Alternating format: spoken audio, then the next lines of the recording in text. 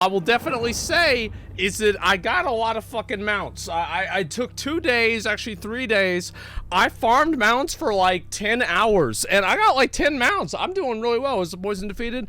I'm okay. I'm not like 100% because like usually if something fucks me up, like the thing is like I hardly ever get sick. So like if something happens, it's like a whole situation for me. So I'm not really sure how long it's gonna take or what that's gonna be, man. Say it. Sup, y'all? It's me. It's your boy Asmongold. You know where you got food poisoning from? I got it from Blaze Pizza. I've been there 100 times, right? It was just that one time I got it. Honestly, I think one of the big reasons is I didn't chew my food right. Like I'm you know, I just don't really do that as much, and that's really what the problem is. What game for the mounts? And I've been playing WoW. I've been getting back. I've been playing WoW again, and like it's been a while. Cause like you guys might not know this, but like I took about I don't know, a long fucking time off of WoW. I just didn't really play the game.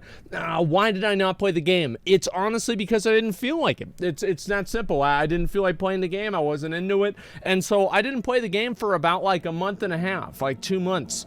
And it's not like I didn't need to make like everybody all the time. Whenever I fucking talk about any of this shit, everybody's like, oh man, like bro, I quit. I'm done. Like I never think like that. I just like if I play a game, I play the game. If I don't, I don't. It's literally that simple, man. Did you just see the leaked photo of Alpha Dragonflight? I'm gonna look at all that stuff, man. Yeah, that's about it.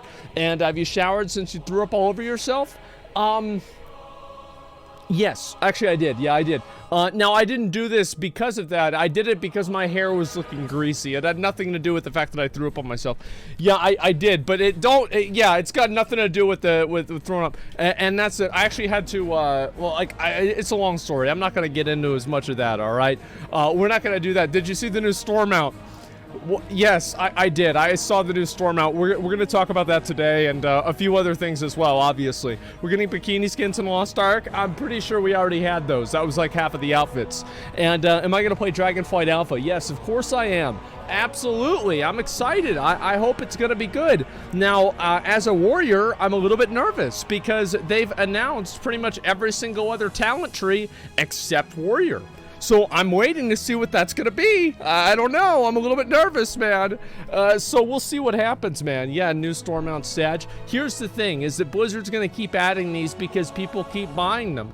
Like, as I said, you've got these people, and they just fucking porg out the moment that they see some fucking Stormount. So why would Blizzard not make another one? At this point, it's just like, this is a lost cause. Like, we'll talk about it, of course, right? I have like a contractual obligation to any time that a Stormount gets released, we have to make a new video about it. We have to talk about it. Like, you know, Blizzard sucks, guys. Hey, did anybody know that Stormounts suck? Okay, well, there's a new one, so let's talk about it again, right? And so, yeah, of course we're going to talk about it, but it's just another day. That's the way that I see it. Start slapping or laughing at Stormmounts, get more emotes removed? No, I mean, like, there's no reason for that. It's just, it's not going to go away. Am I going to watch Aiden? So, yes, I saw Aiden Ross had Andrew Tate on his stream. I will watch a little bit of that if you guys want to show me. I'll find a video of it somewhere on YouTube, and we'll look into it.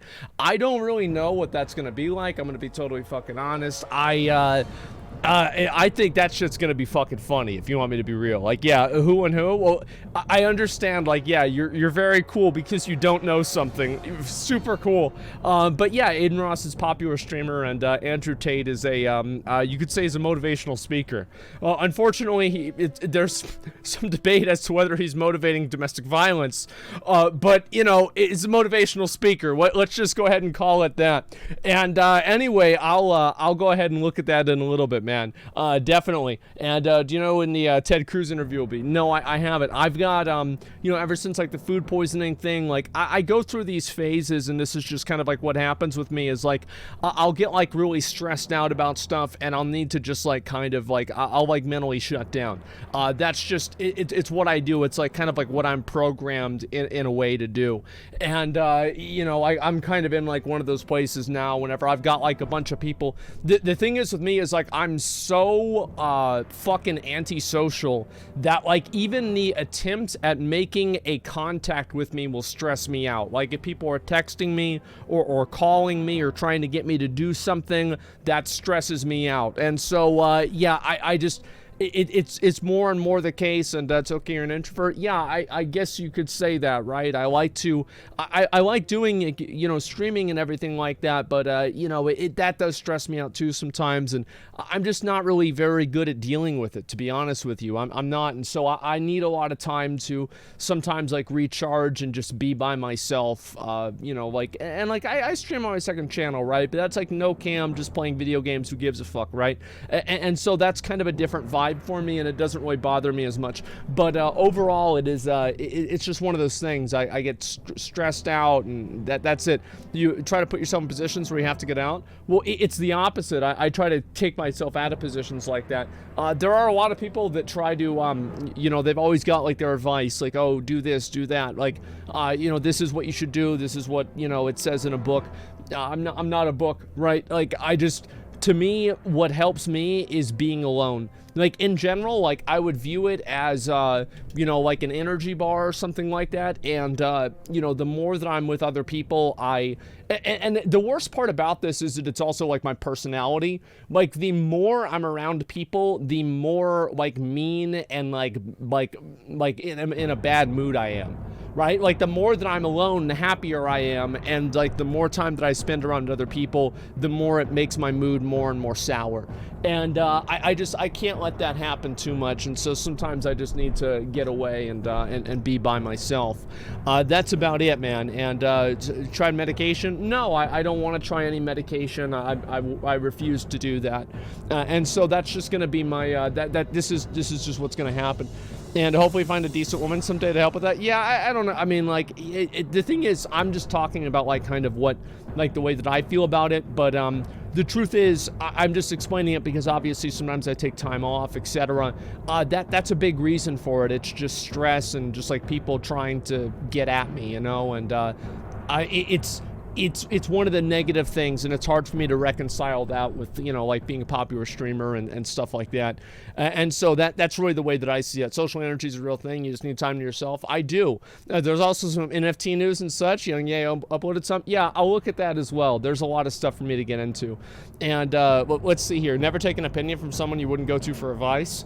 I mean, to me, I think that this is like a big bad thing that a lot of content creators do, is that they listen to a lot of advice or, like, content or ideas from, like, other viewers, right? I think this is one really important like, nuance that people need to know about, like, taking advice from people, is that whenever somebody gives you advice, they don't have to, like, deal with the consequences of if that advice is bad. So, like, always put that into consideration whenever you listen to what somebody says. Because, like, oh, you know, hey, you should try this, and then you try it, doesn't work. They're like, damn, that's too bad. But, like, you're the one that's got to fucking live with it. So you've got to make sure you don't just randomly take people's advice and randomly listen to people, man. You got to listen to yourself and do what's best for you. That's my advice. And Stealth made with the 5 gifted subs. Thank you very much. And yeah, it can be made with good intentions. It's just that, you know, there's not accountability with it. That's all there is to it. But yeah, it's just something that I've had to deal with my whole life. I think that it's become more and more the case, and I think that will continue to be the case. And yeah, that's about it. I think that it's kind of like one of the bad things about being a popular streamer, right? Is that, you know, if you always have people that are trying to, like, you know, lock your time down to something, right? Get you to do X or Y thing. And it can be very challenging to deal with, especially as somebody, you know, I try to make people happy. And so it's like a weird, I don't know, like, fucking, like, I always try to do what people ask me to do. And, like, I try to help them out and, like, be accommodating. But at the same time, in doing so, it drains me. And so that's why I'm very unresponsive to, like, pretty much everybody, is because I don't want to get put in that position, because I know I'll put myself in that position. And Stealth, thank you very much for the 10 gift community subs. I appreciate that. Yeah, thank you. And super hyped for Transmog Comp. Yes, today we are doing the first ever Horde and Alliance Transmog Comp. Yeah, that's about it. I'm excited, man. I am. And Gamers Nexus, Artisans Field. Yeah, I'll look at the Artisans, Artesian build stuff. I think that it's been long enough. The company's out of business, etc. The thing is with me is like, I didn't really know a lot about Artesian, right? I mean, I just thought they made PCs. So like, they never made me a custom PC. The thing is with Artesian builds is like, they always wanted to make like, oh, yeah, so we want to make you a PC. This is not like really what the conversation was, but I'm just like paraphrasing. Yeah, bro, we want to make you a PC, and it's like Stormwind. Like, it's a miniature of the city, but like, instead of castles, it's like fucking ram sticks or something like that. I'm like, well, hold up. Like, like, I'm telling you guys, like, you know what I get for a PC every single fucking time? A big black box. That's it. I get a big black box. It's got all the fucking pieces in it. It works just fine, and there's no problems with it. I don't want RGB, lighty, you know, I don't give a fuck, okay? I just want a big black box, and I buy that, I use it, it works. It's that simple. Because anything other than that, this is the way that I look at it, is that this is a fuse that could go out. This is a point of electrical, you know, like a potential failure. I don't want to have a fucking light in my PC. Why the fuck do I need to see what's going on? I get a flashlight if I want to look at it. That's it, man. I know a lot of people like that stuff. I think that's totally fine. Like, if I was selling PCs, I'd do that, of course. Yeah, of course. But it's just not necessarily what my goal is, you know? RGB is distracting. Yeah, I think a lot of people like that. What a weird reason, though. To me, I just like having it be as simple as possible. I'm a simple guy, okay? Like, that's it. And RGB lights suck ass. No, I think a lot of people love the RGB lights. They think they're great. A lot of people use them in their PCs, and I'm super happy for them, right? If this is something they enjoy, it's just not something that I'm into, right? That's all there is to it. And to see the Halo announcer cameo too, I saw it. It was on my subreddit. I think I looked at it like yesterday for a second, but I didn't watch it. I usually save that stuff for my stream. And when I'm big black, yeah. I mean, I think that, listen, I have a lot of pretty sus, you know, if you take what I say out of context, you can really paint a story. Let's just say that. So I don't worry about that. It's like saying different people like different stuff. Yeah, exactly. People taking sides on RGB is weird. Yeah, I don't think it's a big deal. I think there's a lot of people that like it. It's totally fine. But to me, I'm just not really I'm not a flashy guy, okay? I drive a 2001 Mustang, all right? If that car ever breaks, I'm going to be so upset. Like, the worst thing to me about it is I worry that, like, maybe one day it will break and I'll lose the car. And I don't know what I'm going to get for another car, man. Like, I honestly have no idea. Like, I don't want to get, like, something expensive. Like, I'll probably just get another shit car. Like, I'm gonna tell you guys, like, it is something that is so fucking good about having a shitty car, is that, or an old car, is that if something goes wrong with the car, it's like $1,000 to fix it. And like, that's, I mean, to be fair, like, it might sound like a lot, but if you had your car fixed regularly, you know, that's like fucking nothing. Like, you can have other things go wrong with the car. You take it to the dealership, it's like fucking $3.5 grand.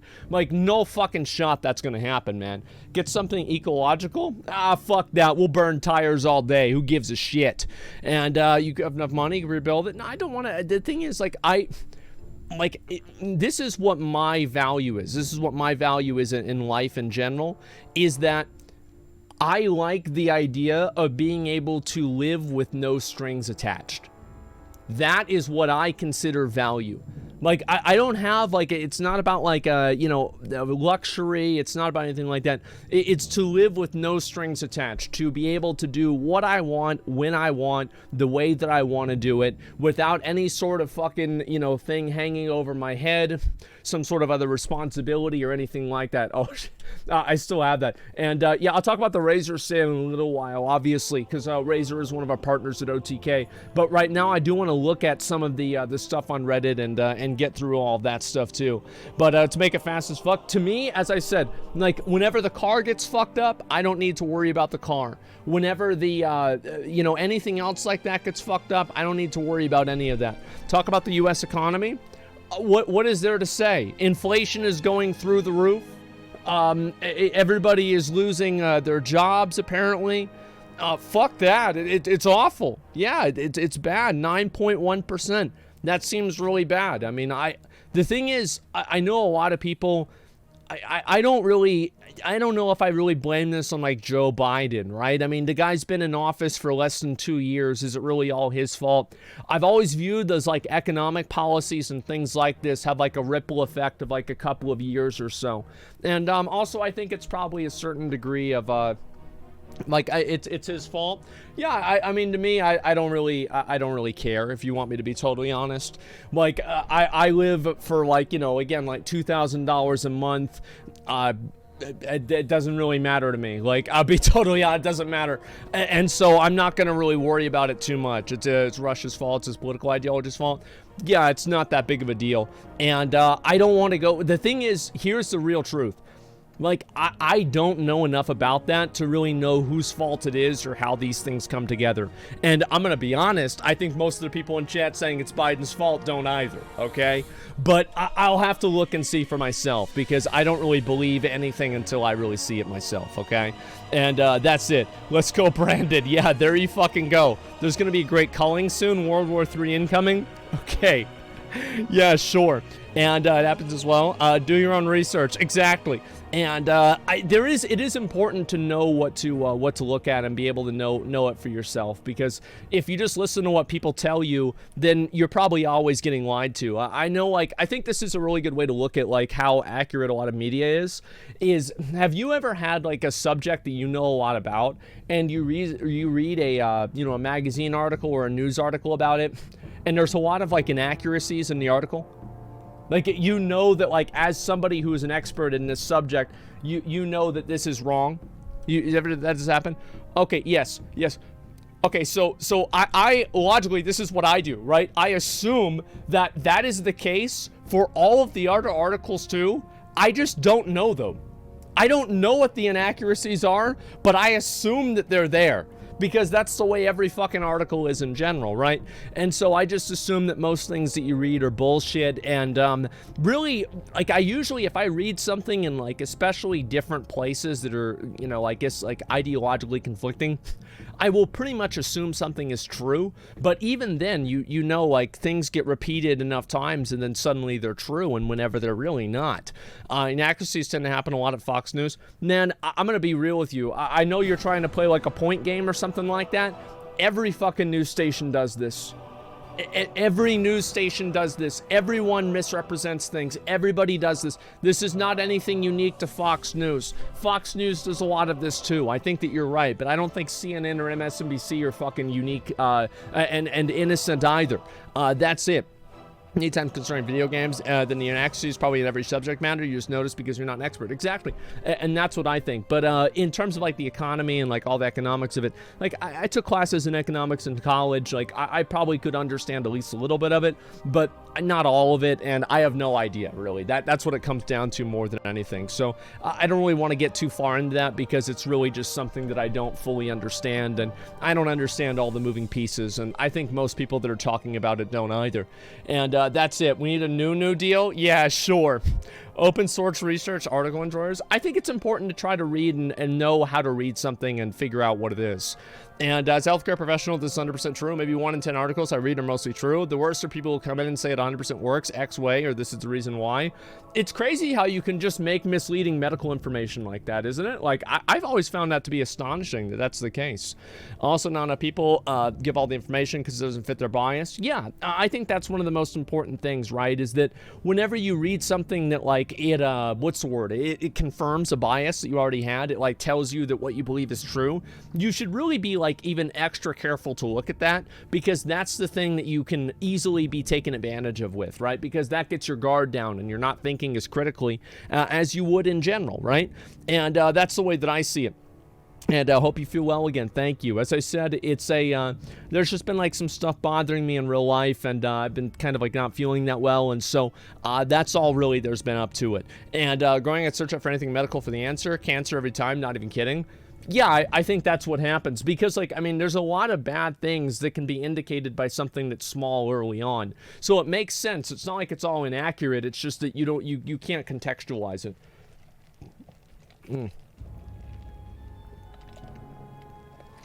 Dragonflight Classic. You fuckers did this with BFA. You sons of bitches did this with BFA. listen, Dragonflight Classic, I don't know whenever this is going to happen. I'm pretty sure it's not.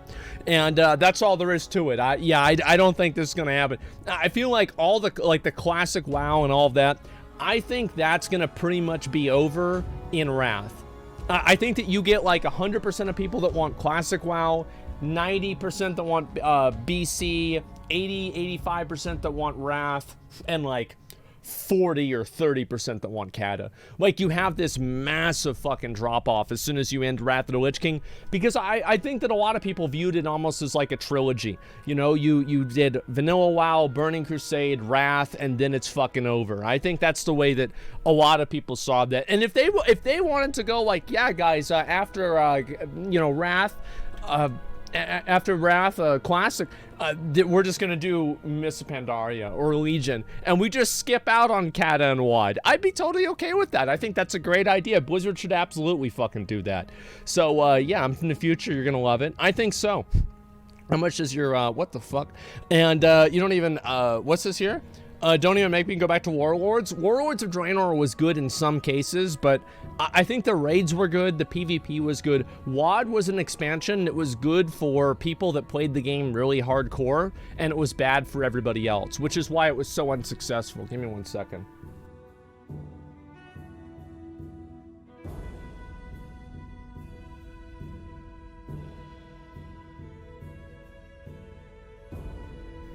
Okay, let's see here.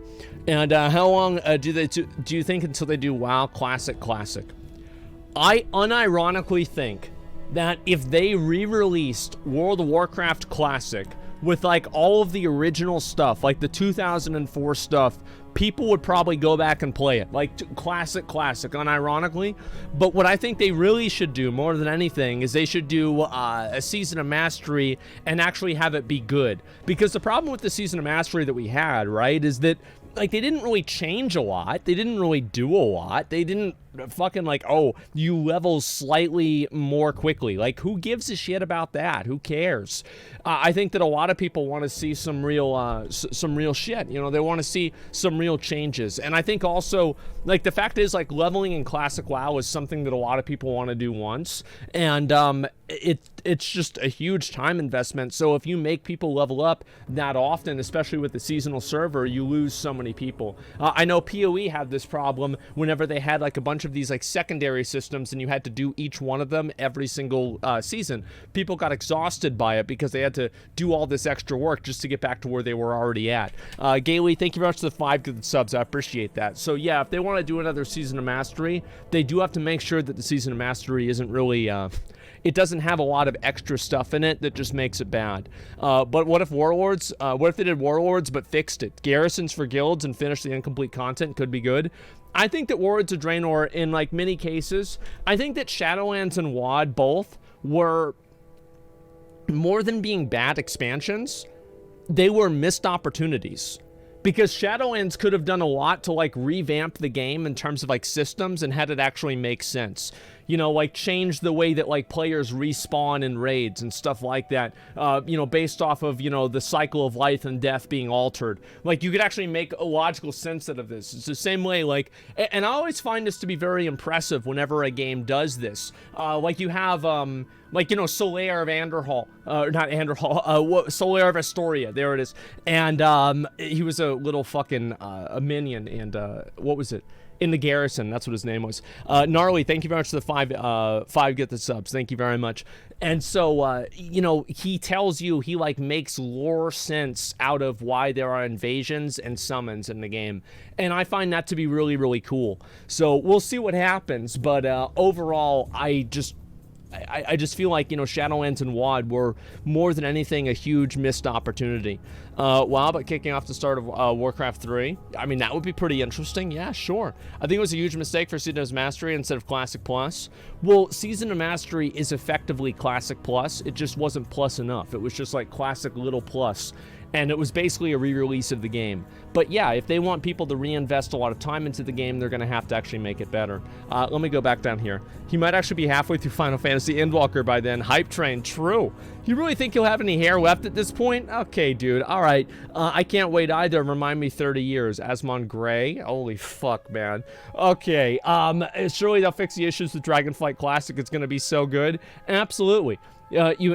You have fond memories of something, you go back to it. Not many companies these days are making fond memories. We shall see. I feel like there's a lot of things that get better with time.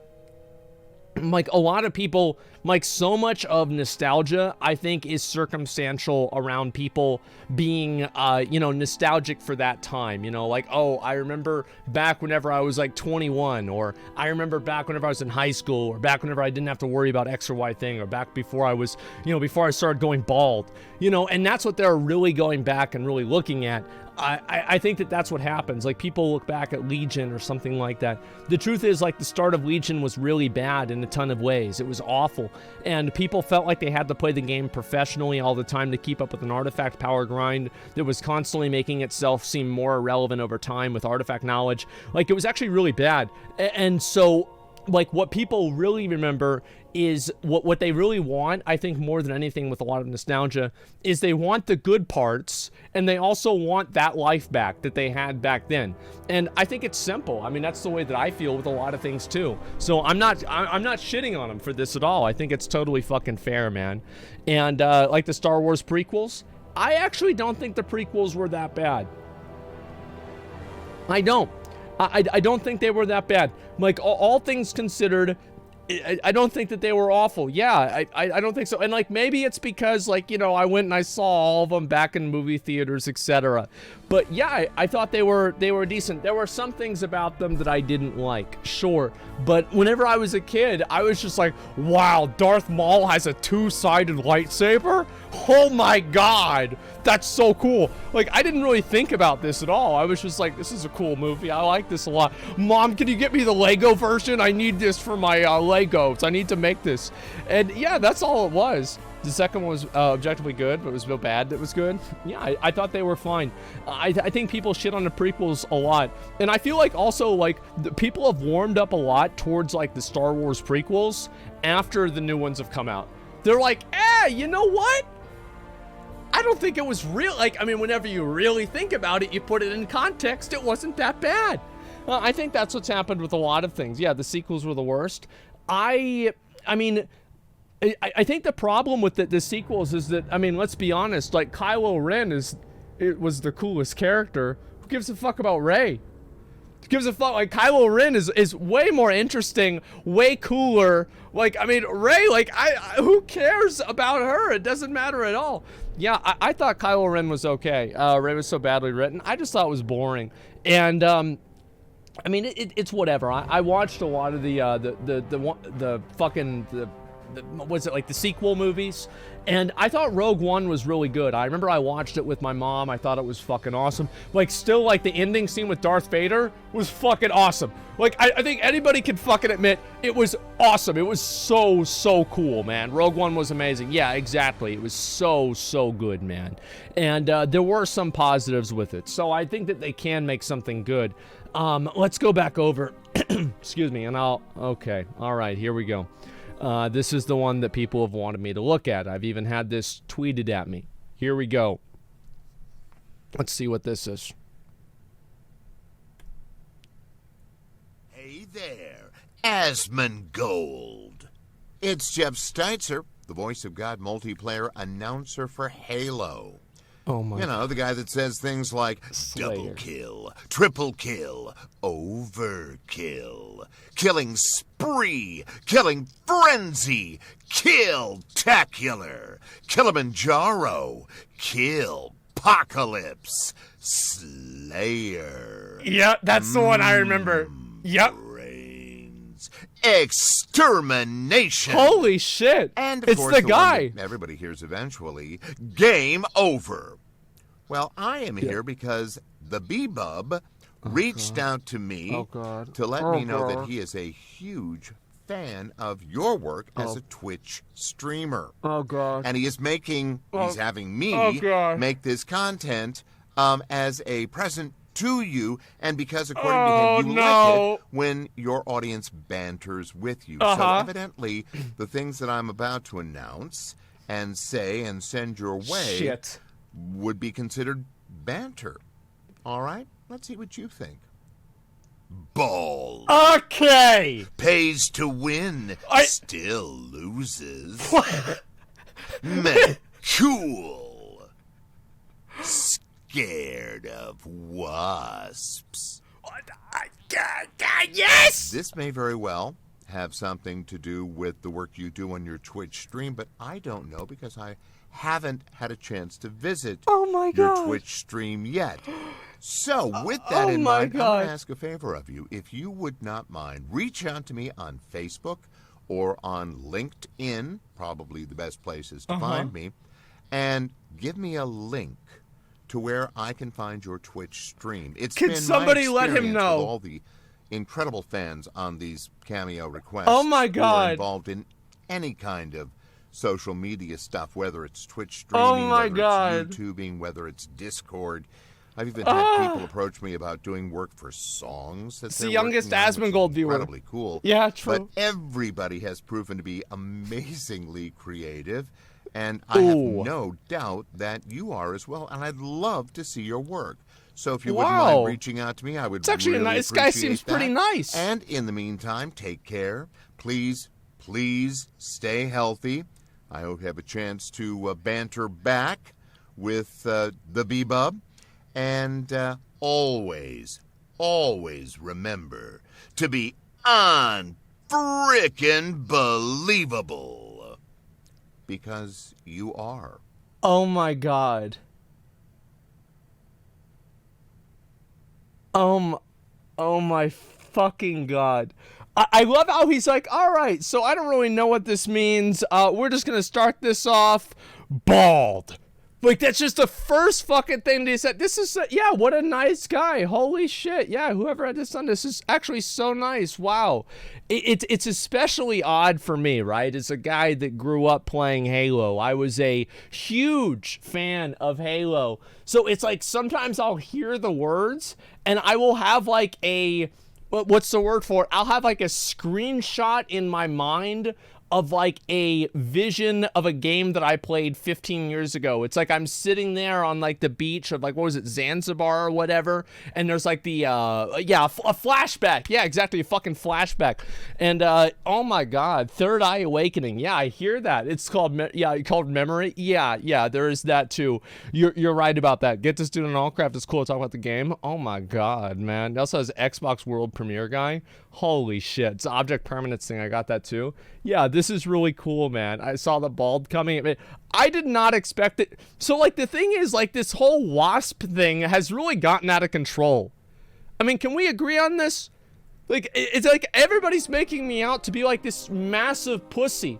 Like, I'm telling you guys, if you have one of the red boys, if you see one of the red boys and they're anywhere near you, you get the fuck away. You get the fuck away from him. Nope. Not gonna have it. Yeah, that especially the red boys. Yeah, I hate those fucking things, man. I really do. I hate wasps. There's nothing that I hate more than wasps, all right? Yeah, they are just so bad. I'd run so fast, dude. Yeah, I know. And it is bad. How are the plants? So one of them's all right. The other one's been dead for a while. But one of them's doing okay. I watered it actually during the starting screen. It's okay. And yeah. It's also, yeah, it's the sound that they make. It fucking freaks me out. I think Zach will love this. Yeah, I do. Please stay healthy. Proves he hasn't seen Asmon's stream. Please get healthy. I think that, I mean, the truth is, like, every single day, I think this is a relatively, I drink a lot of soda. Like, I'm not going to make this out like it's in any way, shape, or form healthy. It's absolutely not. However, other than drinking a lot of soda, I think I have a relatively decent diet. I only eat 3 Reese's peanut butter cups a day, and actually I ran out, so now I'm not eating any of them. I eat maybe 1 or 2 cookies a day. I eat a steak, and I eat a potato, and maybe I'll go to Chipotle. I actually don't think it's that bad. I legitimately don't think it's that bad. And that's really, yeah, it's not much of a thing. Yeah, I need veggies, my dude. Well, you know, like, it is what it is, right? I don't really know. Like, listen, you gotta do your own research on this whole vegetable thing, all right? Is this like some sort of fucking, like, I don't understand why it is that all of the healthy food tastes bad and why all of the good food tastes, or sorry, why the unhealthy food tastes good. Like, what happened here?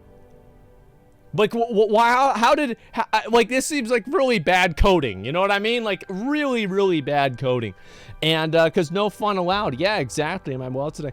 I've got a little bit of stomach trouble as well. I think it's just I've had a lot of stress recently. I've had some stuff going on. I don't want to talk about it, all right? But, you know, I usually like talking about things after the fact because, like, talking about it then, it kind of, like, just stresses me out even more about it. So I'll talk about it after the fact. Also, I gotta talk about Overlord. So I watched this new show. A lot of people said that I should watch this show called Overlord, and in the first episode of the show, the guy rewrites the coding for one of the NPCs and plays with her boobs. That was in literally the first episode. Like, the first fucking one. And you know what? I think I'm gonna try it. I think I'm gonna watch another one. I'm gonna watch more of it tonight. I think, you know what? It's not that bad. My man. Yeah, I've gone through 2 episodes so far. I watched it last night before I went to bed. And would you not? I mean, honestly, listen, man, that would be great. And yeah, if only it was that easy, man. And so, yeah, I've enjoyed it so far. I'll probably watch a little bit more of it and go from there. Yeah, I heard a new season came out recently. I guess that's why people are talking about it. But yeah, the character is main character is GigaChad, MMO raid boss. Yeah, I find it to be kind of an interesting paradigm. But I'll just kind of watch through it and see what it is. Did you see a new Batman movie? No, I haven't. I can't see your tweet anymore. Which one? Oh, I know why. Yeah, because you know why? I know. I recognize your fucking name. It's because you went and you called me a sellout for making the Razor tweet. And yeah, I fucking blocked you. Yeah, I did. I remember your fucking name because I was scrolling through and I saw a bunch of people. I saw your fucking name and I blocked you. But yeah, of course I did that. Abso-fucking-lutely I did. What the fuck do you expect? What do you expect? You're gonna fucking call me a sellout and then somehow, like, what am I gonna do? What do you want me to say? Like, oh, I'm sorry, man? Like, yeah, come on. What the hell do you think? Yeah, true. That's what it is, man. Yeah, like, you've gotta be a little bit smarter than that, okay? Sorry, it's okay. If you remind me some other time, whenever I'm not immediately on my stream, I'll probably unblock you. But yeah, I always find this to be, like, astonishing. People are like, wow, I can't believe what happened. You know, I was an asshole to you and you blocked me. Like, how the fuck? Oh, just give me a second. How the fuck did that happen? And yeah, I wonder. Yeah, I fucking wonder, man. And so, grudge goal? No, it's not grudge. The thing is, to me, is I'm a very, very simple guy, okay? If somebody invites negativity, if somebody brings negativity into my life, I just delete it. That's it. I just delete it. Like, I see it, I'm like, that's dumb. And that's all there is to it, man. And I'll always do that. It's what makes sense. Can I get unblocked on your channel? Listen, this is not a ban appeal stream, okay, guys? But yeah, people that are hostile to me or bring negative energy towards me, that's really it. Razor thing, I'm surprised that, like, you know, anybody was saying that. I think Razor's been one of the oldest partners, like, especially, I mean, you've got to keep this in context of, like, me as a WoW player, right? Like, it is really cool to see the companies that whenever I was in, like, high school and, like, you know, just graduating, sponsoring Swifty and fucking Athene, now they're sponsoring me, right? Like, Razor is goated. They were some of the first people to invest in the content creator space, and so that's why I have no problem promoting them. This is never an issue for me at all. I have absolutely zero problem. And on top of that, actually, I'll let's see. There's a 12-year. I have a 12-year-old keyboard over there. Yeah, you're right about that. And so your image on the second screen, your initiative, or is it Razor? The image. You mean whenever I said the thing? Well, I don't know what that means exactly. But yeah, that's about it. Razer marketing guest here. I think they do a good job with that too, absolutely. And the thing is, I don't really like to ever go and tell people like, yeah, this is like, you should stop buying or you know, throw away all the stuff that you've got and buy the stuff that like I'm sponsored with. Like, that's not, like, if you've got something that works for you and you're comfortable with that, just keep using that, man. Like, that's good for you. But yeah, we are sponsored by Razer. They're doing a huge sale, and that's the link below. You guys can click on that.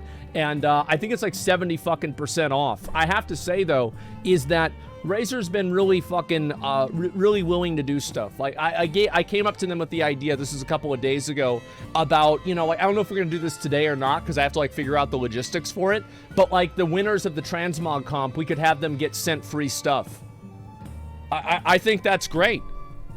Yeah, I think that'd be fucking great. So, yeah, they're going to be able to give you guys some free stuff, etc. And that's going to be awesome, man. Yeah, exactly. And other things like that, like if I get a mount drop or something like that. And these are things that they willingly offer and give out. And US only? I have no idea. I'd have to look into that and see for myself. I'll make sure that I have all that stuff confirmed in general. But, yeah, obviously I think that's a good thing. And but let's see here, Chroma mouse right here, mouse are gonna die anyway, so get a new one. Yeah, I mean, the thing is, I've had a Razer mouse for a while, and I've also used like the Razer keyboard. I think that keyboard over there is the longest Razer product I've ever had. I think that's the main thing more than anything else. And at least Razer's actually good. Yeah, they're actually good. They've invested in content creators. Like, they're some of the first people to like really give, you know, guys like Swifty and Athene and a lot of the old like WoW content creators really give them a shot and you know, really literally invest into them. And I think that's really cool, man. Yeah, that's what it comes down to. It's really cool. And let's go back over here, and I'll have to look at some other stuff. But yeah, I'll bring up the sale and everything just over the course, and yeah, I'll do that probably in maybe like, I don't know, an hour or so. And let's see here. Sponsorships are creating a dream in the young consumer so they can buy a dream in the pro, subconsciously get gear because it's associated with success, nothing special is business. Yeah, I mean, you can be a psychology Andy, but like the truth is that it's actually a lot simpler than that. You know, they have keyboards and mice, and they want to get people to sell their keyboards and mice. Yeah, it's not a big thing, right? You know, we have the stuff and we want you to buy the stuff. That's about it. Cree, thank you very much for the 5 gifted community subs. I appreciate that. Thank you. Yeah, it's not a conspiracy, bro. Like, it doesn't have to be. It's pretty common sense. And anyway, let's go back over here and just sharing a good-looking Asmon. Yeah, this is weird. Like, I don't know how, because like this one, like a lot of those face app things like that, they change the way that you look in like a very slight way, or sorry, in a big way for me. And so I don't really look anything like myself, but this kind of does look like me, and that's what's so weird, isn't it? Yeah, it looks like I don't look like a girl. What are you talking about? Not greasy? Yeah, I don't think so. And it looked like you took vitamins. Well, it also looks like I have a full set of teeth, and yeah, imagine that. Let's see over here. That's Asmon. If Asmon's already eating healthy, working out, and overcame his debilitating fear of the dentist, well, he looks photoshopped. Yeah, also a bath. I mean, not to clean dick, but if I had Asmon money, first place to go is a ride to the dentist. Can understand how strong the fear of dentists can be. I've been there. Yeah, it's pretty fucking bad, man. It sucks. And you're familiar how a competitive market, none of these things. I mean, the thing is, like, I'm just not really very good at dealing with things. Like, my perfect world is whenever I wake up and I do whatever the fuck I want and I don't have to do anybody else's shit, right? Like, that is a perfect world. I don't want to go out traveling. I don't want to go to the other world, you know, other side of the world. I like to just sit here in my house, play video games, and enjoy myself and relax. That's what I like. That's what I want to do. And anything that takes me away from that is a fucking attack, okay? It's a fucking attack. Not for everyone's part of the world, not the real world. It is for me. And the thing is that I don't really care about like the way other people live their lives. They can do what they want. All I want to do is do what I want. And that's the way that I've always done things. It's why I started doing YouTube and I dropped out of college to do it. It's the reason why I would play video games all the time. It's the reason why I would fucking, you know, like sell like calculator formula like video games on in like high school with like, you know, a TI-83. It's because I would just do whatever I want to do and, you know, fuck everybody else. That's always the way that I've done things, and that's always the way that I will. And not being attacked, it's for granted that we live and that luxurious life. Of course it is. Yeah, I mean, it is. I mean, obviously, a lot of people don't have that chance. New Vsauce video about aging, you'll like it. I don't know if I want to watch that. It might stress me out. We'll see. Sounds like agoraphobia mixed with Peter Pan syndrome. Yeah, I don't really care. I mean, I just want to do what I want to do, and I don't care what people call it. Like, that's about it. And so let's see here. And if the man would tell me he got it, okay, dude. Asmon's face when a transmog is actually good. Yeah, true. And I think it's funny to me, if you saw my says unfiltered, there's actually not much of a difference. If Asmon just put a little effort in being healthier, that's literally him. No, it's not. I am a disgusting goblin and a fiend, okay? Like, let's be honest, all right, guys? I'll watch the Gamers Nexus video on artesian builds in just a little bit, okay? There's a lot of things that I need to go to. And I was going to take a 6-month break and secretly start taking TRT. What the hell is TRT? And start lifting and working out every day. Do I have to watch fucking Andrew Tate to know what TRT is? I'm not sure what it is. And yeah, steroids. Oh yeah. Yeah, I have plenty of friends that do that. And anyway, I've thought about working out again and like do that because I used to work out whenever I was like 20 or 21. I didn't really work out a lot or like I didn't really get like, you know, like big or anything like that. No. But you know, I would go with like Jeff to the gym pretty regularly with him, like probably like 2 or 3 times a week, usually twice a week if I remember right. Yeah, somewhere around there. And got AFK farms the spoon and Diablo Immortal. No, I have not seen that. Like, the thing is with Diablo Immortal is I feel like the game is, like, all the content in the game is done. Like, we've already talked about everything bad about the game. I don't know. Until there's new news about it, there's not really much else to say. What do you think it'll take for Blizzard to give a shit about the community again and stop nickel and diming us? So, nothing. The reason why... So, I want to go ahead and explain something, because there are some people out there that believe that, you know, oh, we can stop doing storm mounts, we can stop doing this stuff, right? Stop Blizzard from doing storm mounts. This is never going to happen. It's never going to happen. They're going to keep doing them. They're going to keep making storm mounts. Why do they make storm mounts? Because they make money.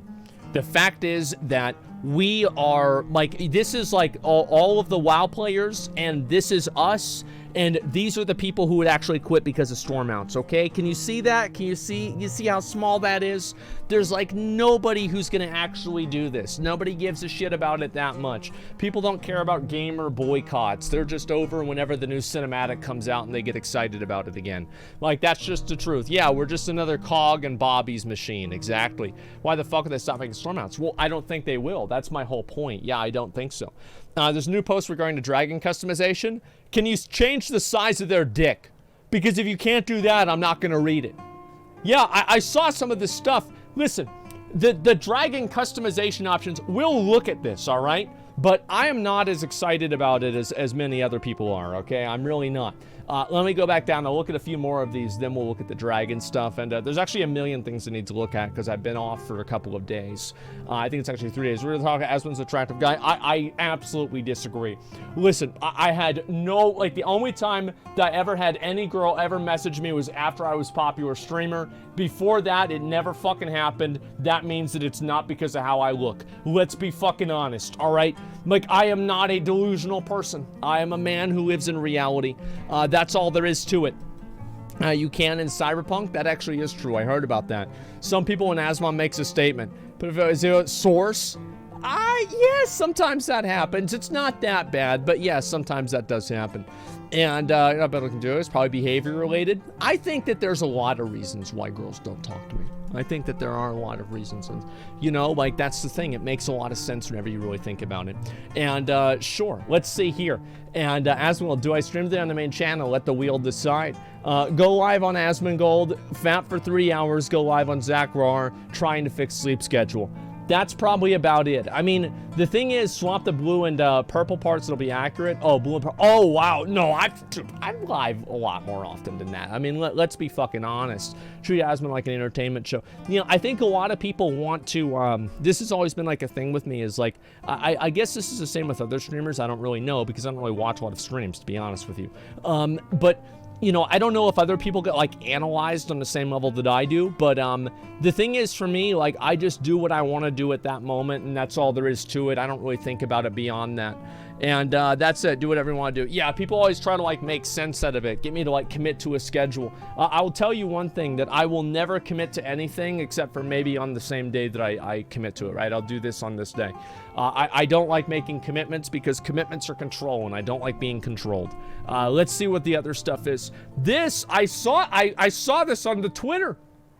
Look at this. BMW is now selling a monthly subscription service for heated seats in your car. Monthly fee is $18, annual fee is $180. The car will come with all the necessary components, but payment will be required to remove a software block. Welcome to microtransaction hell. Well, what's this here? It's fake. They made a statement. It's fake? Okay. Let's go ahead and see what the statement is. I'm going to go ahead and look this up myself, because if that is the case, I will look at it right now. BMW heated seats. Okay, let's see if I can find this. No, BMW. Oh, here we go. No, BMW is not making heated seats for a subscription in Korea. BMW will let owners subscribe to options instead of buying them outright.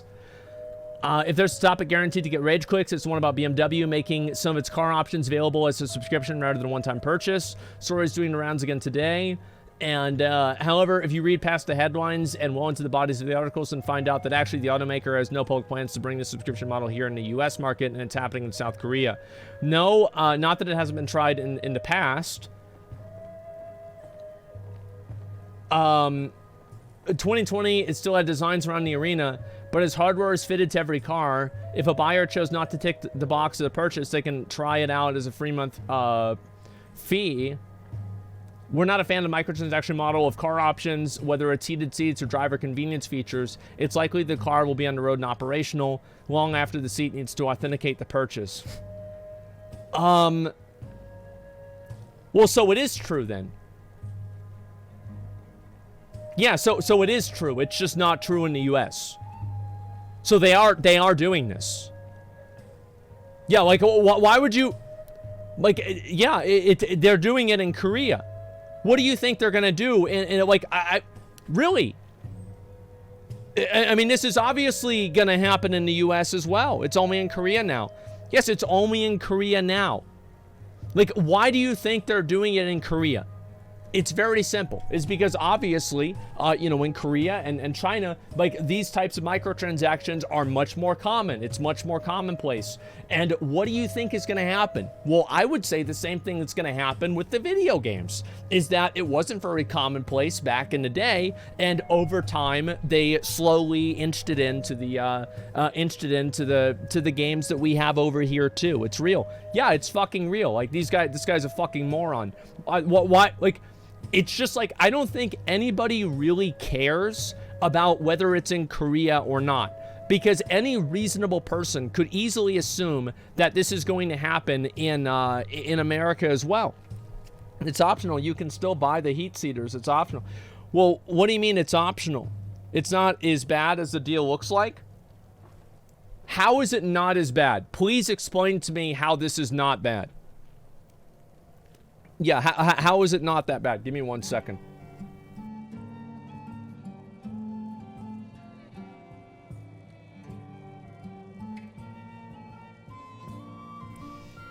Yeah, please. You can buy it outright or sub-monthly. Well, what do you mean buy it? So it's an option that's available in the car, but it's intentionally disabled? How does that make it any better? It's fucking ridiculous. Yeah, it's absolutely fucking ridiculous. Like, why? Like, this is the thing. Is that if you are okay with this, I'll tell you guys right now, this is what's going to happen. Is that if it works with a car seat, it'll work with a radio. That's what it's gonna be. And if you don't stop this shit at the very beginning, it will happen with the radio as well. They will easily do this because the moment that they realize that they can fucking paywall something, they will paywall everything. You know, like time to learn how to hack. Yeah, well, you won't need to. I'm sure other people will figure it out for you. And that's how you just buy a car and have all the amenities right off the bat. Yeah, we will be. This is the thing. Keep that in mind. We will be the boomers, if this keeps going on, in 50 fucking years that are sitting there like, oh man, I remember back in my day, you just bought a car and it had the radio, you just turned the bitch on. You ain't got to buy a subscription or nothing. You know, and like, you know, the kids are like, okay, grandpa, yeah, sure. By the way, can I have $35? You know, my subscription on being able to wear my shoes that, you know, like I have to pay a subscription for my shoes too. Yeah, it's crazy, man. And sub for heated seats, just thinking about it. Yeah, it's fucking ridiculous. SiriusXM is already a subscription radio, bro. So you just are, you're obviously too stupid for this conversation, so just go lay down. Anyway, what's this here? Days keep going this way. I'm actually happy that I'm handicapped to drive. Shit's getting wild. Yeah, I mean, listen, here's the way that I look at this stuff, all right? Is that I think that anybody who is trying to downplay this, and yeah, it did piss me off that he said that a little bit, because anybody who's trying to downplay this is fucking naive. You are so fucking naive if you think that this is not going to come to the US. Because the moment that at least one of the companies does it, because eventually one of the companies will do it. How do we know that? I'll tell you how we know that.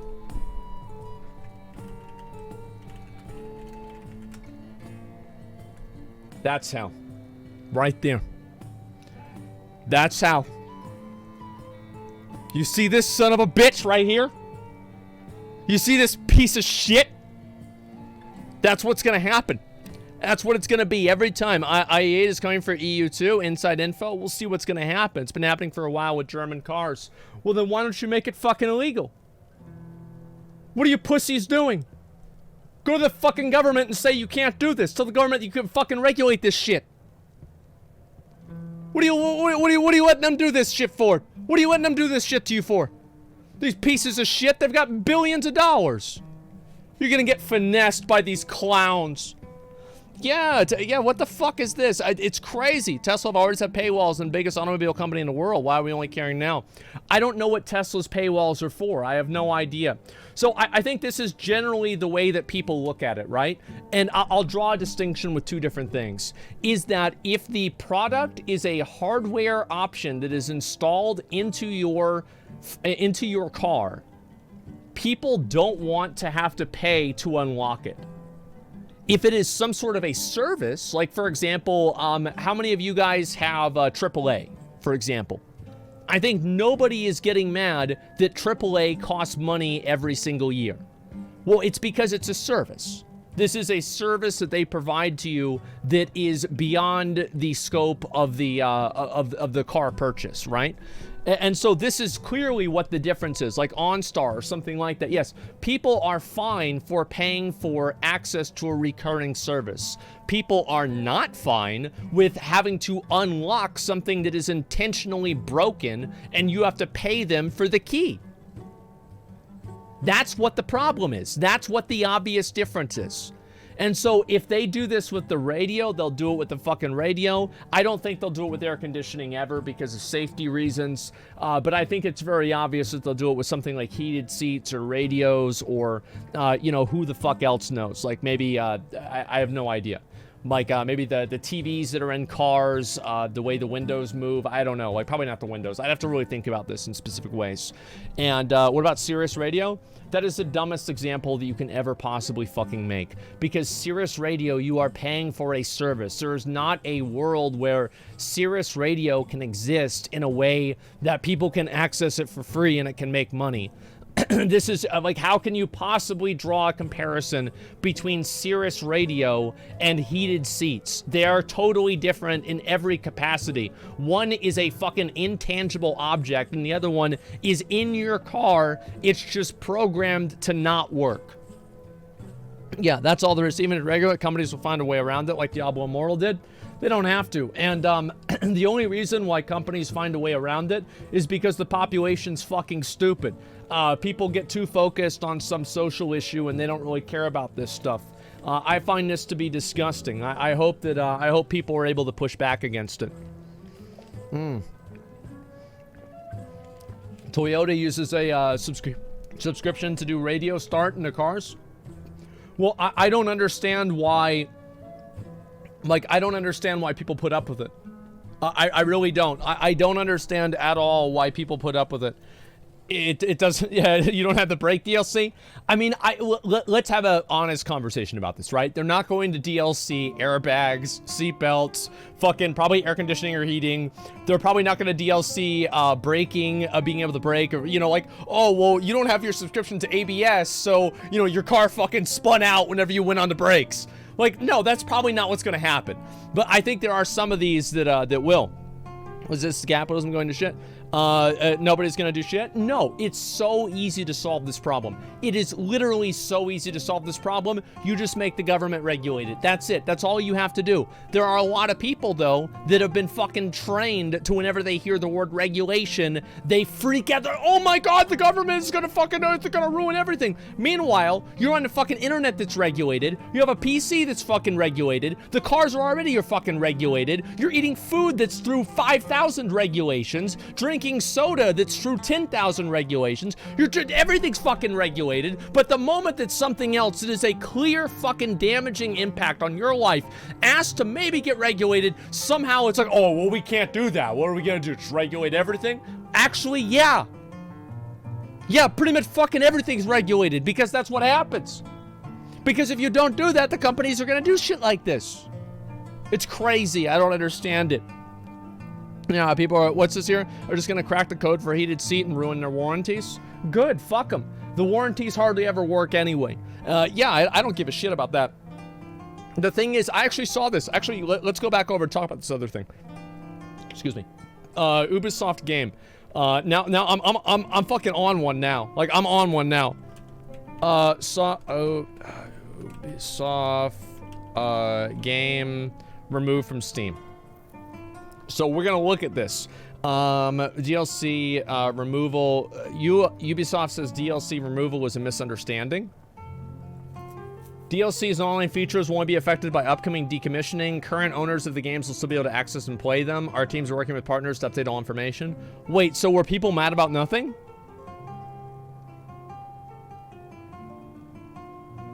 Yeah, were people, they reverted it? Young and Upper Echelon made a video about it. They reversed it. Like, I mean, let's see what they said. Give me 1 second. It stated in our support article. Only DLCs and online features will be affected by upcoming decommissioning. Current owners of those games will still be able to access, play, or re-download them.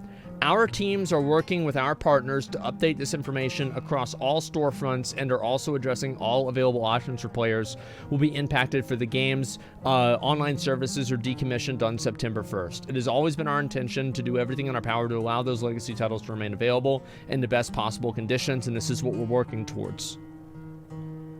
That actually seems totally reasonable.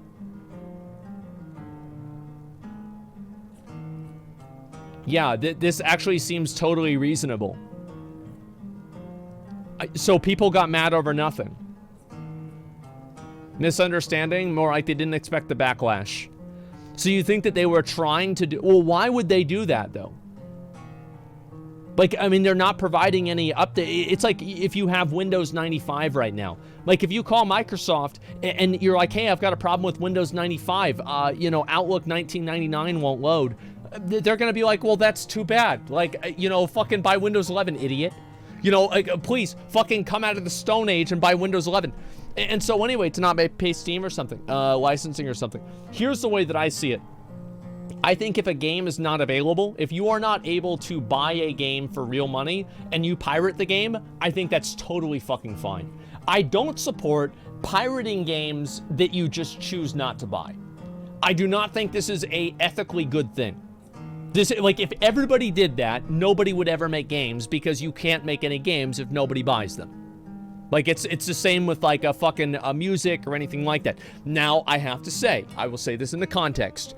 If you continue to pirate video games because you don't want to spend the money and you like stealing them instead, more power to you. Go ahead, do it as much as you want.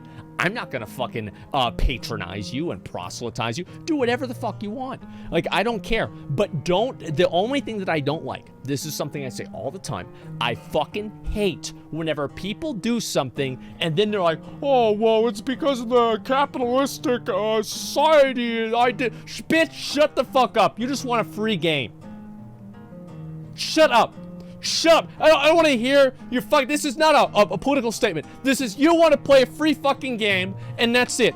There's no fine print to this. There's no fucking worldview attached to this. Like, you figure this out after the fact, after you've already beat the game. Okay? Yeah, it's a pirate's life. Just fucking steal it and be like, bro, I'm a thief. I stole that shit. I pirated that shit, and there ain't nothing they can do about it. Fuck them, dude. Like, if you say that, I'll respect it. But if you go and you try to make out, oh, well, it's because of the microtransactions, and, you know, this company had this one fucking scandal that happened, and also on top of that, I just don't really agree with the way that the world works, and I don't like the capitalist society that we live in, and so I think that, you know, I don't want to participate in it, so I just download the game for— Shut the fuck up, bitch. Shut the fuck up, bitch. Nobody wants to hear it. Nobody wants to fucking hear it. Don't justify it. Just steal it and smile. Never fucking justify it. That's how you go crazy. And so anyway, yeah, Jim goes on several. Here's the thing: is if a game is not purchasable for real money and you pirate the game, I don't care. I don't think that's an ethically bad thing at all, because you can't. There is no potential loss of sale. Like, yeah, there's no, but yeah, like an emulation, yeah, nothing like that. Yeah, they're not selling it, right? They're not selling it. Yeah, if you pirate a game that they're not selling, I don't really care. Like, this is not going to be a big deal to me. I don't think this is really an ethically bad thing. I think that really pirating and, like, buying things, there is a large amount of people that say, like, oh, I wouldn't buy it even if I couldn't pirate it. I think that's true for most people, but at the same time, you can't live in a world where that's the norm. It just would not work. Things would fall apart. So, Muda did a video on pirating video games. What if I buy the game but pirate the DLC? I mean, if it's not available for money, this is the way that I look at it. I view everything through this lens in terms of, like, ethics, okay? If everybody in the world did this, would the world function? Would the system that they exist in function? The reality is that, yes, it would absolutely function. Because you buy the game, you can't buy the DLC, so you pirate it anyway. There is never a loss of sale or a loss of income because it was never available to be income in the first place. It's like modding a video game. If you mod a video game, the publisher doesn't make any more money. It's the same exact thing. So yeah, that's the way that I see it. They would have stopped earning funds from the game, so pirating would be fine. That's game preservation. My understanding is that it's still technically illegal. I looked into this, and they still own the copyright for it. I thought the same thing that you did until I looked into it a little bit farther. That was actually even yesterday. What if there's no demo and you want to try before you buy? Come on, man. Like, listen. If you want to try it before you buy it or whatever, I think, like, you could say that, but I mean, are we really gonna play this game where, like, somebody pirates a video game and they demo it for an hour and then they're like, man, I actually like this game, I'm gonna go buy it, even though I have it for free right now on my computer that I'm playing at this very moment? Are we really going to pretend that we are living in this universe? I've done it before, yeah. I'm sure dozens of people have done it. You're right. I'm sure dozens of people have done that. And I actually did that. No, I don't think it's very common. I think that it's very uncommon. And again, I think that in general, it's like, is that a bad thing? I think that I think that 90% of the people saying that they do that are just saying that because they, you know, it depends on how long you play it, right? I don't know, like, it's much more nuanced, but overall, I think it's about, like, what your intent is and if you do that or not, right? If, like, you're like, oh, well, you know, I'm doing this and I actually buy the games, then, yeah, I think that's not ethically that bad. No, not really. But in general, I do think that most of the people that are saying that's what they're doing are lying. I find that to be incredibly disingenuous. It doesn't make sense to me. And some people buy it after to support. Yeah, I don't think that's the case. A lot of people don't have a lot of money. And, you know, people are going to spend their limited funds and limited money on buying a game they already own. I don't think that's going to happen. Like, yeah, you're not going to convince me with that. It's just not going to happen. Yeah, what if you pirate a game for a remake? I have no idea. Buying after as a support, haha, yeah, exactly. Multiplayer aspect matters. And that is a good factor, right? Like, you could pirate the, like, let's say you pirate the new Call of Duty. You play the campaign, you like the campaign, you like the gameplay, and then you buy the game to play multiplayer. I don't know. I mean, like, that's, like, I think that's still unethical to a degree, but it's certainly not as bad. Sure, I would look at that. But Steam has a refund policy? Yeah, but you're probably playing it for, like, 20 hours. Like, I mean, a 2-hour... Like, I think that if you're playing it inside of... Like, we're getting very granular. Like, this is, like, down in the weeds, etc. Look, here's the reality. Is that if you are buying a game that... if you are pirating a game that you would otherwise buy, then I think this is unethical. It's that simple. There are a million people that try to make a million and fucking excuses of why it's okay to do this. But the reality is that you are taking something that somebody made that they are trying to sell and you are getting it for free. That's what you're doing. And if everybody did that, they wouldn't be able to make any games. That's the truth. So if you do that and you say, we love stealing, I love stealing because I don't have to spend any money, I think to myself, okay. That's where you're at. That's what you want to do. That's what you're going to do. That's totally okay. But all I'm saying is that I don't want to have people sit here and tell me, oh, it's because of this or that. No, you want it for free. That's all there is to it. You want it for free. And that's all there is to it. Are there instances where this is not the case? Yes. But I think that in a general sense, this is what things usually work out. And pirating is a chore now. Yeah, it can be really annoying. I mean, I think that, like, for example, Spotify. Like, I have Spotify. I've been using Spotify for a long time. It's a massive improvement over LimeWire. If you want me to be totally honest, it's a tremendous improvement over LimeWire. So yeah, let me go back over here.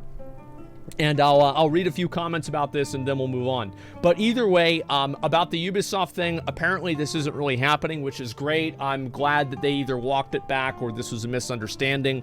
I think that it could very easily be a misunderstanding. Why is it? Because the misunderstanding is profitable. You understand? It is profitable to... Ubisoft has a bad public image, so if you make up something bad, or you interpret something bad from what Ubisoft has done, or you just take what they say in the worst possible way, and that's... the reason I'm saying it that way is because I don't think, like, Young and Upper Echelon are, like, they're not lying, right? It's just that this was not stated clearly, and because people distrust the company for good reasons in many cases, they assumed the worst. I think that's fair. It's absolutely fair given their reputation.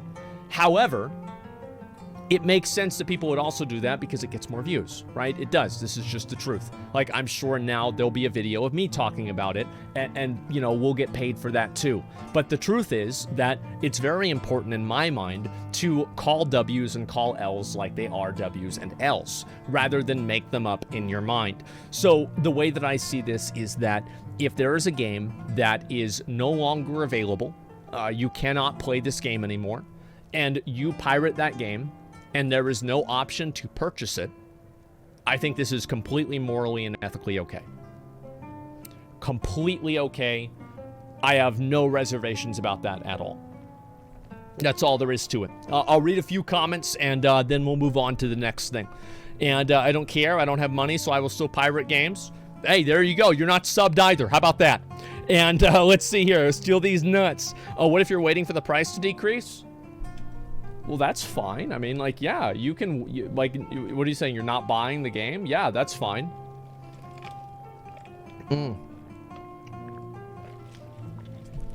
Yeah, let's see here. Same if you own a CD, you don't want to buy a game again? Yeah, sure. So if you released a game that you put blood, sweat, and tears into and someone pirates it just because they want to steal it, you'd be cool with it just because they're honest? I don't care about them. I don't give a fuck about them. Yeah. It doesn't matter. So yeah, it doesn't matter. Like, I don't care. Like, this isn't my problem. Like, it's not my problem. Like, I am very much a realist. Like, I try to be as honest with myself and with reality as possible. The fact is that if you provide something and people can get it for free, they're going to take the free option. That's just the truth. Like, you're not going to, like, hold me morally hostage with this. It's not going to happen. And they wouldn't be your customer anyway? No, I think that absolutely there are people who would be customers who pirate instead. Like, let's not beat around the bush here. Let's see here. I pirated games because of lack of money, but bought games whenever I was able to because I genuinely enjoyed them. Yeah, I think so. Ironically, games that I pre-ordered were unbelievably disappointing. Well, yeah, probably because you had higher expectations for them as well, right? Because you're anticipating them and you're hoping that it's going to be here. And let's see here. The real world's a nice place as long as you're a realist. Yeah, I think so too. It's not that bad. Remember Steal This Album by System of a Down? Vaguely. It was quite a while ago. And let's see here. Funny how chat thinks there's actually a major customer base that pirates games. I think there are a lot of people that pirate games instead of buying them. Absolutely. If you want everyone to pay, just make it require an online connection? No, I mean, like, I don't want that. I mean, fuck that. That sucks. What about for older games that are very expensive now? Would you say those are okay to pirate? Like, yeah, I would say they're okay to pirate in general because the people that made them... I don't know. That's a gray area. I mean, you're gonna make your own decision. Like, I can't give people every, like, cause, like, yeah, the company's not making money from it, but, like, the person who bought it is, and so, like, you're, like, in a way, like, abstractly denying them a sale of, like, a product that they bought legitimately. Like, I don't know. It's a gray area. Just make your own fucking decision. With that, yeah, I'm not gonna go on the record and say either way, okay? It's funny people ask you permission to pirate. Just do it if you want to. Yeah, exactly. And aren't you opening yourself up for legal shit for this convo? No. What do you mean legal stuff? What, are they gonna arrest me because I say it's not a big deal? I don't give a shit. No, I'm gonna be fine. Yeah, it's okay. The Ubisoft thing was because there's an exploit on Steam where you can buy the game, then refund it, then get the game key. Well, that's obviously bad. There would be a less pirated game if the publisher released a demo. Yeah, I think that releasing demos would be a good idea. But I think people are going to pirate games regardless of a demo or not. I think that they're just going to do it because they can do it for free. And if you can do something for free, you're going to do it for free. It's that simple. What you do if you lost subs through this philosophy? Well, I do. Like, I don't really ask for, like, you guys got to remember, like, I don't have a lot of, like, big alerts. I don't do, like, sub-only chat that much. I don't really do a whole lot. You know, I come on, I put on my show, and if people like it, they watch. And I'll make money through it anyway. Like, I don't need to get people to, you know, spend a bunch of money or give me a bunch of money or whatever. Like, I get ads, we've got sponsorships, etc. I mean, you guys, $5. I mean, I always ask for Twitch Primes because that shit's free. But, like, I'm not asking people to, like, fucking tier 1, tier 3 sub. If you don't have the fucking money for that, you need it more than I do, I guarantee it. But if you want to support the stream, I appreciate it. That's fucking great. And if you have the money, it's okay. But I just don't want to make anybody feel like they have to. Yeah, no, absolutely not. Like, I never do that. Yeah, it's pretty simple. What's this here? If you're broke, then you're pirate. Yeah, exactly. It's just that simple. And what's this here? Show bald for tier 3. Yeah, sure. And what's the rest of these? Do you think a location has anything to do with pirating? Like people in Asia or Europe pirate more often? Yeah, I think so, but it's not because of the location, it's because of the economy. I think the economy is a much bigger factor than the actual geographical location. But yes, I think so. It's kind of like, yes, but no. He's trying to reverse psychology. That's true. Yeah, obviously. And let's see here. Lost Ark today, please. Want to play with you? I might do Lost Ark. So today is reset for Lost Ark. So I might go on my second stream like tonight and do Vicus hard mode. And we'll see what happens, all right? So people like to pirate when their money's low, then buy the game to show appreciation to the developer. Yeah, if you do that, it's not that big of a deal. But I do think that 90% of the people that are saying that are lying. Anyway, so yes, Ubisoft, you know, lowercase w for them. They walk this back and it's no longer happening. Like, whether this was a misunderstanding or a response to negativity, a PR, I don't really care that much. I'm just glad that this isn't going to be the case. Yes, this is only a lowercase w. It's not an uppercase W. And so I'm glad that, you know, the gaming community has come together and pretty much unanimously dislike this. I think it's a very good thing. And that's it.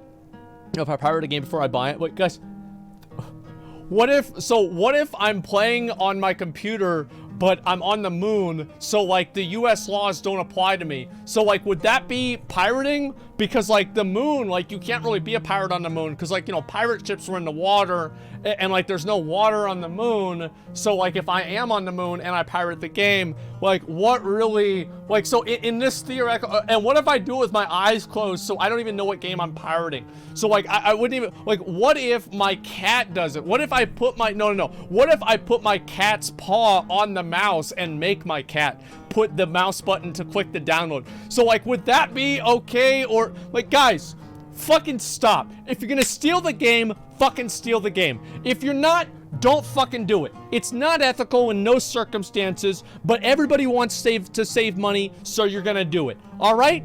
Are we happy? Can we fucking move on? Is this good? Are we satisfied with this conversation? Okay, good. Yeah, there we go. All right, good. And cats have rights too? Yeah, but this is on the moon, so it's a totally different paradigm, okay? And new storm out on WoW looks familiar. Okay, all right. Now we're a little bit fucking revved up. Let's go ahead and move over to the storm out. I've built up enough energy. Now, let's talk about what's happened. Now, let's see here. There we go. All righty. Blizzard has done the unthinkable. They have done something that nobody could have ever possibly imagined or believed. They have added a new mount into the store. Gentlemen, I can't believe it. It's been a long time. I've spent year after year, day after day. It has been over. I want you to keep this in mind, okay? Look. Asmongold store mount 2012. This was literally over 10 years ago. 10 years ago, I was pouring salt on my head. I was pouring salt on my head over these store mounts.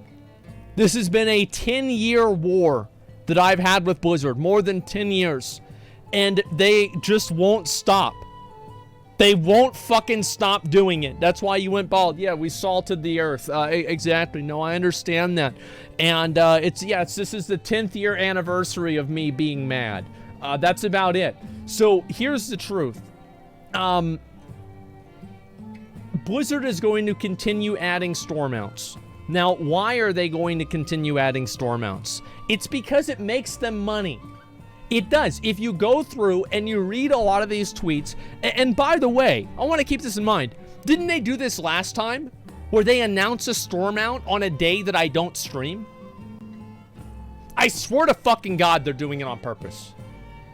Look at this. Like, they waited until I fucking let my guard down, and then they put the store mount out, man. It's brutal.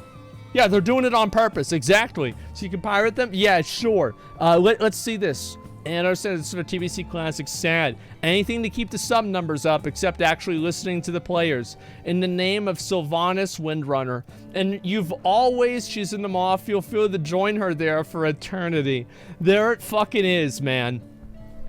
Every time that they add one of these new fucking mounts, there's a million people, and these are the same people that collect Funko Pops, and their eyes pop out of their fucking head like a pug that's about ready to have his 7th heart attack because he's already 3 years old.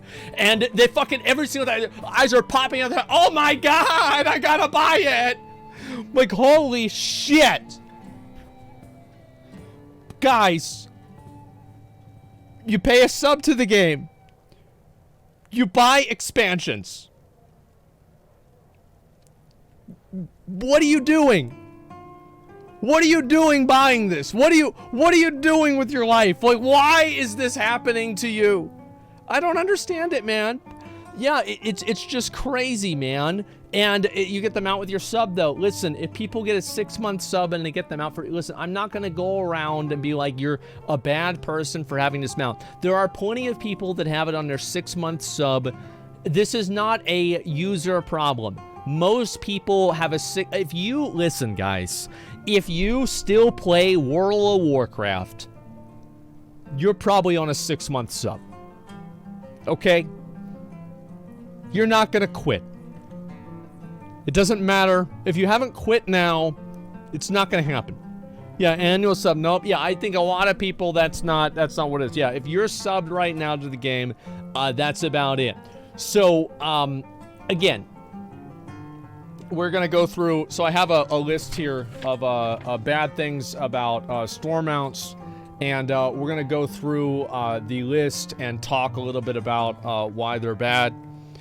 Number one is that they cost money. So, the reason why that's bad is because you already spent money. And, you spent money on the game. You pay a subscription to the game. And now they want you to spend money on the game a third time. That's a lot. Number two, they look good. Look at this mount right here. How many reskins do we have of the stupid fucking birds from Zereth Mortis? How many of the wasp mounts do we have? Like 5? How many of those stupid little Vombata mounts do we have? 3? So there are 2 universes here. Either it's really hard to make a mount, and so a significant portion of our developmental assets and resources that we pay the game for are going into paying for more content that is paywalled. Or it's easy to make this mount, and Blizzard's so fucking lazy that whenever a new patch comes out, all they can be bothered to do is change the tint on fucking Microsoft Paint. You see what I'm saying? This is an L or an L. Number 3, it's not a reskin. There are no other mounts that look like this in the game. This is a rough reskin, I am assuming, of the Mistress Shazine mount or the Nazjatar Blood Serpent. I think it's a rough, they're using the skeleton. But this is completely visually different, and you can look at this and you would not draw that same conclusion. Yes, a Mail Munch or something like that. It's probably, could be, yes, these are mostly new assets. And number 4, this is the most important one, is that it is $25. Can you imagine that? Spending $25 fucking dollars on this. And so I even drew a picture here, and I'll show you. We'll go ahead and go to full screen. As you can see, I wrote this down yesterday, and this is a good little sheet. And I'm going to put this on the wall over here, and I'll just take it down about every maybe 5 months or so, 6 months or so, and we'll bring out the sheet of paper, and I'll show you guys. And as you can see, I think I did a pretty good job with the picture here. I think that's just about right, actually. Way too much money for cosmetics. I agree. I definitely fucking agree. But let's see what this other stuff is, okay? And good penmanship, but being an artist might not be your future. That's about right. People got paid via subs. Made this mount to charge us again. We are paying again. Yeah, I mean, it's crazy. I don't understand why people still buy these. I don't understand what the value is out of this. Like, yes, dude, bro, it makes me so mad to see these people. It makes me so fucking mad. Is it like, yay? So, like, bitch, stop it. Like, what are you doing, man? Like, oh, it's the target audience, so yeah, I know. It's just crazy. It makes me so annoyed. And it's always these people whose profile picture is their fucking character, man. Like, holy shit. And I don't know, guys. I mean, yeah, Blizzard's added another fucking store mount. Yeah, and it's just, oh, great. We have a fucking, they wrote, oh, we've got a video, thank God. All right, here we go. Let's watch the video. Wait a second, let's start from the beginning. Okay, here we go.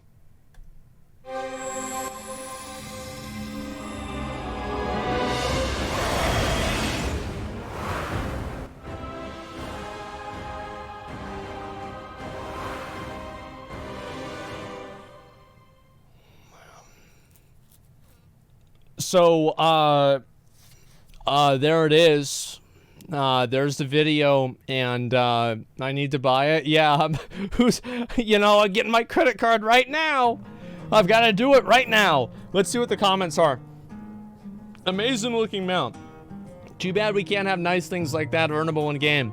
Yeah, but you can get your 13th variation of the Xerath Mortis jellyfish. How about that? Yeah, you can have better ones. No, I think this one's absolutely much better than a lot of the mounts that are in the game. Let's be honest, it's much more unique. Imagine not even being confident about the past 2 expansions. You have to showcase it on the Broken Isles. That is pretty true. Gotta be impressed, honestly. This is one of the worst mounts in the entire game, and you have to pay for it.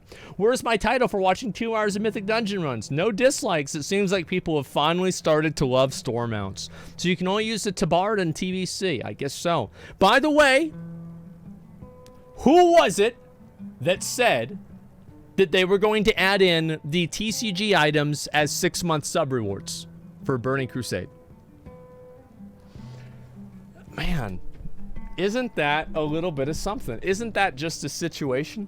Isn't that just a situation?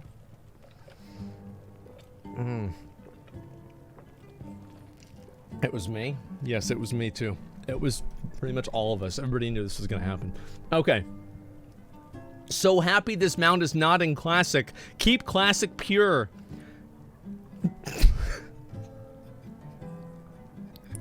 You know this guy's doing GDKP raids where fucking Warglaves go for $3,000. You know what I mean? Like, you know he's like doing GDKP raids or something like that. He's like buying gold from fucking Susan Express. He's like, yeah, let's keep the game pure. Yeah, he's getting boosted right now. Exactly. Can't wait to find Northrend with this mount. And nice, it'll go amazing with my Blood Elf. Oh my god, it's gorgeous. Why disvalue the Tabard of Flame for this goofy mount? Nobody gives a fuck about that stuff in TBC. Another remodel of the Riddler's Time Worm and Mop Serpents. 10 of 10 would not buy. Don't get me wrong, this mount's really pretty, but it's just a lame Mop Serpents, kind of loses its value. That's right, Tara Lynn. You're fucking right. Hold the front door. Tabard of Flame, we need that bald guy here. Oh, God. Listen, it's only in Classic WoW. You can't even get it. Like, who gives a fuck? Listen. This is what's gonna happen. We're gonna get mad about this. I want to give you guys a little bit of advice. So whenever a bunch of new mounts get data mined in a patch, the best looking mount, that one is going to be on the store. So if you see 5 different variations of this mount, those are going to be in the game. But if you see like there's only one of these and it looks really cool and unique, that one's going on the store. Yeah, 100%. That one's going on the store. That's it. Pretty sure mounts retail. Yes, you get the mount in retail WoW, and you get the Tabard in TBC. That's the way that it works. So yeah, and Fallen Charger was good though. It was, and so was the Venari mount, and also the 9 mount, and also the Torghast Flawless Master mount. Oh wait, they're all the same thing. So listen, it is the way. It is what it is. They're gonna keep adding these. Again, we have our sheet that will just bring this out every 6 months and explain why they are bad, and then we'll go about our business. Like, that's about it. There's nothing else we can really do about it. I mean, honestly, I mean, you guys saw the pre-order Andes. There's nothing that's going to be done about this whatsoever. Yeah, frame them out. Yeah, okay. Let's see the rest of these. Is this the stream setup? Usually what I do with the stream setup is I sit... This is how I usually sit.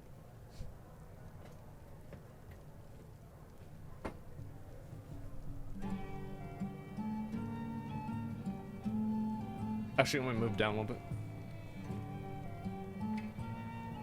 This is what I do. I'm like this. And I got my, can you reach the fridge? Yeah, I can if I need to.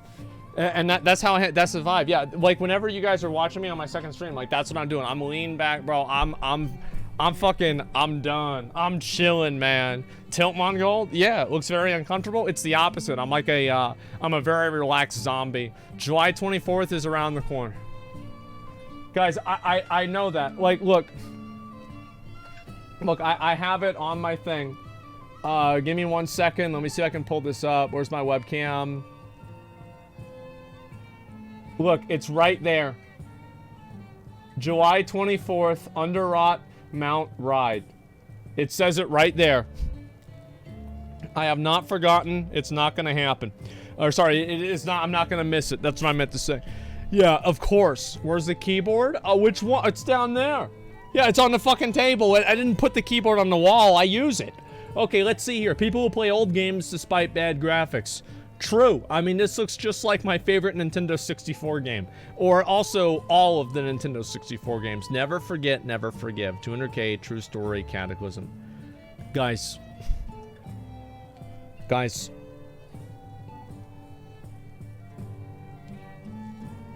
I have to do so much with that story. You have to understand that the story for Cataclysm is probably bigger than all of the other stories put together. Like, than Wrath and Burning Crusade. Like, Cataclysm was whenever I reached the peak of my degeneracy. Like, this will probably be like a 4-hour video. Like, I'm not even kidding. Like, yeah, so I've got to put a lot of work into it. And I know that I have to make it as good as it can possibly be. I have to make sure that I do it justice. And best start working on it then? Yeah, I know. I've got to do it. I've just been very lazy. Is there a True Story of Classic? Yeah, I might do this True Story of Classic after I do Cataclysm. I don't know if I'll really do Mists of Pandaria. I mean, like, what happened in Mists of Pandaria? Yeah, I mean, there was a lot of drama at the beginning. But I feel like a lot of, like, the worst thing about Mists of Pandaria is my guild was pretty good. Like, the first tier was a complete shit show. But, like, after that, everything pretty much was working just fine. So it wasn't really that stressful. Nobody was getting mad. It was just kind of whatever. So I'm not really sure how much of an impact that's going to have. Do it for every expansion, bro. Easy content. I feel like most expansions do have a good story. And shoulder bit, yeah, like the shoulder bit, like that was funny. And a few other things, too. Underrot Mount Ride, what do you mean? It's a long story. So yes, this will happen. Ubisoft dethrones EA as the most hated gaming company. This is the video about removing the game. And we're not really going to watch this since obviously it's already been solved effectively. I was gonna maybe watch the Elon Musk and Twitter thing. I'm really kind of curious to see what's gonna happen with that. I don't know, like, I'm actually really, like, do you guys think he's gonna buy Twitter? Elon Musk is gonna buy Twitter or not? I feel like it's becoming less likely. No, I hope that he does. As I said, I am a big fan of chaos. Buy fucking Twitter, ban everybody, unban the orange man, and just let Jesus take the wheel, right? Like, give the power back to the people and see what happens. So yeah, I think it'd be fucking great if that happened. Absolutely. He's being sued to buy Twitter now. That's what I hear too. The contract has a clause. He has to pay $1 billion if he pulls out and he's trying to get out of it. Well, it probably wouldn't be the first time. And so let's see here. Evolution of a programmer. Programmer looking for a job. Unfireable programmer making over $120,000 a year because he can read the ancient hieroglyphics. I mean, I think that's pretty accurate, right? I mean, like, yeah. I don't know. I mean, I know some people that do programming. I don't do it myself. Is this accurate? What do you guys think? Am I right about this? Yeah, Twitter is a lot about bot numbers, though. Well, we'll see what happens. And, yeah, it is. It was only a distraction of having twins with employees and sexual assault of a flight attendant on his plane. Oh, nobody gives a shit about that. The thing is, people like Elon Musk because he says things that they agree with. They don't care if he's a bad person. What the fuck does that have to do with it? Yeah, why? Yeah, it doesn't matter. Like, nobody's gonna give a shit about this. Like, people like Elon Musk, it's not about the fact that he is doing any one thing. It's that he shits on the people that like him don't like. So it doesn't really matter what he does. It doesn't matter if he's like a bad guy or a good guy or anything like that. All that matters to the people that like him is that he continues to shit on the people that they don't like. That's it. So it doesn't really matter. Like, yeah, it doesn't matter if he, like, you know, cheated on his girlfriend, if the sexual assault. Like, nobody's going to give a fuck about that, man. People just want to see him fuck over to the people they don't like. Personification of I can't be canceled, pretty much. Yeah, and the thing is, like, that's pretty much true. Yeah, it's the same thing with Donald Trump. It's like Donald Trump. It's like he said one time he could shoot somebody in the middle of New York and nobody would give a fuck. And I think that he was right. I don't think that he was talking shit at all. I think that he was legitimately right about that. That was actually what it was. Yeah, he said that. And yeah, people are going to support him anyway because they like what he's saying. They don't care about what he does. Yeah, who cares? Doesn't matter. And yeah, President of the United States of America, there you fucking go, man. And joined the Midjourney of AI painting server, wasn't disappointed. Okay, let's move past that. A little history behind the Flat Earth Society. What is this? 40-minute video? No way I'm gonna watch a 40-minute video about the flat earth. Holy shit. Yeah, listen, guys, efficiency versus fun. WoW Classic won't be as good as it was in 2008. Okay, we are 100% going to watch this. Platinum Games and Nintendo added a sort of nudity mode for Bayonetta where you can choose to see booba or not, whether or not you like it. That's a great idea. I think that's really smart. I think every game should have that. Yeah, I think every game should have like a booba mode or something like that. It's a good idea. Fake news video, we'll watch that in a bit, okay? And Gyarados, yeah, he does look a lot like Gyarados.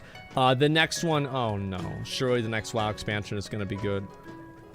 Guys, it's gonna be so good. Like, I know it's gonna be. As we should get this, oh, what the fuck? Oh, all right, Classic Warrior spinning and dealing the most DPS. Yeah, true.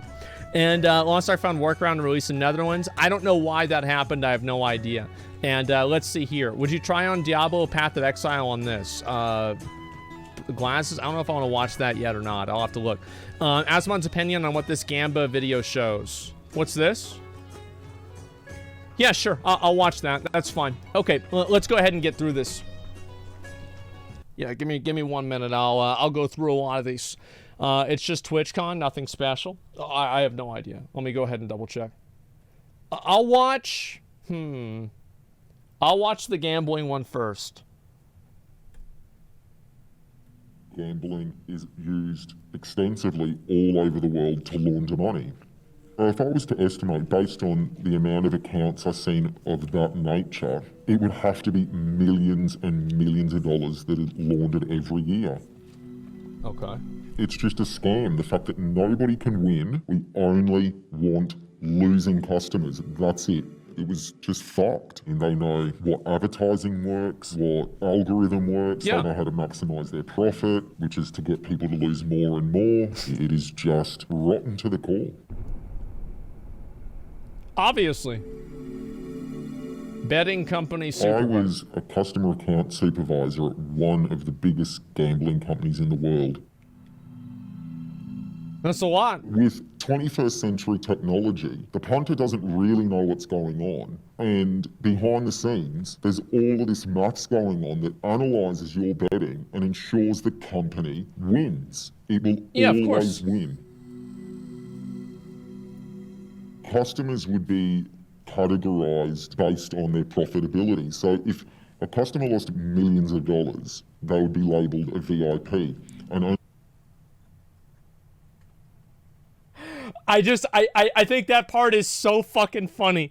Somebody's a VIP if they lose millions of dollars. Yeah, all right, come on, get out the red carpet. Come on, let's go ahead and get some more of your fucking money.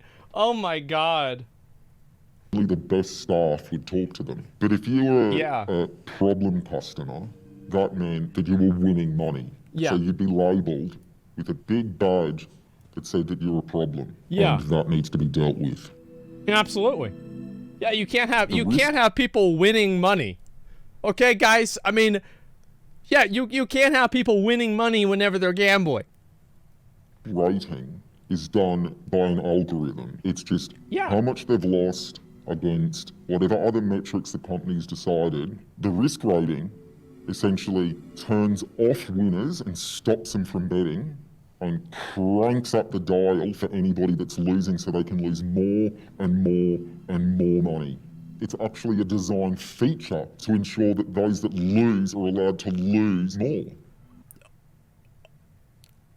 Did anybody ever think this wasn't the case? Like, who ever thought, like, did you really think that there wasn't an algorithm? I mean, obviously there's going to be an algorithm. If there wasn't, they might lose. Like, you think about it, right? So, logically, these companies have, like, millions of dollars to pay streamers. So that means they have millions of dollars. How do you think they got the money? Where do you think that money came from? What action did that money needed to occur for that action, for that money to be there? Right? It's just a charity. I mean, come on. How is anybody so naive? It's crazy. So if a customer says something that could indicate they've got a problem with gambling, you would just have to go through a series of questions and just tick, tick, tick, tick, tick, tick, and that was it.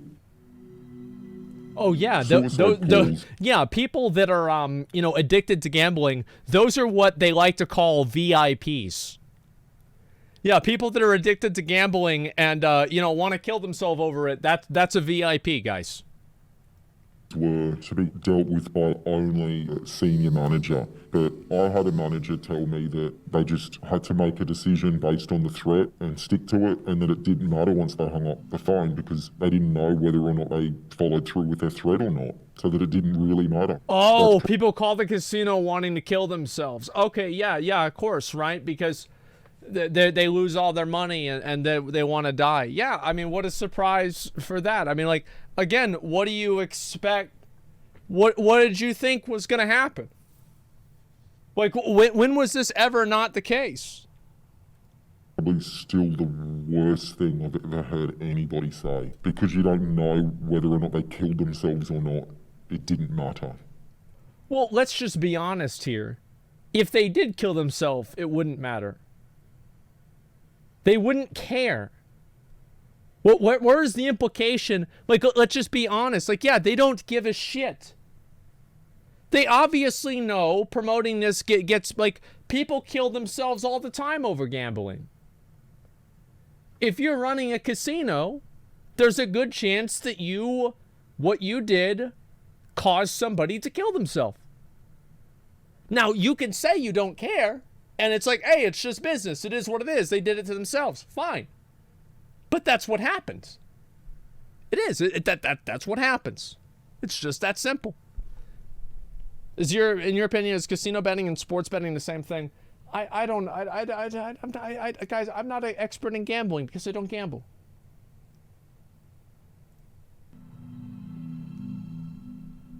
It's an industry-known thing. Gambling is used extensively all over the world to launder money. The company would treat customers different depending on what country they were from. If there was a whole heap of customers in England sign up with similar details, that would be a suspected syndicate of people trying to get one up on the company. Oh, of course. I raised things of a similar nature in countries in South America, and all of those accounts were waved through, and that happened multiple times.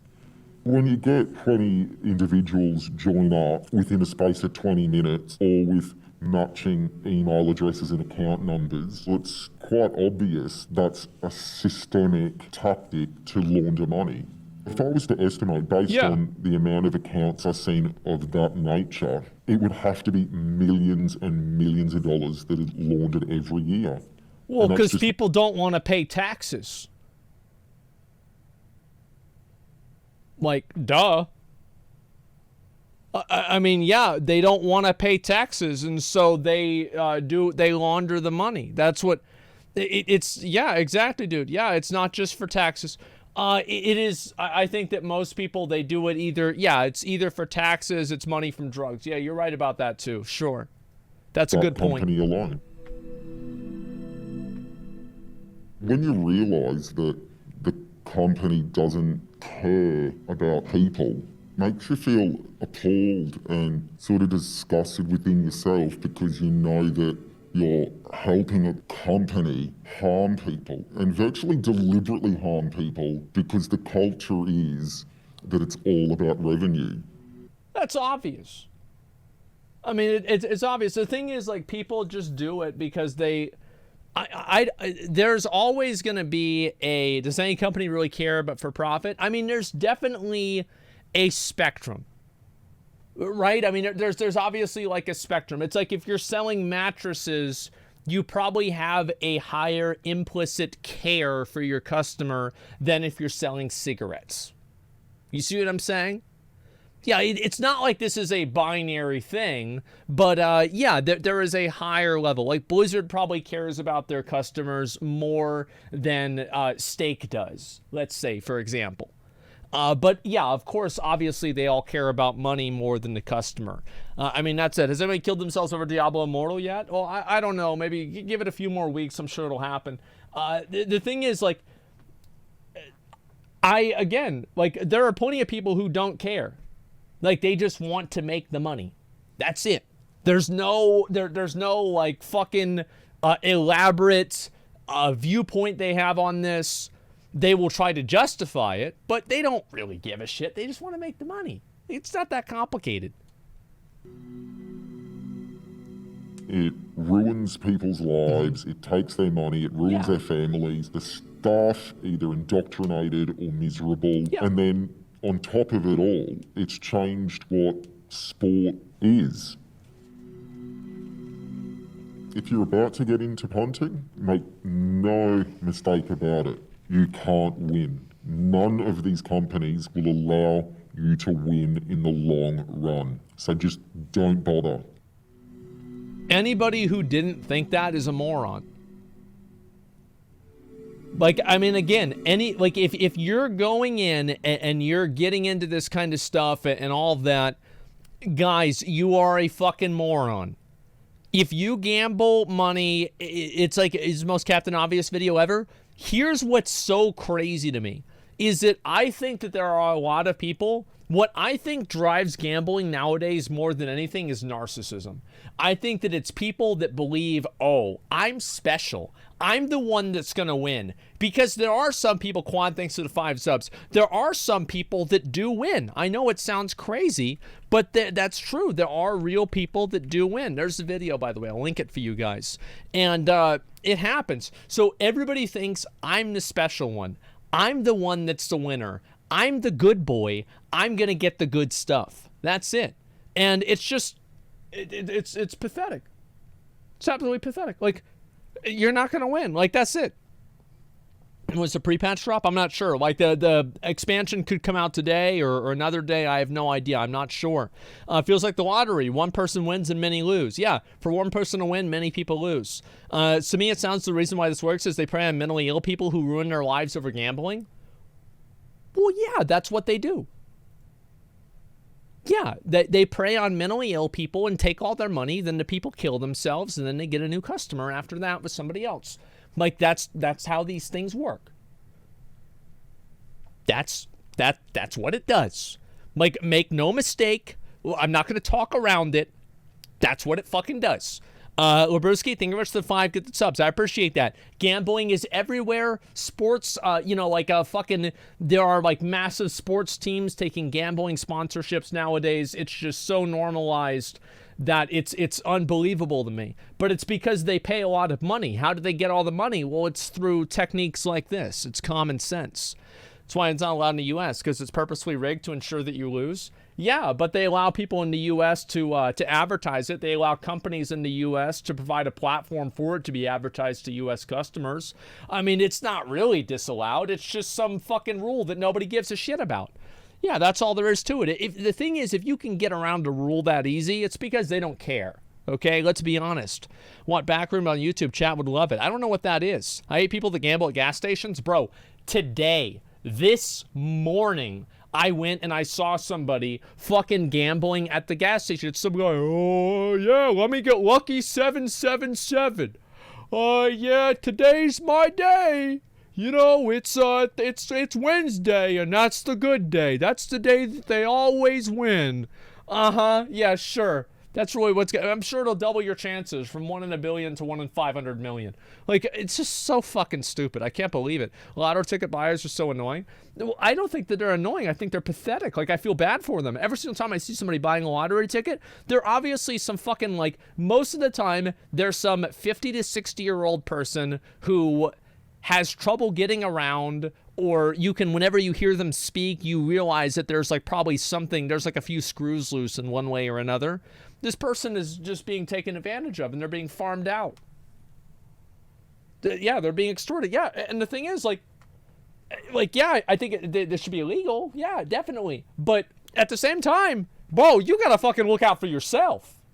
Like, you can't expect the government to always protect you. They don't think, the government doesn't give a fuck about you. Like, the only person who gives a fuck about you is you. Let's go ahead and watch this one here.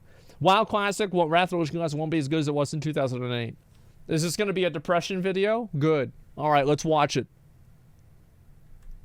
WoW players will always trade any amount of fun in exchange for the tiniest morsel of efficiency. The most minimal, insignificant advantage is worth more than any amount of enjoyment. This has never been more clearly on display than during these last few years of Classic. Remember that epic adventure through Azeroth everyone was so excited about before Classic launched? Yeah. Well, all it took was a few YouTube videos explaining how dungeon grinding was slightly more efficient than questing. To have all these classic Andes throw away a decade's worth of nostalgia just to hit 60 slightly faster. And who could forget— To be fair, I would have liked to quest out in the open world, but you literally couldn't because you were on a PvP server and you'd just get stream sniped by 100 people.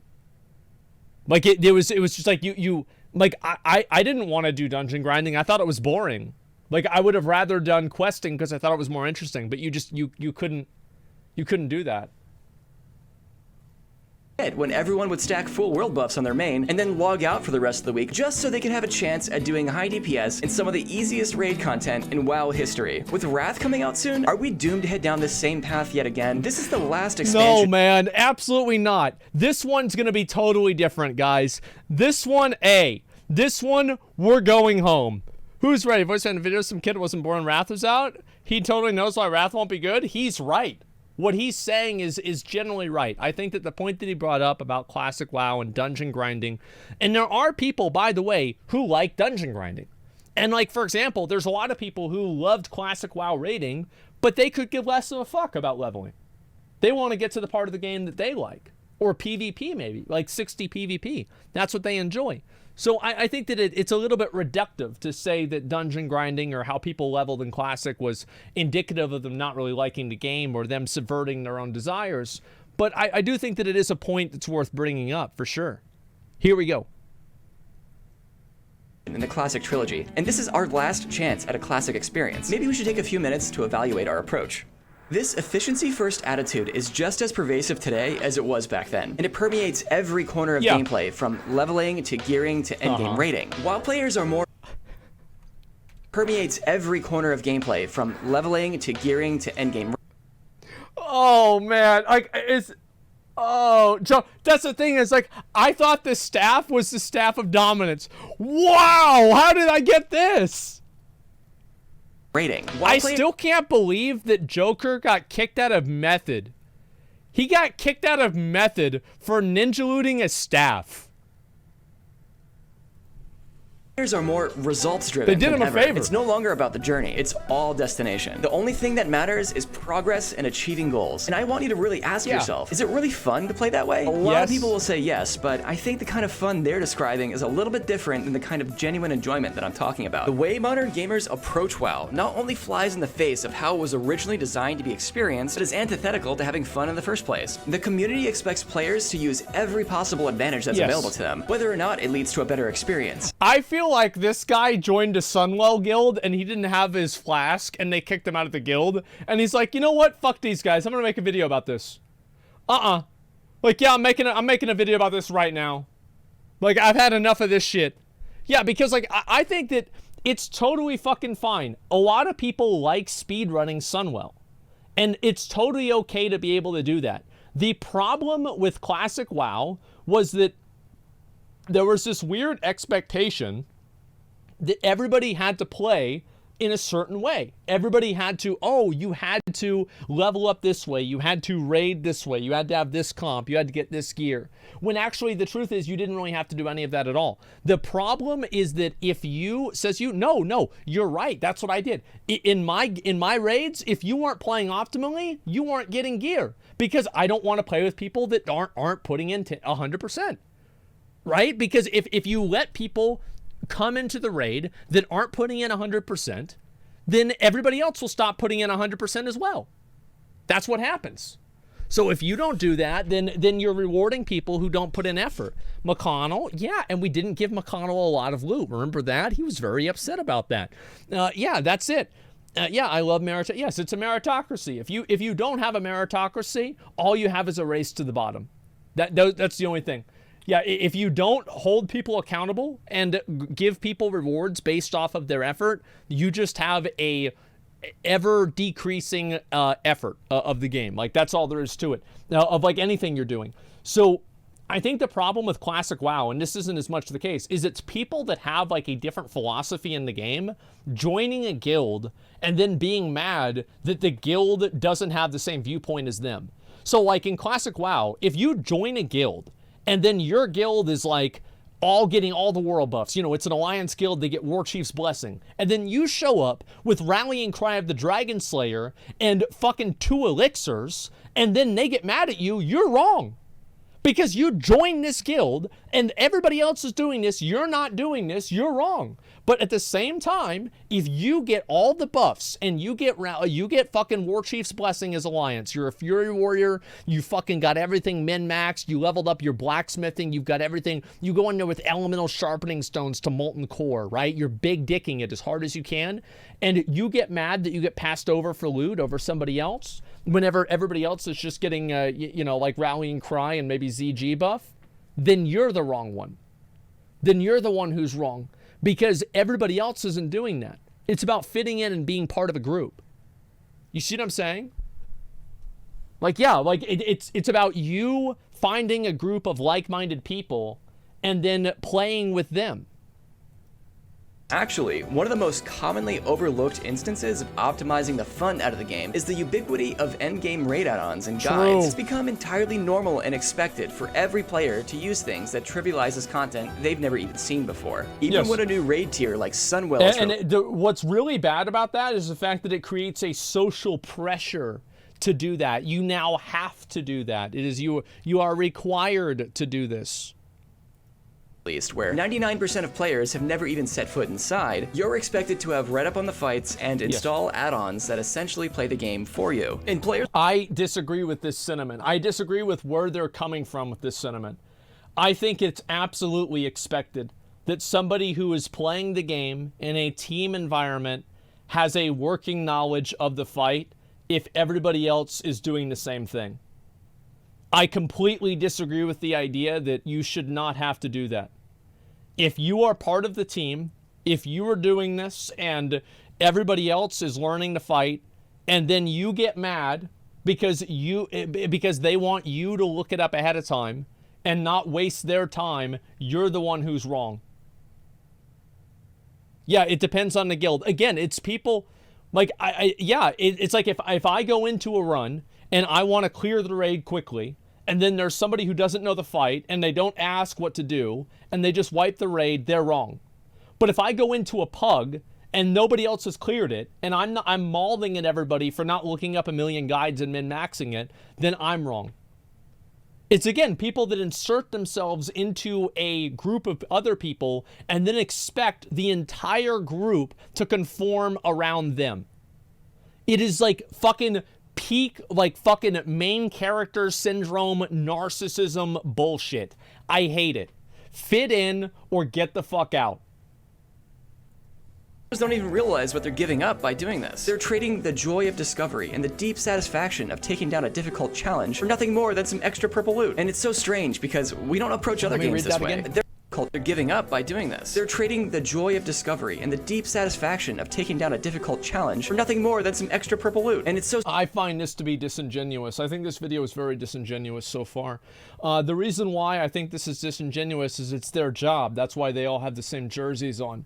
This is something they do. And also, like, I find that it's also disingenuous and not true, because there is no implication that there are some people who enjoy the competitive aspect of the game. It's being presented in a way as if any competitive gameplay is automatically bad because it's considered antithetical to what Classic used to be, which is partially true, but why is it that what Classic used to be is always the only thing that it can be? It's reductive. I find this to be a horrible point. Strange, because we don't approach other games this way. There are guides and walkthroughs for just about every game in existence, but just because the answers are out there doesn't mean you have to use them. No, I'll tell you one thing. If I'm not fighting the boss, if I don't know about the ladder, the hidden ladder behind the invisible door that I have to kill the guy for, and I walk by that ladder, I'm gonna hear about it. I'm gonna hear about that. Other game do we use third-party software to tell us where to move and how to play? Let's imagine for a moment when Elden Ring was released, every single player, before they even turned the game on for the first time, installed a third-party add-on that announced when a boss was going to hit you and told you when and where to dodge. It is pretty funny to think about. Yeah, you're right about that. Let me think. So other games that have things like this, Elden Ring, I mean, there are people that have like third-party mods for Elden Ring, but most of them don't really make the fight easier. They, in a lot of ways, just change the fight. Yeah, I don't really think so. It's only MMOs. I think the reason why, another big factor for this, is because it's a group environment.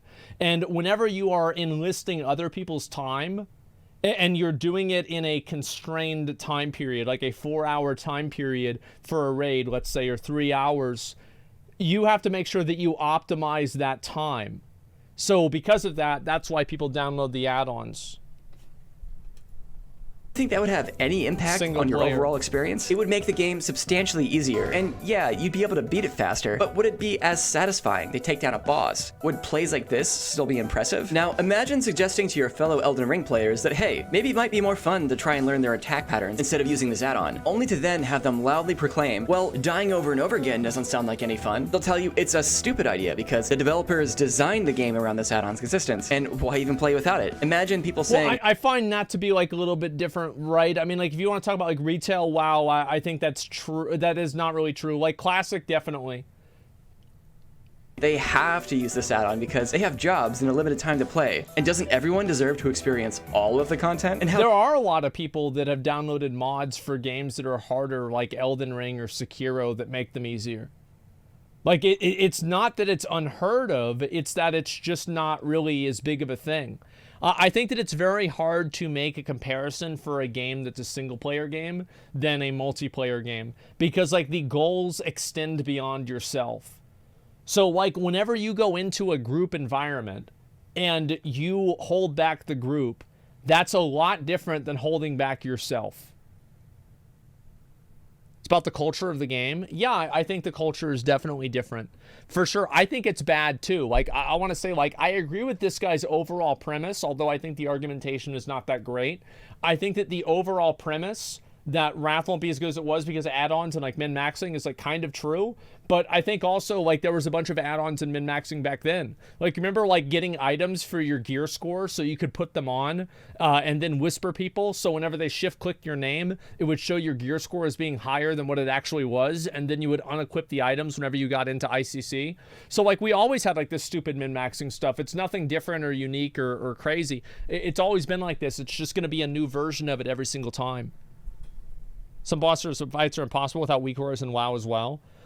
That's bad. Like, I agree with that's bad. How dare you, Mr. Hardcore Elitist, suggest that your way of playing is somehow superior? Using computational add-ons like this is very useful if your goal is to complete the game fast and with as little friction as possible. But do those things make for a more enjoyable experience? I don't really think so. One of the most universally fun experiences in gaming is challenge and mastery. People will play a difficult game for hours and hours to reach that feeling of excitement and satisfaction that comes from... The problem is, like, it is a very hard sell to tell a team of people that you have to learn this without any add-ons whenever they can just download add-ons. And also, you have to keep in mind, I would look at add-ons a lot the same as like a performance-enhancing drugs, right? Like steroids or something like that. If you made steroids legal, everybody would start doing steroids. Well, why is that? Well, it's because it makes you stronger and faster. It's just common sense. Like, that's the way it goes. That's what it is. And so all of the people competing use this because they want to win. And also, like, that's also another really big factor I didn't even really think of until now that I'm talking about it, is that the people that are in these high-end guilds are competing for ranking. And because they're competing for ranking, they're going to take advantage of tools and resources that are not necessarily fun because they want to win.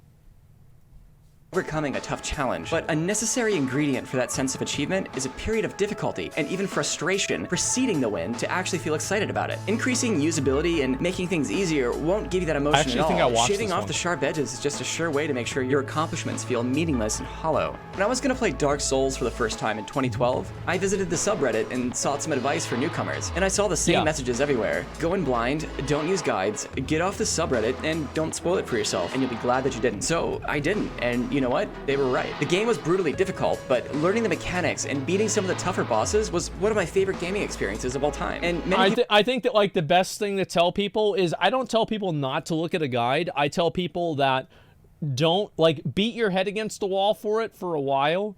But, like, there are people that quit because they can't figure it out. You know, there's something that's unintuitive to them, or they just don't really know what's going on. I don't think that's bad. Yeah, I don't think that's bad, but I think that you should, like, in general, this is the way that I play video games. I don't know if you've noticed this, right? Is I beat my head against the wall, doing it my way, until I realize that I'm not going to get through, and then I'll be like, okay, now let's use the obvious solution, right? That's what I always do. Like Cuphead. I would agree. Just look at the success of the franchise over the years.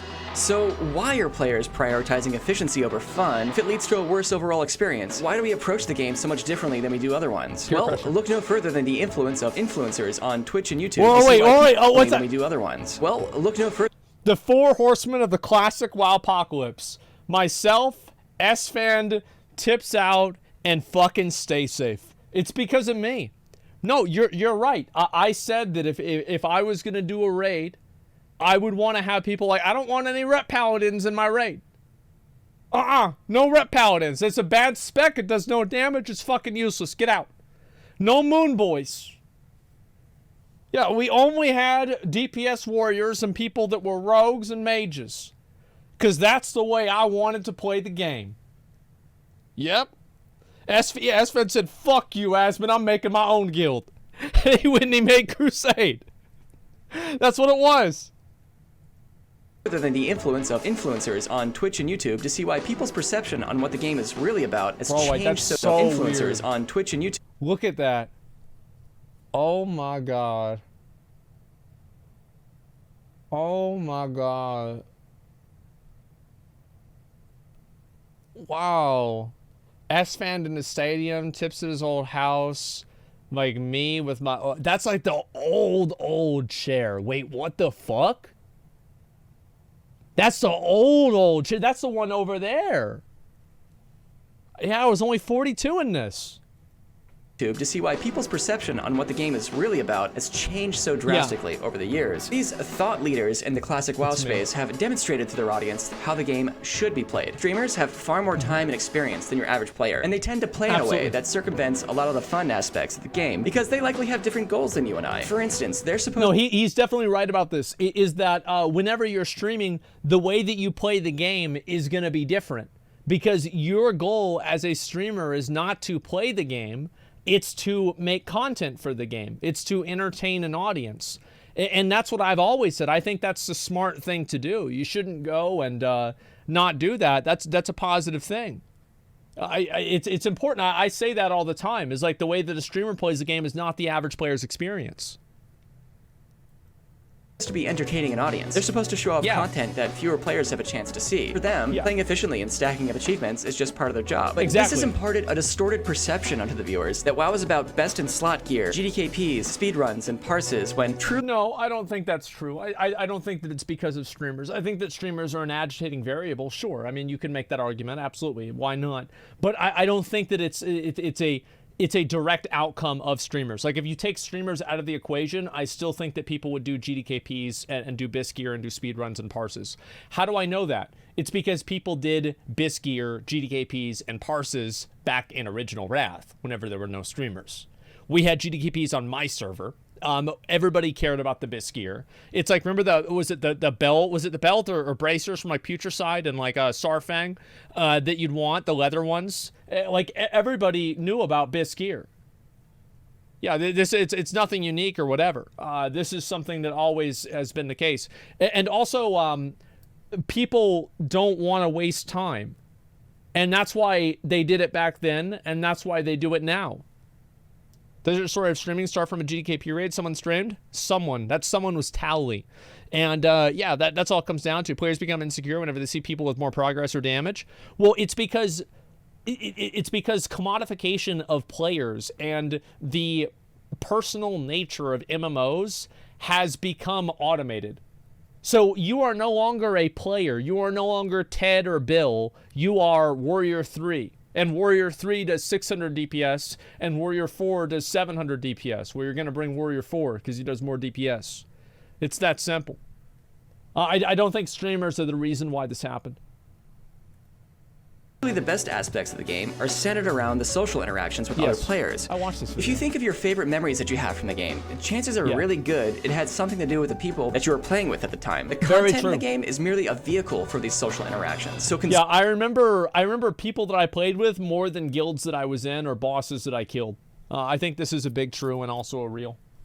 Consuming WoW from a content-first perspective is a bit like eating the plate instead of the steak. What we're left with is a culture of bigger number, better person. Community in the game reduces you down to your item level and your parses, so there's this immense social pressure to keep up and not fall behind. You have tons of players who don't even remotely consider themselves speedrunners, rushing around as though they're trying to break some kind of record. It's not surprising at all that gold buying and GDKPs have become so prevalent when falling behind means there's almost no way to climb back up. And you know, I don't think that's true. I think that, like, there's a very easy way to climb back up. You make groups for yourself, you join a guild of like-minded people, and I think the truth is that a lot of people don't want to do that, and all they want to be able to do is just, you know, start right at the top and do that. I think this is a person, this video, it seems like he's blaming people for taking the path of least resistance, and that's always what people do. That's what always happens. It's easier said than done. Well, of course it's easier said than done. That's why most people don't do it, and they just buy gold instead. Most people don't want to put in effort to get rewards, and if you give the option to not do that, they will choose to not do that. It's just what makes sense. And yeah, as I said before, like, a lot of people, like, why do you want to invite somebody into your group who puts less effort into making their character good if you can invite somebody who doesn't do that? It doesn't make any sense. Like, why would you ever take somebody who willingly handicaps themselves? Like, I find it like if you just break this down and you take it down to like its base level, all of these complaints about the game are ridiculous. I think they are absolutely fucking ridiculous. The do-it-yourself group with an undergeared leader will not form because people won't join to carry their ass. Well, then get other people that are undergeared and progress through it yourself. But no, you don't want to do that. You don't want to do that. You want people that are geared to carry you. That's what you want people that are geared, that have already done it, to join your raid and help you do it. It's the entitlement for this is crazy.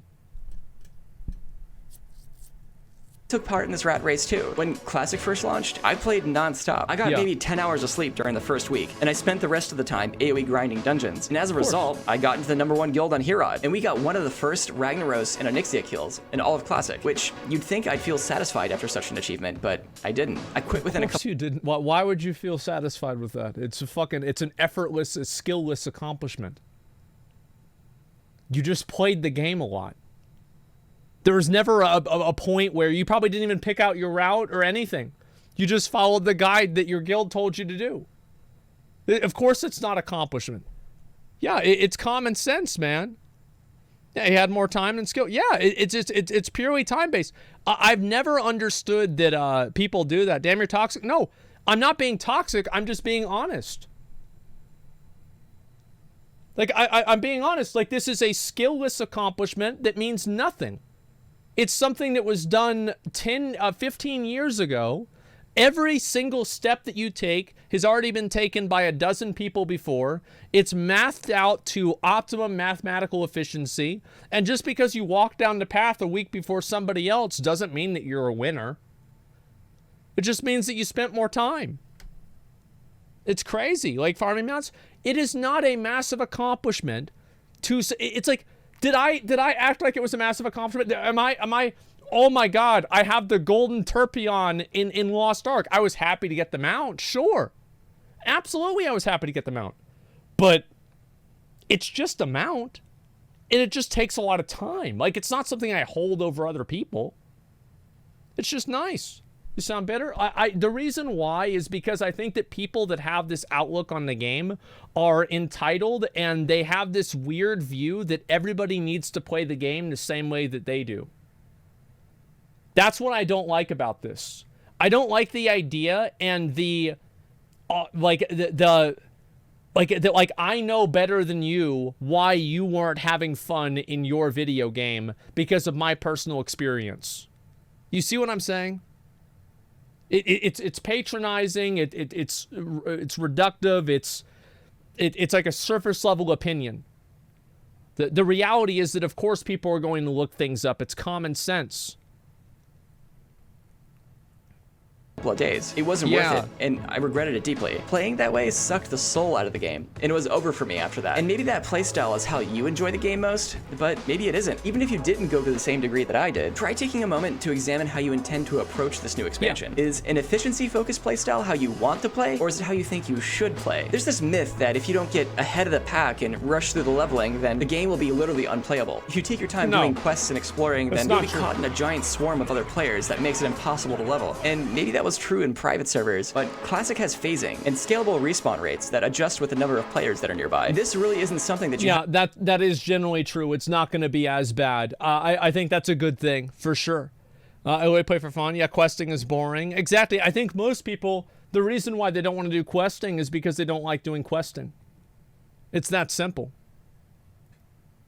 Have to worry about. In Burning Crusade, I was 100% certain you would have to dungeon grind or you'd be weeks behind in leveling. But my guildies who went out and quested were leveling just as fast as I was spamming dungeons, and they were probably having more fun than I was too. So to me, it doesn't even matter. You just had to hit 60 before the reset to do Kara. What? Yeah, what are you talking about? The path forward is clear. Fresh is the way. The launch of these fresh servers represents not only a chance to start over... Bro, this video is so dumb. Oh my God. Fresh is the way. Oh my God. Who does? This is the dumbest video I've ever seen in my whole life. Like, what is this? Oh my God. Fresh, this is so bad.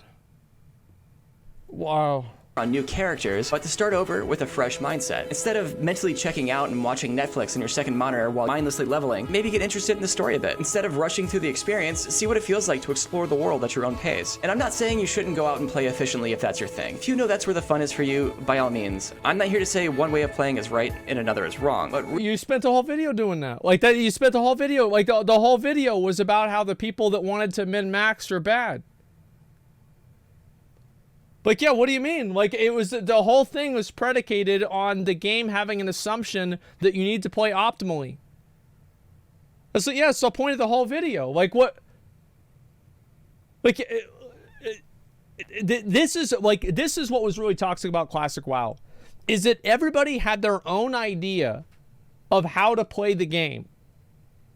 And because everybody had their own idea of how to play the game, nobody could accept that other people were totally okay without doing that. Yeah, that's it. They get mad if you don't. Yeah, it's so fucking cringe. Really ask yourself if following guides and using add-ons is making it more fun or just easier. And that's why I started this guild called Blind. We're doing Wrath's raids without guides or weak auras or DBM because that way it'll be harder and therefore more fun and memorable. This is something I've...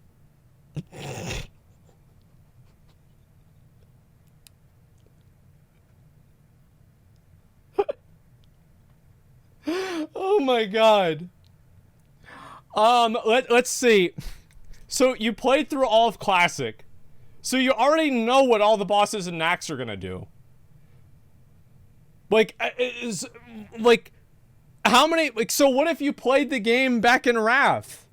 How are you gonna tell that people are using, how do you know that somebody's not using an add-on? You install a rootkit onto their computer and make sure they're not running DBM?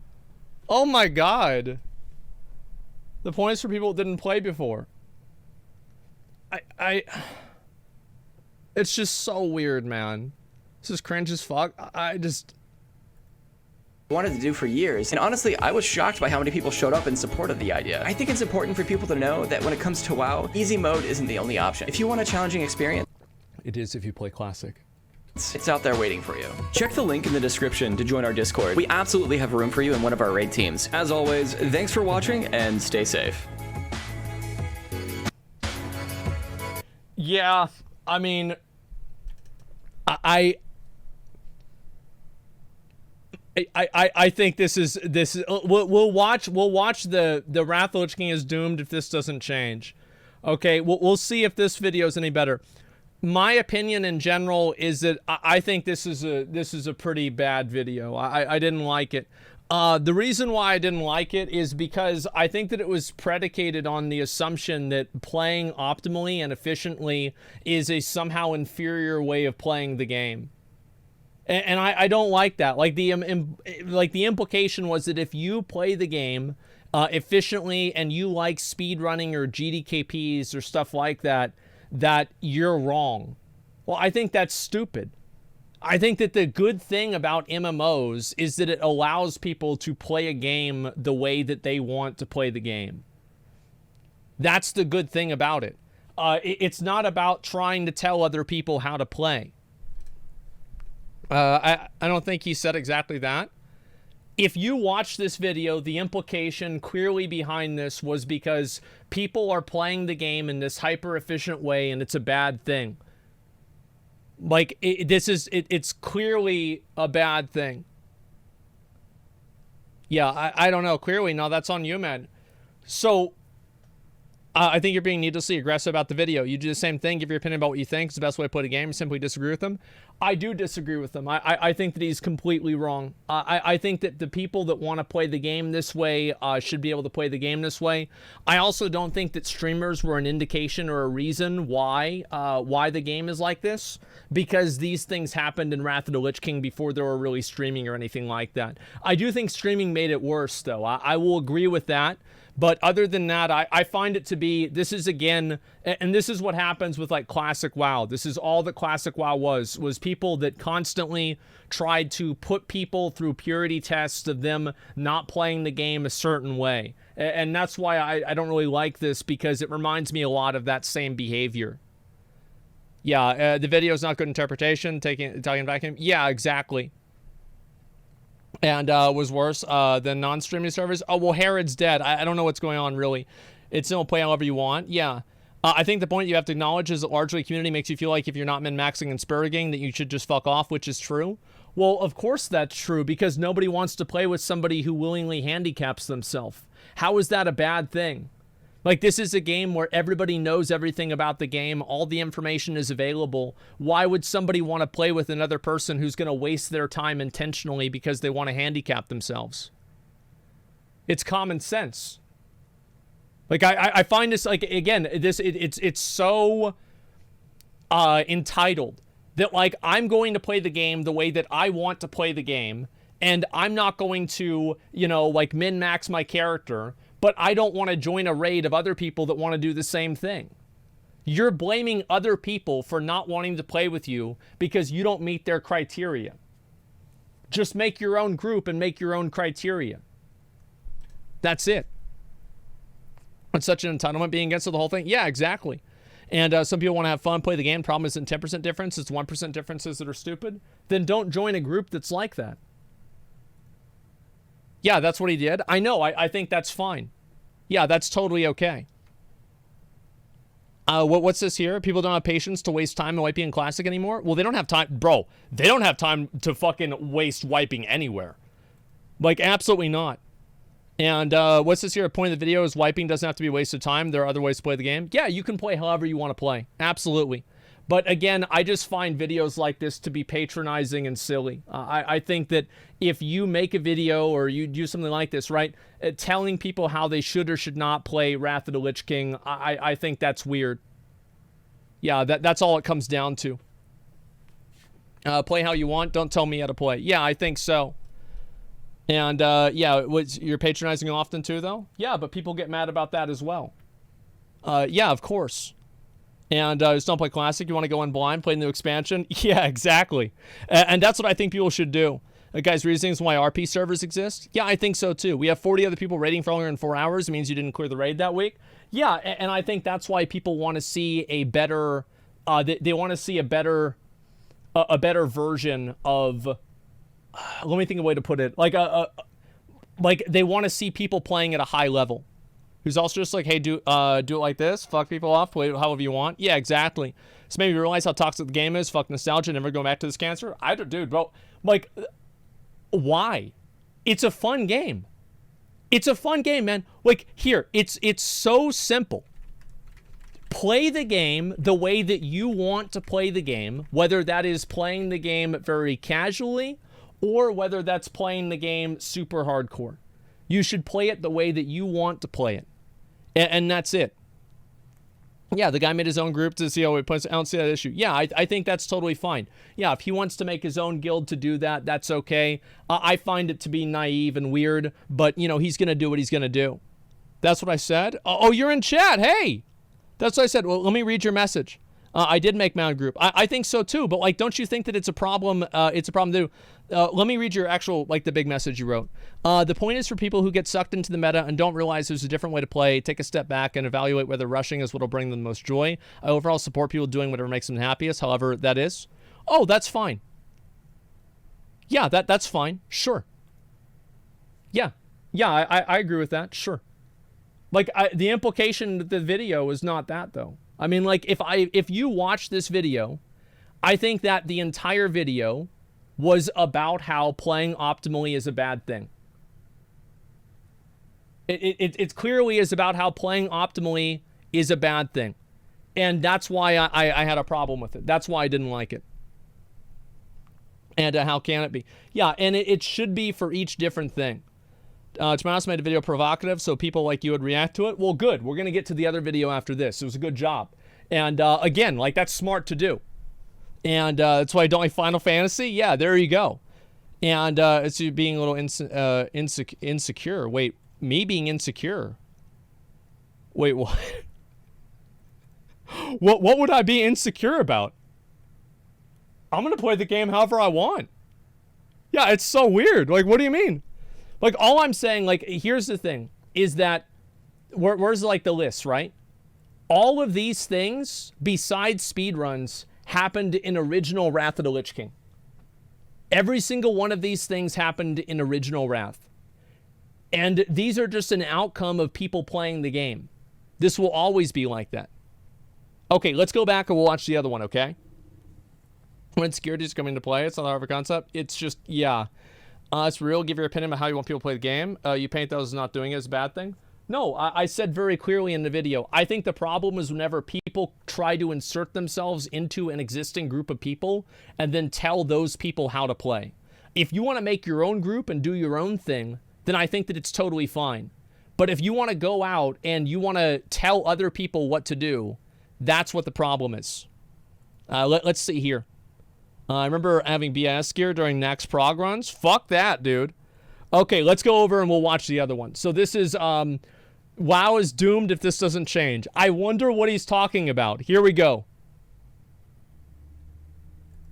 It simply doesn't make sense for your average WoW player to waste their time actually playing the game anymore. It's gotten to the point where it's just common sense to buy gold. It's become common sense to not play the game, because playing the game is now a stupid waste of your precious time. With real money transactions and the various services that you can now purchase with gold, you can now measure the... This part is absolutely fucking true. Yeah, this part is abso-fucking-lutely true. Oh my god, it is true. So here's the thing. Like, this is the way it was in Burning Crusade, right? It's not common sense to buy gold? It absolutely is. What do you mean? It's 100% common sense. As soon as you realize what the value to time ratio is, you immediately start buying gold. Oh, that's not true? Then why is boosting so bad in retail WoW? Look, think about it like this. This is how people played Burning Crusade. They bought the boost to 58. They bought slave pin carries to 70. They bought gold to buy BOEs. And then they bought gold to join a GDKP. And then they bought gear into GDKP with the gold. And then after they bought the gear, then they had to buy more gold to buy enchants on the gear. And then they had to buy more gold to buy gems on the gear. And then finally, they had their full character and it was finally geared. And then they quit the game. Yes, I absolutely think that happens. 100%. Value of your playtime in dollars per hour. And since WoW players typically try to do things in the most... There it is, boys. Dual wielding credit cards always gets a huge cut in GDKP. Only raid logs 99 parses. You're goddamn fucking right, boys. Most efficient way possible, it's only a matter of time before one starts calculating this figure in their head. The value of playing the game has gone down with every passing day as rampant, unmitigated botting injects more and more gold into our already broken economy. Well, the problem is that there is like a value proposition. There's a value proposition where you can spend $20 and save 20 hours. So for anybody who has a job or has disposable income, they will spend the $20 to save the 20 hours because they view the 20 hours that they would spend as lesser gameplay. Like, players now, and this is just like a general sense in all games, and this is because of YouTube videos, streaming, and just like as games have gone over, like the fact that people can talk about things and just like figure out better ideas. Players are way more goal-oriented now than they used to be. Us in a situation where nobody wants to flip burgers in Ogre Law for $2 an hour when they can just RMT and use that time to do literally anything else. But same, but except with crypto. Exactly. That's the same as in real life, right? It's the exact same thing. People will always go with what they believe is the path of least resistance. It's it's common sense. Can't enjoy a game for what it is then? That's why you don't introduce these systems. Is because I think that if you could have done this back in the day, it would have happened. I think that the only reason why it didn't happen back then is that it was much less known and it was more risky. The time that you spend in the game isn't supposed to have a monetary value tied to it. Playing WoW is supposed to be an escape from the real world. It's supposed to be something you do for the enjoyment of it, where the time that you spend playing and mastering the game is what makes your character powerful, not the size of your bank account. There are a few things at play here. Rapid inflation, the removal of the stigma around participating in real money transactions, and the increasing ease and safety of buying gold have inexorably led to money and gameplay becoming intertwined. Everything... This is totally right. Like, the other video, whatever, right? This is 100% fucking real. I totally fucking agree with this. Absolutely. Yeah, very true. Yeah. 100%. Like, the inflation is bad because people farm raw gold. And like, the thing is, a lot of characters that are bots, many of what they do, and like, this isn't all of them, but I know like friends of mine that have bought it, like, they farm raw gold. And farming raw gold is actually really, really bad because the more raw gold that's injected into the economy, well, it's fucking, guys, it's inflation. Everybody knows this, right? And so if you're injecting materials, it's like not necessarily as bad, but the gold itself is very bad. And no consequences is also a big thing, right? You RMT 20,000 gold, you get banned for 3 days, you come back, the gold's still there. Hey, how about that? It's pretty good. You do has a dollar price tag from the very moment that you first log on to a fresh character. Why would you waste your time leveling when you can just buy experience boosts and level faster than you could ever possibly hope to on your own? I mean, everyone else is doing it, right? This is a sad fact that becomes exceedingly clear as you walk around the vast, dead, empty realm that supposedly houses 30,000 other players in it. You begin to wonder, why should I even bother putting in the effort leveling this character legitimately if nobody else is? I think a lot of us knows what this feels like. Doing all those quests is time-consuming, and we've all done it before. Knowing exactly, that's why. It's because people don't want to do the same quests again. They've already done these before. Why do it again? Yeah, because you enjoy it? Well, yeah, you enjoyed it the first time. Like, you don't want to do it again. There exists an option to fast that's forward what I think through happens. it all. Makes doing it by hand feel like a waste of time. It is. Boosting and RMT and botting problems are not new issues and have always existed in the game to some degree. But it's absolutely. But like, a lot of people play Burning Crusade and they play Classic WoW. It's gonna be the same thing with Wrath. Most people are playing Wrath because they want a PvP and they want a raid. If there was a button that they could press that says the button is make me level 80, I think that like 95% of the player base of Wrath and Burning Crusade would push that button. They'd smash it. Completely out of scale. Let me show you. If you want an idea for how bad inflation has gotten, 1,000 gold 1 year ago was worth $53 in what was already considered a broken economy. Today, you can buy the same amount for $7. And this is more or less what you can expect to spend on a piece of tier loot in a GDKP. Think of the amount of work that would normally go into getting a piece of tier on a fresh character. I mean, first you'd have to progress through normals and then... Bro, like, we should buy some gold. That's cheap as hell. Oh my god. So you just, bro, like any GDKPers? Why Twitch is worse than you thought? Yeah, I'll watch that video after this. If you remind me that the Twitch is worse than you thought video. But like, yeah, 100%. Like, yeah, we'll buy gold on stream. It's crazy. Hope Blizzard does WoW tokens for Wrath of the Lich King. I mean, they kind of already did. Heroics for Prebis, and then join a Kara guild and get some T4, then move on to T5 and learn the fights. And I mean, all of this can be undermined just by joining a GDKP the same day you hit level 70 and spending $7 worth of gold. The craziest part about gold being this cheap is that all the quests and venerable items are still giving the same amount of gold as they were before. Right. So it's like a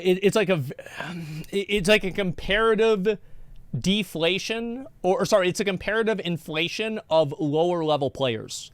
Because like a casual player might not buy gold, but they're doing dailies. So their purchasing power goes down while high-end players' purchasing power goes up. Because a lot of what low-end players do is they farm things like raw gold, and they farm things like dailies and stuff like this. Don't adjust based on inflation. Their value just decreases. So it's not surprising that people feel less motivated to go out and play the game when you know that doing a quest at level 70 will reward you with about 7 cents of gold for your effort. The ends... Bro, like back in the day in BC, I remember we would do dailies after raid. Like we would get in a 5-man group after raid and do dailies together because it would give you like 80 or 100 gold or something like that, and you just do it every day. Yeah, did you guys do this too? That's literally what's happening in life right now, haha. Learn about and acquire as much Bitcoin as you can.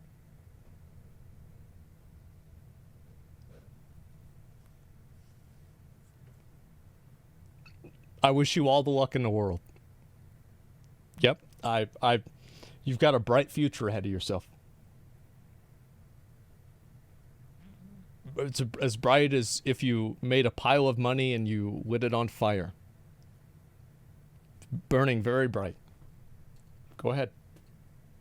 No longer justify the means. Every time a player completes a quest or loots the silver off of a mob or sells an item, they inject new money into the economy, which increases the supply and effectively reduces the value of every other gold piece in the game by some small amount. This is the supply off of a mob. No longer justify the means. Every time a player completes a quest or loots the silver off of a mob or sells an item, they inject new money into the economy, which increases the supply and effectively reduces the value of every other gold piece in the game by some small...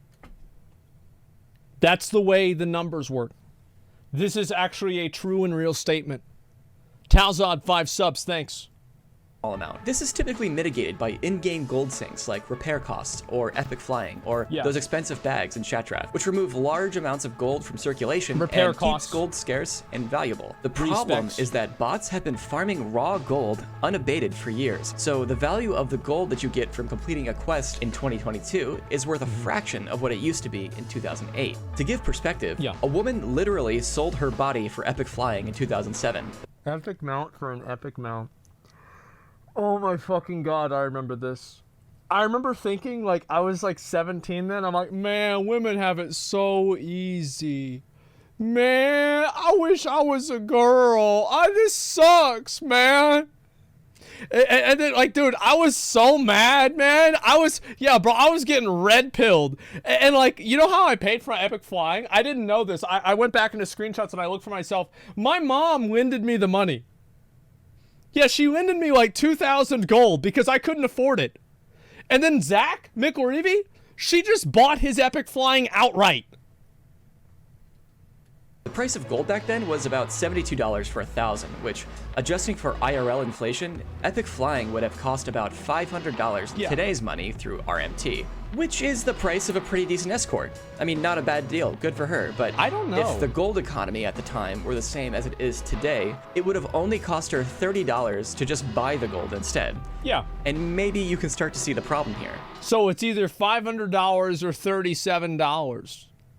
Yeah, that's it. Like, I had no idea. Like, that's nuts.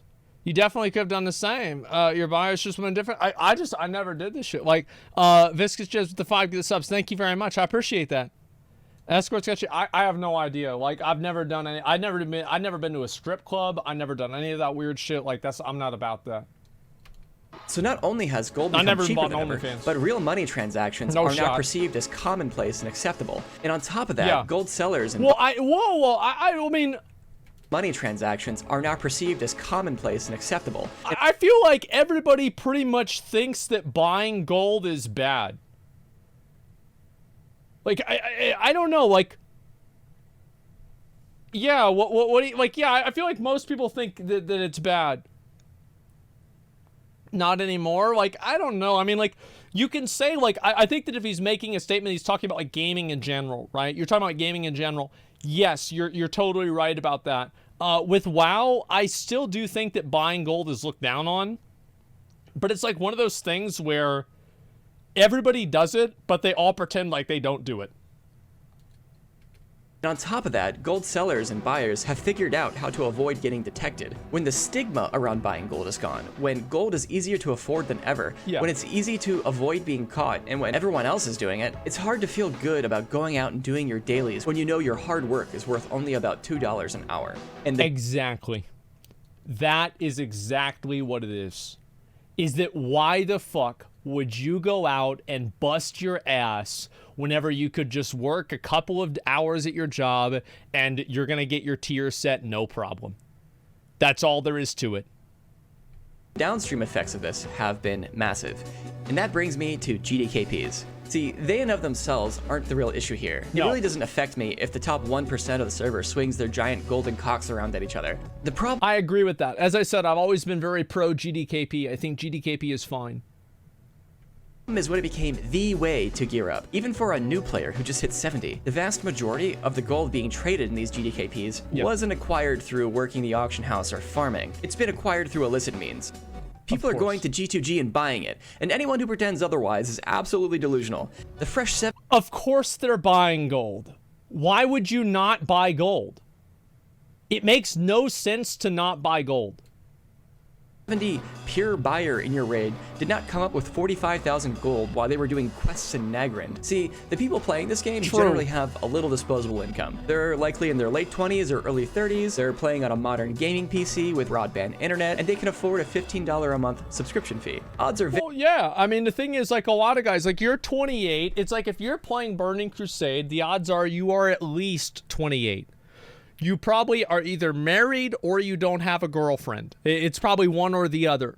So if that happens, big fucking surprise, it's not going to be a big deal for you to spend $100 on gold. That's nothing. That's whatever. Yeah, like, I mean, that's what it is. Yeah, exactly. myself included, I'd rather spend 1 hour working overtime than grind some boring ass dungeon for 10 hours for the same value. If it's time equals money, and most people want to spend time pushing keys, etc. Yeah, exactly. And like, that's just what people are gonna do. And that's why the WoW token is bad, is that it itemizes every investment in the game, and it creates a frame of reference that every time investment in the game is built off of. So, like, if you know that you can spend an hour farming and get this much gold, like, there's, like, no gold farming guides in WoW anymore. The gold farming guide is get a job. Very good. They have a few extra dollars laying around to spend on microtransactions. Blizzard knows this, and that's why they put a store in retail. They so sure the general do. common sense advice to a new player just hitting 70 has become, go buy some gold. The increased demand for all this gold comes from GDKPs. This is a problem that feeds into itself and will only get worse over time, because the demand for gold will only increase as more and more people use GDKPs as their main source of raiding, and that means more— I think that people were doing this even before then. I think the reason why it happens is because Blizzard doesn't enforce their TOS. Is that if I wasn't doing a GDKP, you know what I would do? I would pay other people to join a raid with me and then roll on gear that I want and then pay them to trade it to me. I used to do that. Yeah, I used to do that. Like, that's the thing, is you always find a way. There's always going to be a way that people are going to figure out. If you get rid of GDKPs, then people just play it in a different way. They say it in a different way. The problem is Blizzard doesn't enforce their rules. And if Blizzard doesn't enforce their rules, that's a bigger issue than anything else. spotting more real money transactions and more inflation. Exactly. It will only continue to grow because people want their loot and they want it now. And somehow, WoW players think this is okay because the shop they're buying from isn't located directly inside of the game, and the money isn't going directly to Blizzard. Well, it's still going to Blizzard, though. All those botters I mean, I don't know about that. I mean, I've never heard somebody say that it's okay to buy gold, but the WoW shop is bad. I feel like most people that buy gold, they're like, yeah, it's bad, but it's really cheap, so I'm buying it. I feel like that's what people do more than anything. Yeah, I mean, abso-fucking-lutely. Paying customers too. But imagine if when Blizzard had announced WoW Classic, they also announced it was going to have a WoW token and a pay-to-win shop where you can buy tier sets and warglaives and mounts. Yes. How outraged would everyone have been at this idea? And do you realize this is the current state of the game that we're all playing right now? That's a very good point. That's actually a very, very good point. Is that the one thing that players didn't want in Classic WoW, which is being able to buy gold, is in Classic WoW right now. Yes, that's a very good point. Same people who lambast Lost Ark for being a pay-to-win game are the same people who are spending hundreds or even thousands of dollars on botted gold to throw around in GDKPs. The hypocrisy is astounding, and the absolutely right. And like, that's the thing. Like, I've said this before, is that WoW is pay to win. Lost Ark is pay to win. They are both pay to win. Now, I would argue that to an extent, Burning Crusade is not really pay to win, because it's like, I only view something as pay to win if whenever you do the thing where you pay to win, it is not against the rules. So if you have to break the rules to pay to win, then it's not pay to win, because at that point, anything's pay to win, everything's pay to win. It means nothing. So like, the difference though is that with Burning Crusade, nobody gets banned. Nobody gets in trouble. So, like, is it really not pay to win? I feel like it kind of is. Yeah, are there really rules if they don't enforce them? Exactly. That's what I'm saying. Yeah, because they don't enforce it. There you go. It's a lot more nuanced than people think. Lamau buying indulgences in early Catholic Church. Yeah, that's right. There you go. If people are breaking the rules without consequences in mass, yeah, are the rules really there at all? So, like, yeah, it's hard to, it's like, technically I would say it's not, but like, I mean, effectively it is. The absolute worst part of it is that it's eroded away the social fabric of the game that we love. The very thing that drew you into MMOs in the first place was collectively traded for an antisocial convenience. The supply of players looking for a guild to do progression has dried up completely. It's really a tough sell trying to recruit people into a progression guild with scheduled raid times when any time of the day, any day of the week, they can just jump into a GDKP and get whatever gear they want whenever they want it. And most of the better... It's also like there's no rule that says it has to be a GDKP. Like you could very easily just do a raid and have people roll on gear. You guys remember that back in the old days where you'd go and you'd go and you roll on the gear and the item would drop and you'd roll on it. And there's a roll for the gear and the guy that gets the highest roll would get the gear. No money involved. Yeah, nobody does that though. Why? Why? And this is the thing, right? Is like if everybody hates GDKPs, then why is nobody not doing GDKPs?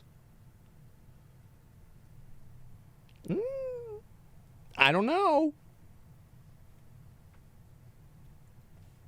Players are trying to gear up in the most efficient way possible, so even if you tried making a guild, you're not really left with much to pick from. It's all a mad race to the top.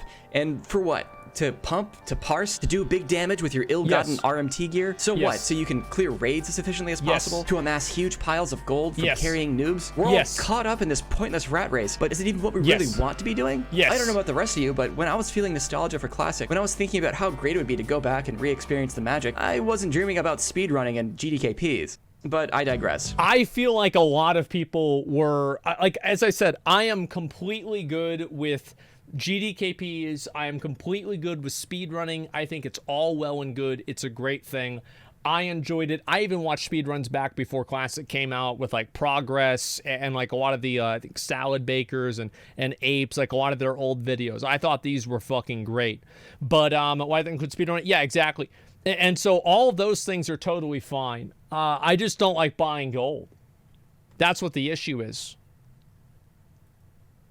So, how do we fix this broken economy? Well, there are a few solutions. The simplest one is just to pay some damn GMs. I mean, Blizzard stands to gain a lot more from the game being in a good state than they would ever lose out on from paying the salary of a few customer service employees. But since that's not going to happen, well, why not just inflate the gold values in the game, like times 100? I mean, instead of getting 10 gold from a quest, you get 1,000. And like, instead of paying 5K... Why don't they do this in real life? Yeah, they should just do this shit in real life. Hell yeah. Like, instead of getting paid like $15 an hour, I get paid $150 an hour. Problem solved. Everybody's gonna be fucking rich. Big flying, it's now 500k. This would severely decrease the value of the piles of gold that suppliers are hoarding, and it would make going out and farming the best way to make money again. I think that what they should do is they should add very, very large gold sinks in the game that don't really have a lot of competitive value. Things like really big bags. Like something that it costs like 50,000 gold in Wrath of the Lich King, and you buy this like an auction, like a mount that has an auction house on it or something like that. Like I think that's what they should do to remove the gold from the economy. I don't like the idea of like making everyday costs more expensive because I think it does hurt casual players. But I do think that overall it'd be okay. Like if they added the costs that were only affecting like high-end players. It's a little more friendly than a straight-up gold reset because you're technically not taking the money away from players, you're just adjusting for inflation. The downside is that people who have a lot of legit gold would be getting shafted pretty hard. They do. But what other options are there? Well, the best thing I can think of is for them to just launch fresh servers. Give people the choice to start over from level 1 in a pristine economy, or let them stay on their dumpster fire real money transaction servers if they want. As if there's gonna be no bots on the fresh servers. Like if I was a botter, where would I go? I would go to the fresh servers because that's where people need the fucking money. Yeah, you're going to have way, way more bots on the fresh servers because you stand to sell the gold for more money. It's common sense. Want to. At least give us the option. And while you're at it, enable the same anti-botting and anti-boosting measures that you have on Season of Mastery. You'd obviously have to close off transfers from existing servers onto the fresh ones to prevent the piles of dirty money from crashing the new economy. And it would probably be ideal if they turned off boosts on those servers for a while too. Level boosts are how botters... They actually did do that. Yeah, they did do that. I don't think they did the level boosting though. Or sorry, they did the payable level boost, but they didn't do the boosting like the dungeon boosting thing. are able to farm so efficiently and make so much money despite the ban waves. Most of us would love to see them gone, but we know that'll never happen, so we have to think a little bit more realistically. Well, how about if Blizzard does nothing? Is there really no hope for the game? Will things ever go back to play to win instead of pay to win? No. Well, I've thought of a final solution, okay. and that's why I'm taking matters into my own hands. Good. If Blizzard does nothing, then I'll be left with no choice but to... just kidding. If Blizzard does nothing, then it's truly up to us to create the game that we want to play. That's why I'm here to announce a very special guild that I'll be leading for Wrath Classic. The goal here is to create a community of players who choose to play the game the way it's meant to be played. So we're not only not participating in GDKPs, but we're also going into the raids completely blind. Yes, no DBM, no guides, completely blind. These raids are filled with awesome, fun puzzles to solve with your friends, but since WoW players tend to optimize the fun out of everything, this aspect of the game has been completely invalidated by the ubiquity of strategy videos and guides available on the internet. So we're just... I feel like for me, I would not want to do that because I feel like there's always... Like, everybody has, like, a different definition of, like, what's blind and what's not blind. And I remember, like, this happened whenever I was playing Dark Souls. And it's like some people viewed reading chat as, like, you know, taking hints.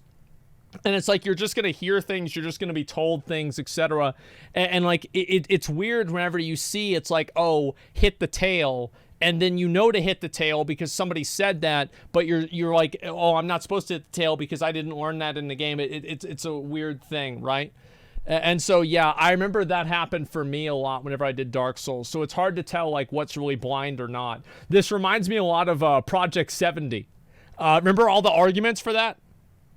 Mental gymnastics trying to replay a 14-year-old game is a brand new fun. Yeah, it's just like, yeah, it's a lot of gymnastics to try to do this. And I think that a lot of people won't do it authentically.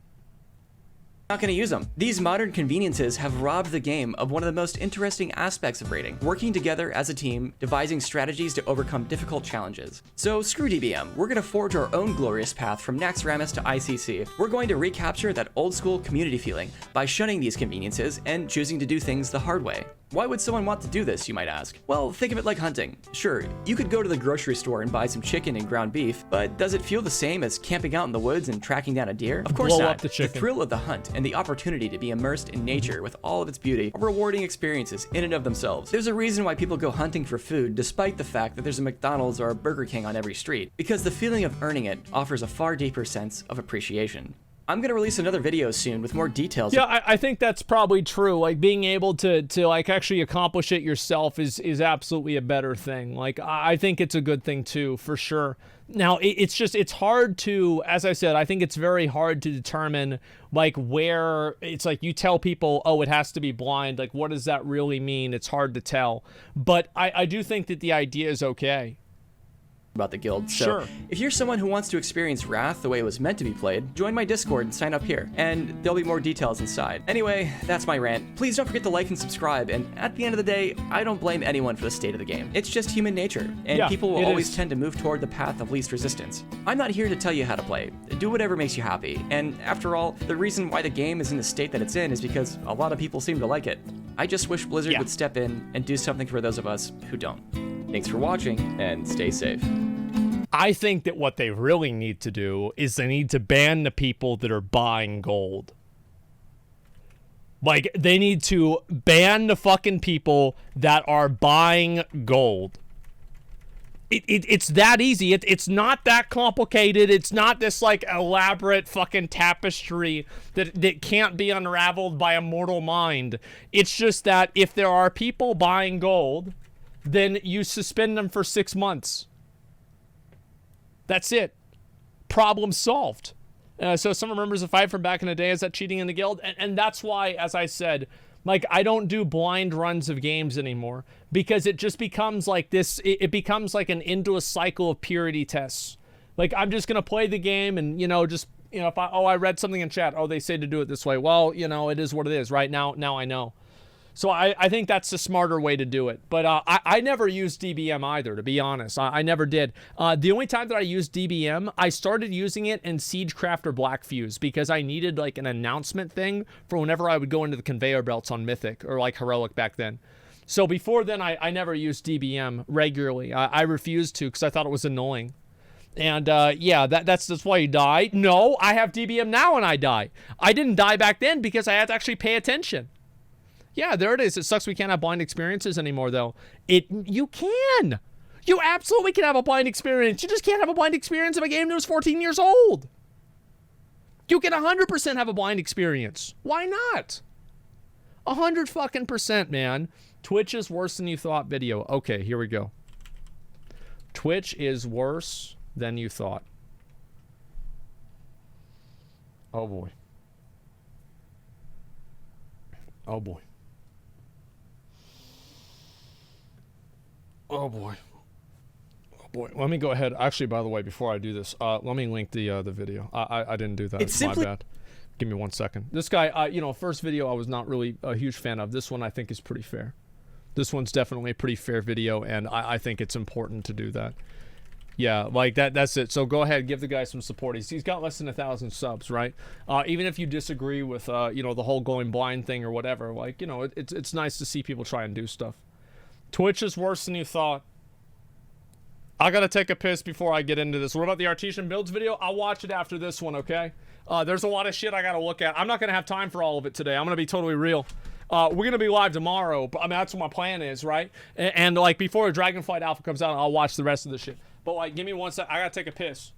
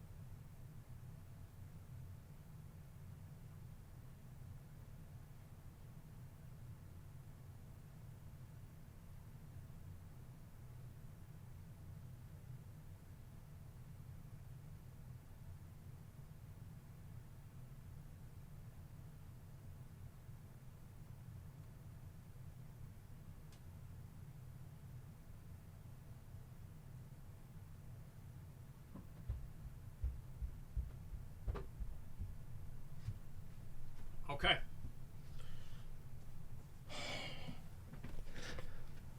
All right, so funny chair. Yeah, I know. It tells the best jokes, Gus. Yeah. Did you wash your hands? Why would I wash my hands, dude? I got a clean dick. Why would I do that? All right, boys. Let's go ahead. Let's get this shit done. Alrighty, boys. Hopefully we do it. Hopefully we watch this. Like, Twitch is worse than you thought. I don't know if it's really that bad. We're gonna find out. We about to find out.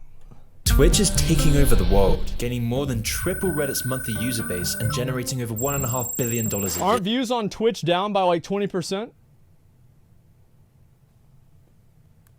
Yeah, I read that viewership and like interactions on Twitch are down by 20%. It's, yeah, so I don't, Twitch has been dying. I feel like Twitch has been going downhill. I think the main reason is because of the ads. Yeah, with Twitch making the world ever more like The Truman Show, where we watch, comment, and become attached to the lives of strangers around the world, spawning a whole new era of parasocial relationships simply sporting in loneliness, with all of this being for the profit of Mr. Bezos. But Twitch isn't like other social media sites, because unlike other big tech startups, Twitch wasn't created by some yuppie entrepreneurs or corporate enterprise. Instead, Twitch started as an artistic experiment by a 23-year-old called Justin Kan, who is considered to be an artist following in the footsteps of Andy Warhol. Quite a contrast to the corporate Twitch we see today. Yeah, finally. So how did Twitch go from a 23-year-old's artistic experiment to becoming one of the world's biggest websites, making billions in revenue, creating global news events, simping and shaping our entire society and culture in just the span of a few years? It all began in 2007 when Justin Kan would release his Justin TV project. Justin TV was an experimental live streaming I always wonder why it was called Justin. It's because it's his name. That makes a lot of sense. Yeah, you know, you put 2 and 2 together there, you have 2 2s. project, broadcasted on the newly founded website of the same name, where Justin would stream his daily life and all the things he did, pioneering a completely new mode of entertainment, where Justin would attach a camera to his hat and broadcast live 24/7. This literally included sleeping, shopping, all the mundanities of life, although bathroom breaks were omitted. You see, Justin even publicized his phone number with viewers calling into the show. However, of course, by doing this, Justin would become— Bro, like, how... Like, isn't it so crazy how much different it is now? Yeah. Like the original CX. Yeah, that's the first thing I thought of too. Absolutely. Yeah, he was just like, yeah, it's my phone number. Like, you guys just call into the show. It's fine. It was just such a small thing. Nobody even thought of the consequences. One of the first victims of swatting, a practice where people call in phony tips to the police, which results in a streamer getting raided. But for Justin, this didn't matter, because Justin TV was becoming a viral hit. People loved how raw and human the experience was. Yeah. The live, unedited, almost amateur nature of the show never failed to entertain, as it gave a true window into the life of one man, an experience truly lacking in the world of polished and glossy reality TV shows. And so this innovative website quickly gained huge amounts of publicity, attracting attention from the internet and mainstream media alike. Oh yeah. But praise also came from very unlikely places. Justin TV was actually hailed as following on from Andy Warhol's numerous projects depicting the mundane. People saw Justin TV as a work of art, where viewers could find a certain beauty and engagement in the everyday life of Justin. And it was this explosion in popularity that enabled Justin and his friends to expand the website. This meant the site could include lots of different channels and categories, covering a wide variety of content. Whoa, wait. Social music, gaming, sports, news, entertainment, pets? There was a pet section? Holy shit. Although gaming content was quickly proven as the popular cornerstone of the site. This new site was basically the beta version of Twitch. Although having said this, it's very unlikely anyone watching at the time, or even Justin and the founders, had any idea of the potential of Justin TV. I don't think anybody did. In 2007, Justin TV was remarkable for lots of reasons, because unlike many of its other internet competitors, Justin TV seemed to be undamaged by the 2008 financial crash. It also had insane growth numbers, because just after 3 years— I think that it was the opposite. I think the 2008 financial crisis is what made it successful, because like now people can't go, like, bro, you can't afford to go out and drink. That's like $80. You just sit home and you watch this guy and do whatever the fuck. I think that the worse the economy gets, the better it is for content creation. Being on the internet, Justin TV had become the 250th most visited site globally. That's but perhaps insane. The greatest part of Justin TV was its core grassroots creative origin. This open-minded artistic philosophy enabled a renaissance in live content, with streamers and viewers alike flooding into the platform. With a made-for-artist by artist paradigm, the site was perfectly poised to become the juggernaut that it is today. And while everything seemed to be going great, there was one major problem. How could Justin Can and his team make any money from this? For several years, Justin Here we go.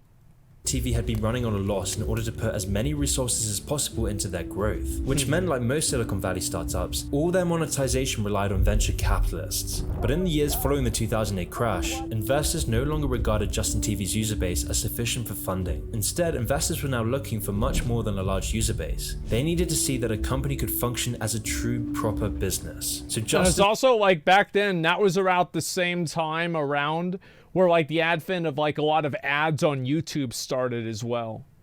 So like now it's like you have to keep up with the times. And his team would have to prove that Justin TV could become profitable, or they died trying. This situation caused immense dread for Justin and his co-founders. This had never been a problem before, and everything seemed to be going great, with the company raising over $7 million in investments before 2010. But now with their continued growth, their high running costs were now outpacing their income, putting the company into dire straits, and investors were ready to pull out. And so in response to this challenge, Justin and his team laid out a solid goal for the company. They would need to clear $1 million in revenue per month. This number would be enough to cover their costs and attract the eyes of investors. That's Justin a lot. was so desperate that he promised the company a holiday to Hawaii if they could achieve this goal. That's but a this lot. wasn't an easy goal. Almost no websites were creating $1 million in revenue per month. This was a staggering challenge. How could Justin and his team achieve this? Well, the fastest and easiest option were ads. and so Justin TV began to be spammed with ads. Right. To the literal point that there were even adverts on their 404 page. However, at the time, this was the only way they could keep their investments. Without this, the company would be bankrupt. And unfortunately for Jason and his team, the problems wouldn't stop there. You see, Justin TV's origins were created... that's what sucks about these ads, right? Is that nobody likes watching ads, but if you don't have the ads, how the fuck is the content gonna happen? How are you gonna pay for the content? Like, that is only come full circle. You only know. Yeah. And like, that's just what happens. Yeah, it sucks. And artistic, the business foundations were very weak, which would become very apparent in 2010, the main issue being international viewership. If the countries were outside of North America, Justin TV would lose money. It was clear that Justin TV didn't have a sustainable business model at all. The only solution they could come up with to this problem was to selectively block international viewers on a random basis. However, somehow this approach actually worked, cutting costs but still not harming international growth. And after a lean 6 months of cost cutting... Bro, wait, what? So like, you telling me some dude in Sweden logging on is playing Russian roulette? That's actually just like such a good idea. That's so fucking funny. I love it. Wow. And penny pinching, the company hit $1 million per month in revenue, doubling their revenue figures. They had done the impossible, and so Justin's promised holiday would happen soon after, and the celebrating seemed like it would never end. The Justin TV team would go out to Hawaii, partying endlessly every night. They had reached the golden point, getting drunk, enjoying themselves, making bank, revolutionizing the internet and making their mark on the world. Anything was possible. But while the team would endlessly party, big problems were bubbling under the surface. And little did the team know, the team would now be hit with an even bigger challenge. DMCA and like copyright shit?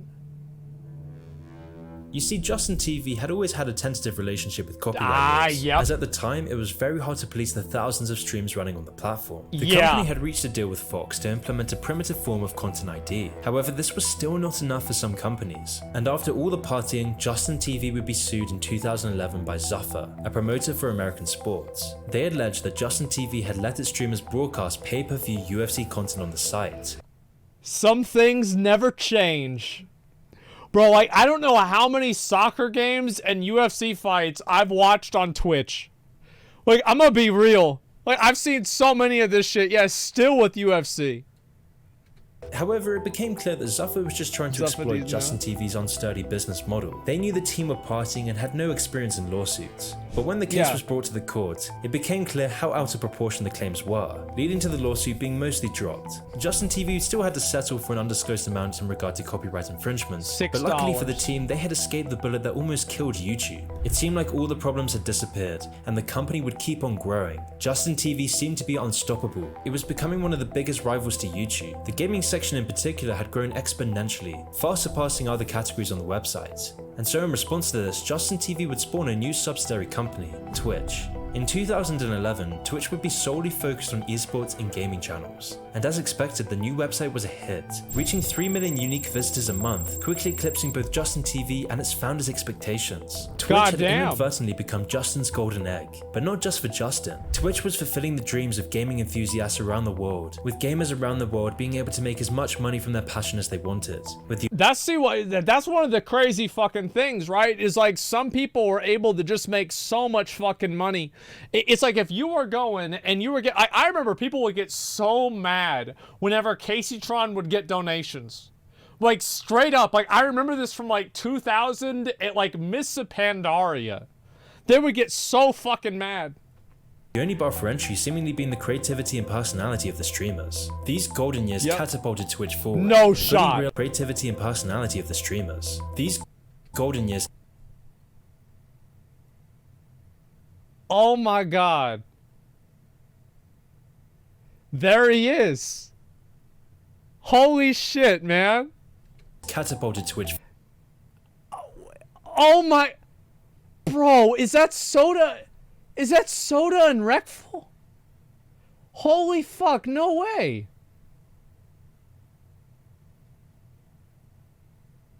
Oh my god. forward, fully realizing Justin's dream of a place for streamers and entertainers free to perfect their craft, unimpeded by corporate micromanagement and censorship. And this wasn't just Justin's dream, this was the internet's dream. And so a year later, Twitch had gone from 3 million monthly users to 20 million. But even this— oh yeah, Twitch started popping off. Like it went wild. Yeah, no, people like back then, because like you gotta understand, you know what people on the internet really want? They want to be able to say whatever the fuck they want to say. They want to be able to do whatever the fuck they want to do. And that's it. And anybody who gets in the way of that, anybody who tries to tell them, nope, they say, fuck you, we don't want to do this. Yeah, that's it. They want to be able to do whatever and say whatever the fuck they want to say. Milestone was later surpassed, with the site growing to an absolutely crazy 55 million by 2014, Jesus. making up 1.8% of internet traffic and surpassing WoW, Facebook, and even Amazon. Twitch's rise— yeah, back in like 2014, that's whenever I first really kind of started, like, I started making videos in 2014. That was the year. showed how much people valued creative freedom on the internet. However, this insane growth didn't come without its caveats. The Twitch team was still relatively small, and yet the site was becoming impossible to manage. It was clear they had to sell the company. They didn't have a business framework. Ever since Justin TV, the team was always poorly managed, but with all Twitch's growth, it became clear that Justin had completed the game. So the company was ready to be sold, and Google was the first suitors. They approached Twitch with an offer over the $1 billion mark. Justin and his team were over the moon. They'd achieved the Silicon Valley dream. They were the new YouTube, the new Facebook. They would be able to sit back and retire and live a life of luxury. However, just as their dreams were becoming true, Google had to back out at the last minute due to monopoly worries from the ownership of YouTube. Although luckily for Justin and the team, Google wasn't the only one interested. Yahoo and Facebook were also making big offers. With one of the— Bro, like, how does Yahoo have any money? I feel like the only time anybody ever goes to Yahoo is whenever they open up their grandma's computer and somehow it's the homepage. Like, I don't understand. Like, how the fuck, like, who does Yahoo? Twitch co-founders being personally called by Mark Zuckerberg, who offered $50 million in just investments, with both Facebook and Yahoo offering over $1 billion for Twitch. However, both of these offers were declined due to differences in visions on the future of the platform. Justin and his co-founders believed in Twitch. They believed in Twitch creating a new free internet. Bro, this guy turned down $1 billion offer? Bro, like, imagine how big your dick has to be to turn down $1 billion offer. Holy shit. And so, staying true to their ideals, they rejected offers from both of these companies because they believed that they would destroy the culture they had created. Yahoo, for example, had offered these companies because they believed that they would destroy the culture. Is that my business partner right there? Is that my young business partner right there? Oh my god. Wow. Ain't that some shit? Culture they had created. Yahoo, for example, had offered a sum hundreds of millions ahead of Amazon, but the deal fell through because they didn't see gaming as the primary market for Twitch. Despite the fact that they could have taken this money and lived a very, very lavish lifestyle for the rest of their lives. Instead, the founders' vision for the company was worth much more than that. And so in the end, it was surprisingly Amazon that agreed that they wouldn't change the general makeup of the site. Although if the Twitch team had known what Amazon would do to Twitch in the coming years, they might have also reconsidered this offer. But this will become much clearer later on. In the meantime, Amazon bought Twitch for $970 million in 2014. A small figure by no means, but still— I remember whenever that happened, I was surprised. Like, I was like, why did Amazon— like, I thought Amazon sells, like, fucking books and shit. Like, oh, what are they buying Twitch for? Not really what was offered by other companies, but for the founders, this didn't matter. The true hidden reason for Twitch being sold was that the founders had— actually, let me go back. This didn't matter. The true hidden— Who was it? Fucking King Richard. Ninja. Delore. The keyboard legend. Oh my god. I love seeing the old screenshots, man. Tired of running the company. They didn't care about setting up better systems of management. They had lost their passion. They were exhausted by their dreams becoming corporatized because the founders only cared about freedom and creativity. They didn't care about the corporate management side of business. In fact, so much so that by the time the deal actually took place, Justin was nowhere to be seen. Instead, he was working on an art project for a music festival far away from the increasingly stressful world of business. Bro, this guy fucking, oh my god. This guy just straight up fucking turns down $1 billion offer and then just pieces out. He's like, I'm just gonna go do some art shit somewhere else. Dude, he does not give a fuck, man. Turn on 1080p. Is it not on there? Let me see. Quality, 1080p. Here we go. It was clear that his heart lay in the creative grassroots side of the business. He just wanted to take his money, get out, and start a new life. And so the deal went forward, and Twitch, once an independent hub of creativity, was now just another Bezos puppet. After the acquisition, Justin left the company and began working on funding and running new startups ever since. And true to his creative side, he now runs a small YouTube channel in addition to his business work, with most of the Twitch founders going on to... That's really cool, man. That guy's just doing... That guy does whatever the fuck he wants to do. That's awesome. Like, yeah, he does whatever the fuck he wants to do. Follow their creative passions. In fact, only one of the original Twitch founders, Emma Shear, still works at the company as the... What does this guy do? Like, what is this? What does he do? Like, I feel like I never hear anything about him. Like nothing. Yeah, he just sits there. You know what it reminds me a lot of? It's like, has anybody ever been in a guild where like the guild master doesn't log on anymore, but it's still the guild master and nobody really leaves? I feel like that's kind of like what happened. Yeah, he's just got left with guild master, and everybody else is just got like, yeah, like me. Yeah, exactly, like me. CEO. But despite his efforts to steer the company in the direction it once took, Twitch can't help but fall victim to the problems that come from big tech holding the reins. Yeah, it's about because right. After the acquisition, Twitch's fate was sealed. From banning popular streamers by the truckload or mismanaging copyright and advertising on the platform, Twitch under Amazon has had its fair share of controversies. The first and most pressing of these issues was censorship. And now this really isn't a surprise considering all big tech companies eventually adopt a draconian censorship model. I think that is generally true. Yeah, I mean, the thing is that there's a certain level of censorship, and then there's also a certain level of like harassment.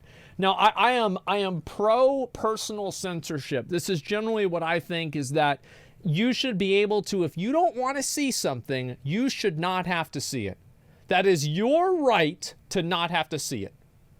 You know, if like you don't like science, you can blacklist the word science in fucking Twitter and you'll never see that fake shit again. But Twitch's censorship is noticeably worse than any other big tech giant. And the problem lies... Do you guys think that's true? Do you guys think that's true? That it's worse than any other... Like, I feel like...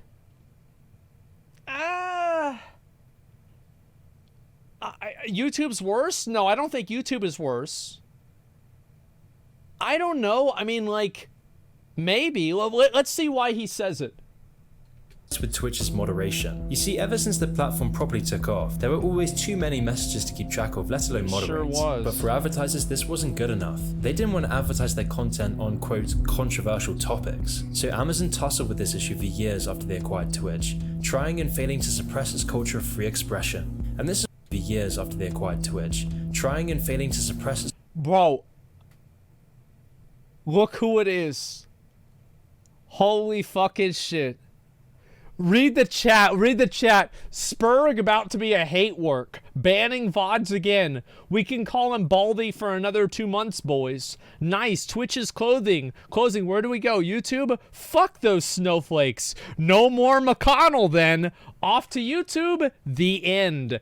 Orwell's Think Police. What is this dog shit? Meanwhile, streamers can't play music. Cancel culture strikes again.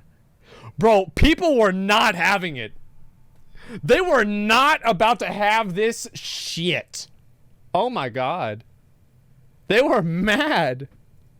Culture of free expression. And this is why Twitch has become very infamous for banning streamers who displease the company policy, whilst also promoting popular streamers despite their flagrant abuses of the terms of service. This issue became... I think that Twitch, like, the fact is that, like, there's a certain amount of common sense with this, and there's also a certain amount of like mismanagement, because a lot of times people get away with stuff and you just never hear about it because they're not really that popular, so it's not a news story if they get away with it.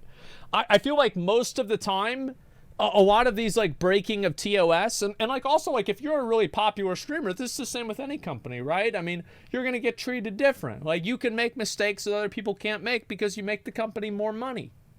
Oh, that's not fair. Well, of course it's not fucking fair.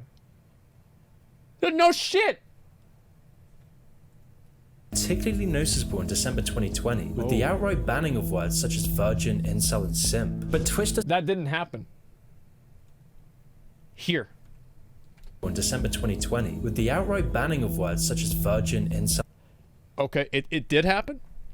All right. I think that people that complain about hot tub streams are virgins. I think that people that tier 3 sub to them are simps. And I think people that are commenting and complaining about what I'm saying right now about hot tub streams in my chat are incels. I guess we'll see if I get banned tomorrow, right? Because if I get banned tomorrow, then it means that I'm right. Or that he's right. But if not, then it looks like he's not right. So, yeah, it's not true. See ya, guys. Yeah, guys, as I said, I heard there's a new PoE season coming out.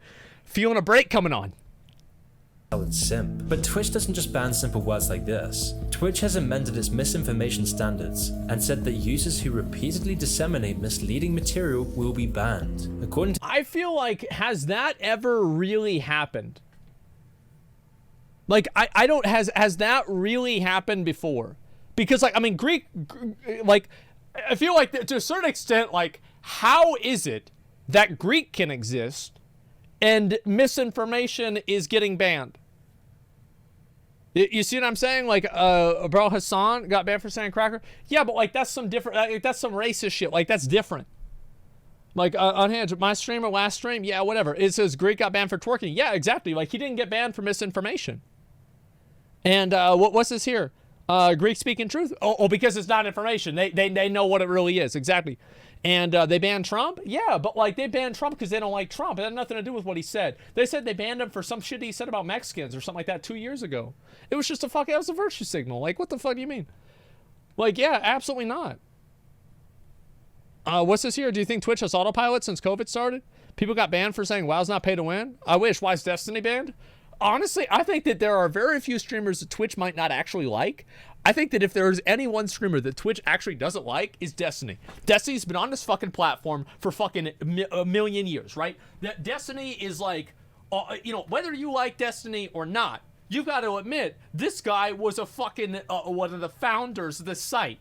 He was there getting mad about StarCraft 2. This shit was like fucking 12 years ago. And so he was back, and so there's probably people that have been working there for 10 years. They hated him whenever they started. So Doc, they didn't ban Doc for misinformation. There's no evidence for that to be the case. Yeah, there's no like, what the fuck do you mean? Like they banned Doc for, Doc talked about conspiracy? So have I. Like anything that, like I am living proof that like saying crazy shit on stream won't get you banned. I say insane shit all the time. I never get banned. To the New York Times, Twitch will now restrict, quote, damaging disinformation superspreaders who regularly share misinformation on or off Twitch. With Twitch, like as I said, has there ever been a case of this happening?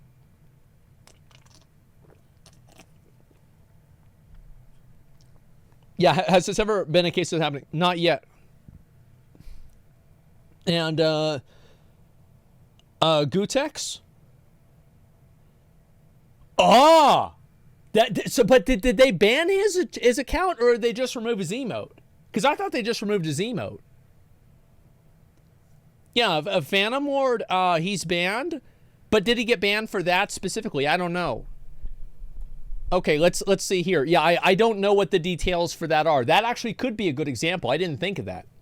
noting in a blog post that, quote, "Every day people come together on Twitch to establish communities that celebrate a range of hobbies, passions, and abilities. We're proud of Twitch's ability to bring people together, but we don't feel those who exploit internet platforms to propagate false, damaging information have a place in our community," end quotes. And this is why in very recent years, we're starting to see the mass banning of streamers, with even the major Twitch streamer Dr. Disrespect being permanently banned after just mentioning David Eichel in the stream. Yes, you can't. I find this video is very misleading, and I think that it draws a lot of conclusions that are totally unfounded.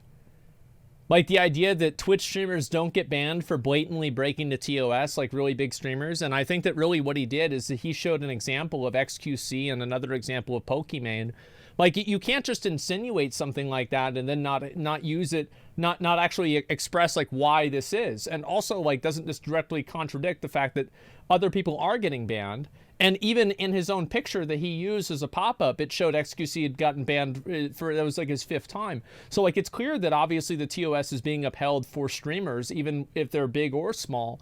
And also, I don't think that, like, Dr. Disrespect didn't get banned for talking about David Icke.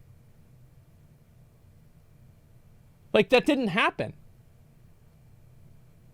And also, like, you actually, I cannot prove a negative. You're right. Like, actually, I'm not going to say it did not happen because I don't know that it didn't happen. However, nobody knows that it did happen. And there are a lot of examples of other people saying other crazy shit like David Icke and them not getting banned. So there's no precedent for this to occur, and it is simultaneously being presented as if it is the truth. You see what I'm saying? You see what I'm saying? Like, this is, you know, like, no. H2, thank you very much for the 5 gifted subs. I appreciate that. Here we go. Can't even mention thought criminals on Twitch anymore, let alone any opinion. You can mention Dr. Disrespect. You can mention Ice Poseidon. That's not true.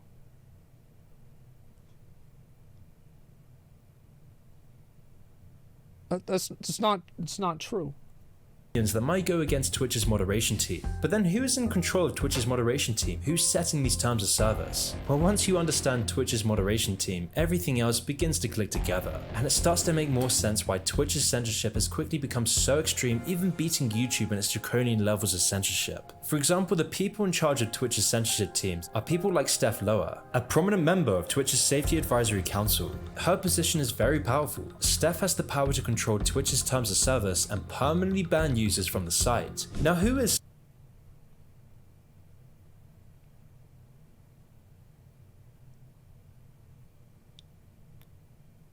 No.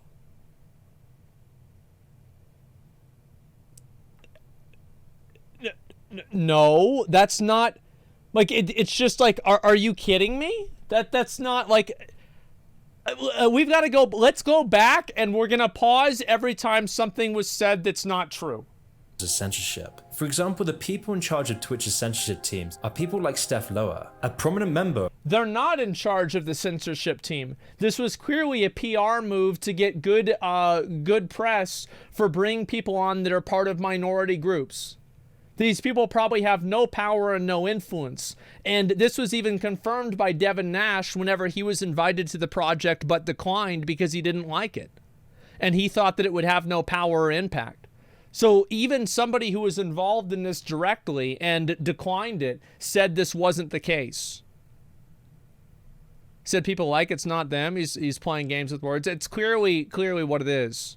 Okay, here we go again.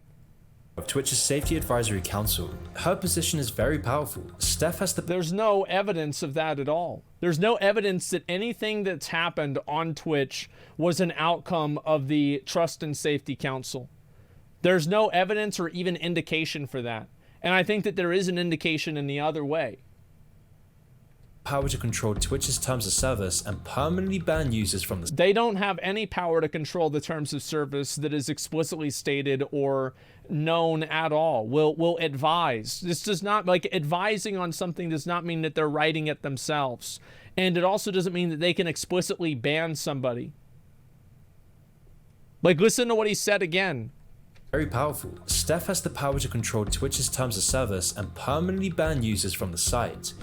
That's just not true. Now who? Like, it's just like, what do you mean? Like, didn't Delora get banned from this council? No, Delora got banned for self-harm because he broke a keyboard on his head. Like, Who is Steph? Well, Steph is a person who believes they are a deer and perform rituals to be in tune with their, quote, deer spirit. And if that's not weird enough, hear me out here. They also try to achieve, quote, deergasms with their partner. This is who is in control of Twitch's censorship team. Who cares? And I'm sure... Like, I'm sorry, but, like, I don't think this is a big deal. Like, yeah, a lot of people think weird things. It's like, this is not a person... Like, the only problem that I have with anything like this is if this person is having a material impact on my life. The fact is that she can think that she's a deer all she wants, and it does not affect me. Yeah, it does not. Weird's gonna weird. Go even be. Yeah, let them do what they're gonna fucking do, man. I don't want to go and, like, the thing is, I feel like so many people don't understand this. The moment that you start meddling in somebody else's life and, oh, you can't be a deer, you're not a real deer. Like, who gives a fuck? Who the fuck are you to tell them what they can and do with their life? It's not a big deal. So, I don't know. I find it to be weird. It's a fucking America. You be whoever you want, even if it's a deer. Well, she's the perfect person to impartially decide who can voice their opinions and which voices should be silenced. And Steph obviously knows how egregious this is, and openly brags about it, laughing about her power and control of Twitch, claiming, quote, some people should be afraid of me, but if... Bro, like, I find this to be, like, this is not, no, bro, I just, oh my god. All right, so let's contextualize this, because apparently I'm the only fucking person who remembers anything. So what happened is that Twitch made this trust and safety council, and like Carnage was on it. I forgot, there was a couple other people that were on it. Maybe Dan's Gaming was on it, I don't remember. And also Steph was on it.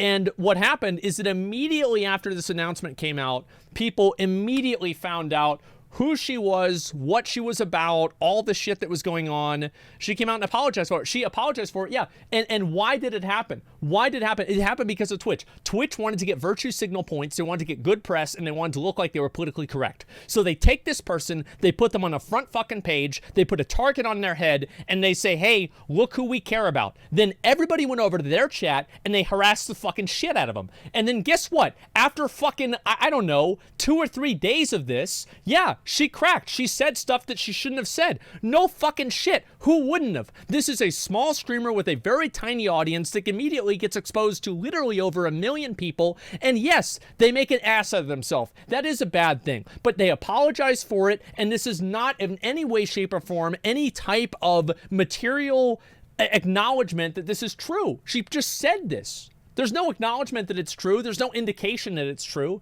There's nothing that indicates that this is true at all.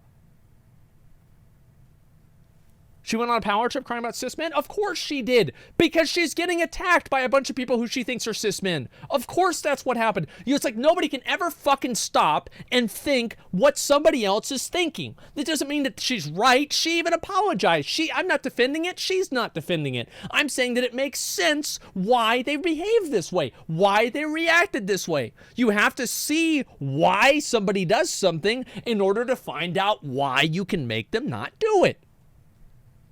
It's common sense. If you try to criticize Steph, the media immediately regards this as a hate and harassment campaign. This was not true at all. Pay Money Wubby and I both made videos that were critical of this, and nothing happened to either one of us. Like, just shut the fuck up. This is not true. Again, it's just simply not true. Like, you go back and watch the video. Like, I made like 5 videos of this. So you're saying that she was lying? Yeah, I think that she was pressed and she was lying because she was upset. Yeah. Yeah, she'd get cornered. And no, I really wish I was joking. And while Twitch's moderation team is a problem in its own right, this has also served to highlight another major issue that Twitch is now dealing with. What's that? But before we go into that, I want to talk to you about today's sponsor, Fabulous, the #1 self-care app to help you build better habits and achieve your goals. I'm gonna take it off social media apps. You guys need to calm down, like talking shit. It's becoming harder to rewire our brains and adopt healthy new routines. However, it can be easier with a digital coach by your side, encouraging you to achieve your goals through positive reinforcement. Like, I want to let y'all know, like, how do you, like, anybody that's like trying to write some rude comment about her, like, how do you think that makes me look whenever you write that comment? How do you think I look whenever you do that? Well, I look really bad, right? So we're gonna ban you if you do that. Like, you type like a clown, and you make me and everybody else in the community look bad. And there's like probably 20 of y'all in chat, and everybody else is totally fucking fine. Quit making me look like a clown. I can do that enough myself. The Fabulous app is a digital coach, a happiness trainer that uses insights from behavioral science to develop great habits that will enable you to live the life that you want. With a community of more than 30 million users around the world, Fabulous makes it easy for anyone to develop and stick to healthy habits thanks to science-backed daily routines. Starting when you first wake up with small steps each day that will lead to big and long-lasting changes. With Fabulous Premium, you can build and improve an unlimited number of habits in your routines and take part in all programs and exercises. I personally chose Fabulous because working at home on these YouTube videos makes it quite hard to build constant daily routines, and this can lead to me struggling to be productive and stay focused on my work. But with Fabulous Premium, I was able to use Fabulous's habit tracking and dedicated program to break down proven healthy habits that were easy to achieve every day, like writing to-do lists and breathing exercises. And Fabulous's guided programs helped me build an ideal daily routine that I could stick to. I would also use Fabulous's habit tracking, where I could pick from more than hundreds of recommended habits, which Fabulous reminds you to complete with a reason why. Let me read these. They're dedicated. Let me read these. Oh, hold up. Let me read these. Intermittent fasting. Meditate, be grateful. What do you think? Block distractions, celebrate. Hundreds of recommended habits. Clench your fists or squeeze your hands. Why? All while their dedicated program gently nudges me to committing to stay focused. So start building your ideal daily routine. The first 100 people who click on the link will get 25% off a Fabulous subscription. Wow. Fabulous. Censoring and simping. Here we go. Okay, so we've established that since Amazon's takeover, Twitch has become a very different place. But the censorship didn't just stop at banning words. The model of power mod censorship was then trickling down into Twitch's streams themselves, developing this ridiculous power imbalance between moderators and people in the chat. A streamer's mods have the power to ban, unban, and censor opinions they don't like, which leads to echo chambers of the highest orders. That's fine. Or Twitch's stream culture promotes narcissism-prone young influencers to gain instant notoriety by generating enough controversy. And I think that it's totally okay that people can ban whoever they want in their chat. I think that it's totally okay. And like, whenever you really explore the alternative, you realize how unrealistic and entitled it sounds. It's that you can go into somebody else's stream and say stuff and harass them, and they can't ban you. So they don't have the right to choose who they associate with. It's weird. Like, I don't understand that at all. It's very weird. Yeah, it's like your house, your rules. Yeah, it's your stream, man. I feel like banning people is useless since they can make a new account. Yeah, but most people don't. I mean, like, it definitely doesn't. It definitely improves it. And people are toxic, you have to ban her. No, you can ban people for whoever they want. Like, people have the right to be in an echo chamber if they want to be. And it's the same on YouTube as well. I mean, you can disable comments, you can delete comments, you can hide the likes and dislikes. You can't do that with dislikes anymore. But you can do that with likes, you can hide that. There are a lot of things like this on YouTube that are also available. Now, obviously, this person isn't making an argument for YouTube versus Twitch, but I feel like this is something that's true in general. I believe in personal censorship. I think that somebody should have the right to see what they want to see and not see what they don't want to see. It's absolutely somebody's right to do that. Then to censor any of the backlash that comes with this through moderators' censorship. And this is especially true for girl streamers whose chats are full of neckbeards and simps. Of course, these specific chats require... I think this is that's kind of stupid to say, right? Because, like, I mean, didn't Amarath have, like, a guy that was, like, stalking her, and we watched a video about it, like, a few weeks ago? Like, I find it to be, like, a very disingenuous perspective that, women streamers have... all of these, like, simps and, neckbeards that are watching them. Like, What do you think? Guys don't have this too? Their guy streamers have more simps than girl streamers. It's weird. There's nothing unique about being a girl in this way. Amounts of moderation to filter out harassing comments and the like, but... Well, of course, yeah, because a lot of girls get harassed on stream. That's just what happens. Like, that's why if you have any girl, go look right now, and I bet they're deleted, but like if you go look at almost any girl's top clips, even if she is a gameplay-only streamer, most of the top clips were her getting up and walking to or from the computer. That's a fact. Like that's a fucking fact. And like people pretend like this shit isn't true. And they're like, oh, it's just a bunch of simps and stuff like this. It's like they don't even look at it from the perspective of a girl who there's like look at Sweet Anita, right? She had a stalker. Look at Amaranth. She had a stalker. And think about all the other ones that had a stalker but decided not to tell everybody about it. I know that's the case. I find this to be very disingenuous, and it paints girls in an unfair light. It's just so unfair. The mods of these channels often see themselves as the protector of the stream. These Twitch power mods are chosen for their devotion to being a white knight and their dedication to wasting their lives removing thirsty comments. Power mods are chosen for their devotion to being a white knight and their dedication to wasting their lives removing. He cut it off. He cut his you can tell there was an audio cut there because obviously you're like it's like this video came out of like 2014. It's like, of course the mods are going to be fans of the stream. What the hell did you expect? What the fuck are you talking about? Like, what did you think? That like these people aren't going to like the stream? The fuck? Wait, yeah, what do you mean? Sorry, Asmongold, this video is 100% on point? But it's just factually, how can you say that it's 100% on point? Like here, I probably shouldn't do this, but I'm gonna do it. Where is it? Where's the person's message? Oh fuck, we're not gonna get the. Okay, the Demberg, you've been a sub for a year. This guy, the video on is 100% on point. Please give me an example of one point related to this that he has that is accurate. Give me an example of one point. What has he said that is in any way accurate? We'll see if we can find the message here. Okay, I'm fairly certain that we won't. You're getting baited and reading bad chats. Am I doing that again? I love arguing. It's so hard for me not to do it. Yeah, it's so hard for me not to do it. I just checked 3 streamers. Yeah, I mean, like Justin TV part was really good. The guy's misogynistic just saying things. Yeah, it's absolutely ridiculous. And invite him on Discord to debate. The guy that made this, yeah, sure, I would be willing to talk to him about it, absolutely. Yeah, I mean, of course. Thirsty comments, which is why it's really no wonder that Twitch mods often end up being power abusing creeps in their own right. In fact, I even made a whole video dedicated to discussing the sorts of people who become moderators in the first place. In the video I boiled down, the moderators tend to be atomized, repressed, lonely losers who have no meaning, purpose, or connection in their lives.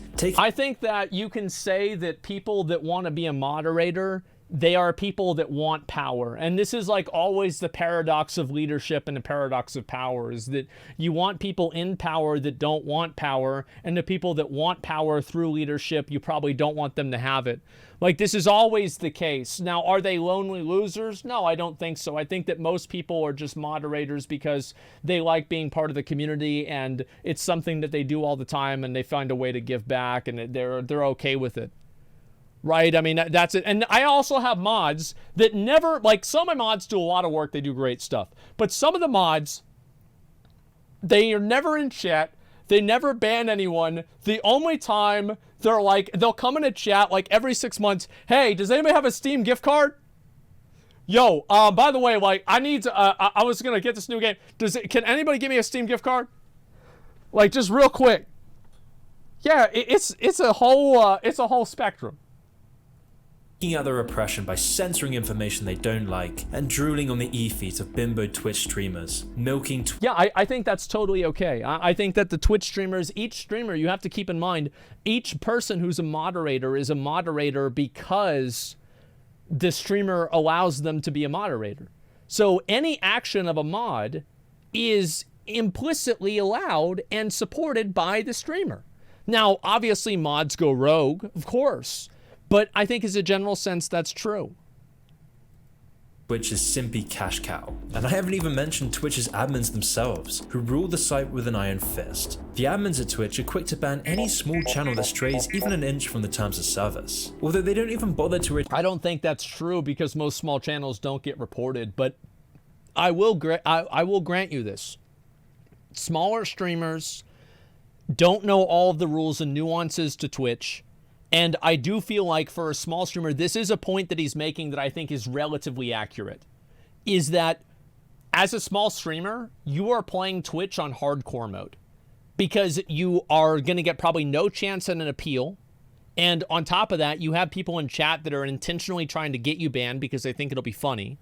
And you don't know all of the nuances to the rules.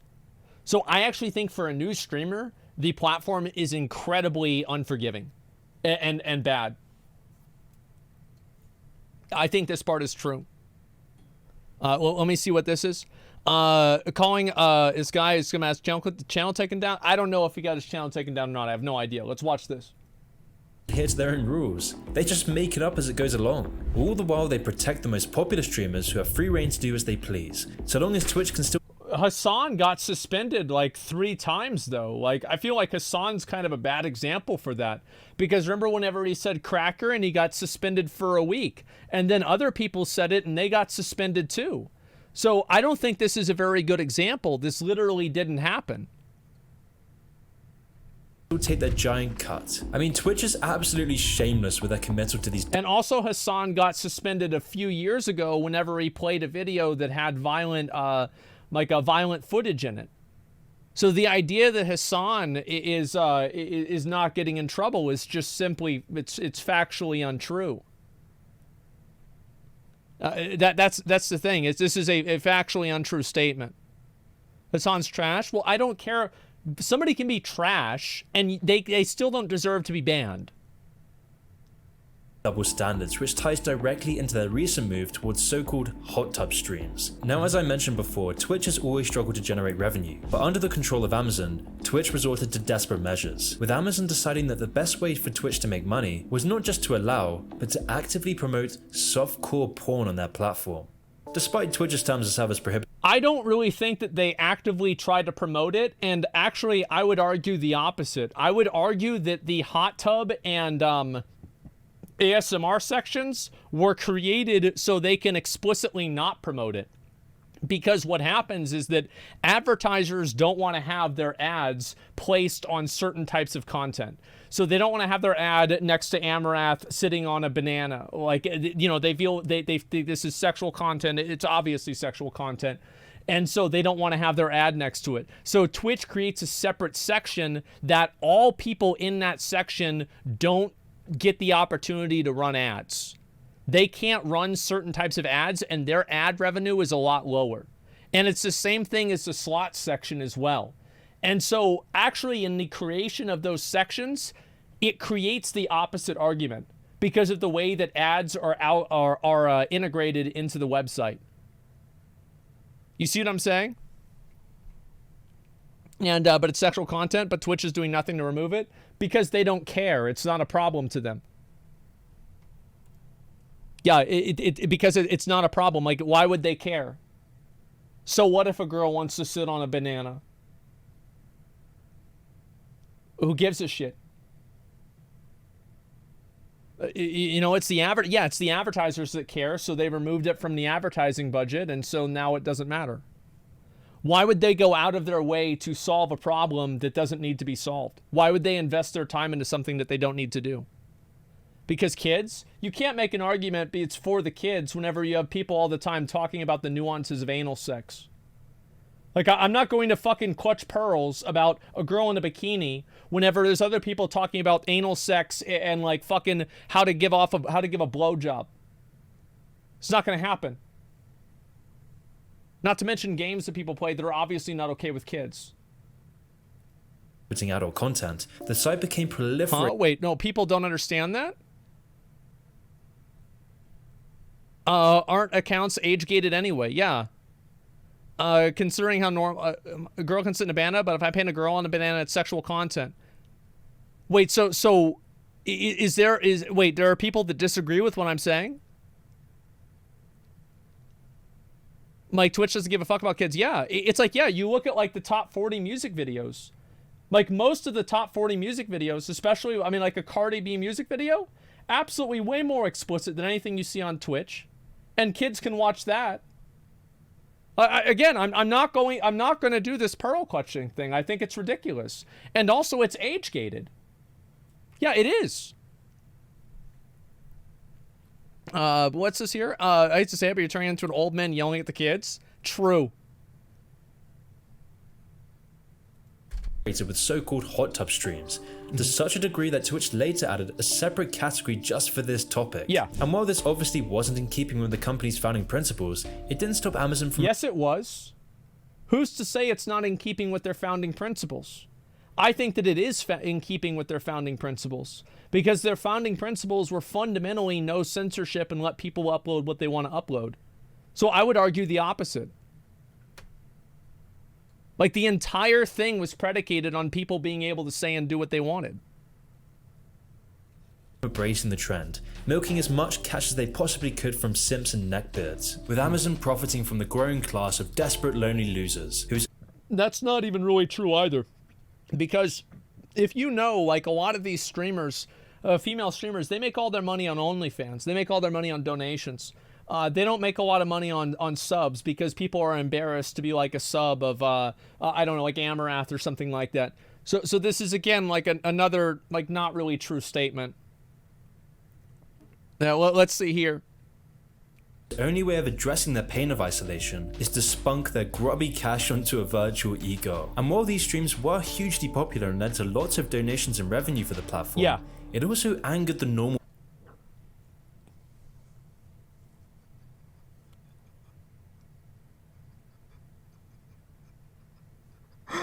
Oh my god. Bro, I think I was, like, we were playing, like, Fortnite or PUBG the night that he did this. Like, we were in this, like, this is Mitch's old apartment. Like, we have been over there so many fucking times. I might have been over there that day. And then he's like, all right, guys, I'll see you later. I'm going to start stream. Fucking boom. Starts a revolution. People on Twitch, and it became a source of mockery, leading at the time to the relatively obscure word, simping, to become a mainstay of public discourse. However, this ridicule was too much for Amazon to handle, leading to their insanely idiotic decision to ban the word entirely.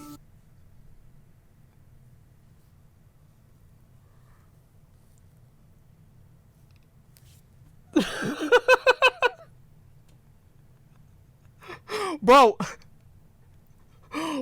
what is this? What is this? Like, I don't understand. Like, it's just, it's like, it's not even true. But then again, I guess it's not really a surprise considering the people who control the flow of information in terms of service are busy having deargasms. And in fact, Twitch banning all words and criticism is a common occurrence. The ban hammer strikes often and with no regard for the terms of service or the livelihoods of the creators. And I think that's a good point. I do think that Twitch should be more, and also, like, here's the thing, right, is people have it, there's a negativity bias, where every time that somebody gets suspended for something stupid, everybody hears about this because they're mad.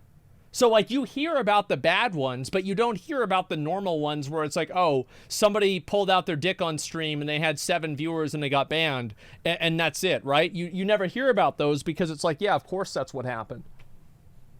What's even worse is that whilst the small creators struggle to gain popularity and avoid being banned for the smallest of infractions, the largest streamers that bring in the most revenue for Twitch enjoy almost limitless protection. I don't understand how you can use that as an example and then say something like that while you just went through a panel showing 4 of the biggest streamers on the platform. 4, I mean, top 0.1% streamers. Doc, XQC, Forzen, and Destiny. All of these guys. Like, how? It doesn't even make any sense. Like, what's the juxtaposition here? We're going to show a bunch of clips of a bunch of pictures of streamers getting banned and then talk about how they don't get banned? The largest streamers that bring in the most revenue for Twitch enjoy almost limitless protection, because this is the real way that Twitch makes money. And this gets sinister not just for the fact that it erodes free speech on the internet, but also because of the way that Twitch is hiding sexual assault and harassment allegations. Multiple live streams on Twitch are harassment are easy to find.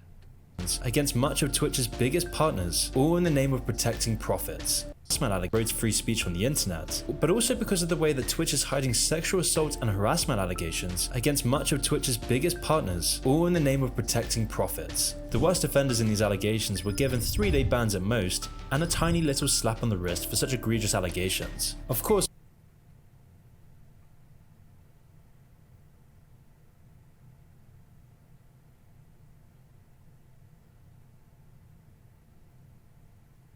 oh my God. Like, dude, like, that's this video. Like, I do actually find, like, these are videos that I think are, these are really bad. This is somebody who is, and it's hard to say deliberately, but this is somebody who is just, if you want to talk about misinformation, I think we're looking at it right here. This is insane. Because easily make the case to this guy for putting his face on screen while talking about sexual assault allegations. I do think that there should be more accountability for things like this. I think this way, I think this way with also all media. I think that there should be more accountability for media that distributes fake information. They say something that is a lie. Yeah, this is really, really bad. I don't know, man. Like, it's worst thing is correct on so much of the beginning of the videos. Yeah, the beginning of the video was fine, but it's just XQC's broken the rules like 12 times. How are you defending this? Well, he got suspended for that. Like, he's been suspended probably 12 times too. And also, like, yes, you're right. Like, okay, sure. Let's say he's been suspended for breaking the rules, but breaking the rules is much different. Like, listen to what this person said. Listen to what this person said. All these bans that Twitch is hiding sexual assault and harassment allegations against much of Twitch's biggest partners, all in the name of protecting profits. The worst offense. That is a lot different than saying somebody broke the rules. That is fucking huge.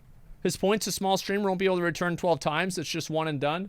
Yeah, big surprise. If you make the company a lot of money, you get extra treatment. Like, that's the same as on every platform. It's the same as PewDiePie and Logan Paul didn't get banned either on YouTube. Every platform works like that because that's how the real world works. It's common sense. It's implying the XQC is a sexual harasser. Like, this is really bad, yeah. Holy shit. In these allegations were given 3-day bans at most, and a tiny little slap on the wrist for such egregious allegations. Of course, all these problems wouldn't have happened in the first place if the site had stayed true to the founding principles that Justin had always championed. It was the greed of Amazon looking to make a quick buck of lonely, horny teenagers that led Twitch down this dark path.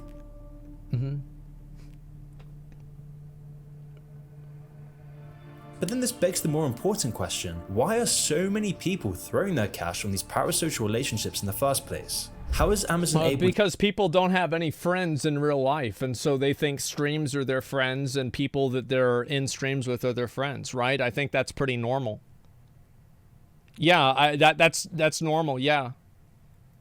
to make Twitch a multi-billion-dollar company just from people donating to these random streamers? And why are millions of young people wasting their lives watching people talk to a camera for several hours a day? Is it simply just horny teenagers, or is I find that, like, if you want to look at it from that perspective, there are a lot of people that view YouTube videos as the same way. I don't really agree with the premise that watching streams is somehow an inferior type of entertainment than watching YouTube videos. And I think a really good example of that is Minecraft stands. I think that Minecraft stands are way more fucking ravenous than Twitch viewers, but they're all on YouTube. So it's not like this weird thing where, like, people on YouTube or other platforms are not like this. So parasocial relationships are an outcome of, to be honest, celebrity in general. Like, it's something that happened, like, back whenever people would buy, like, every Britney Spears t-shirt or, you know, stuff like that, reality TV shows and YouTube and like, Twitch. Like, Twitch is not unique in this circumstance.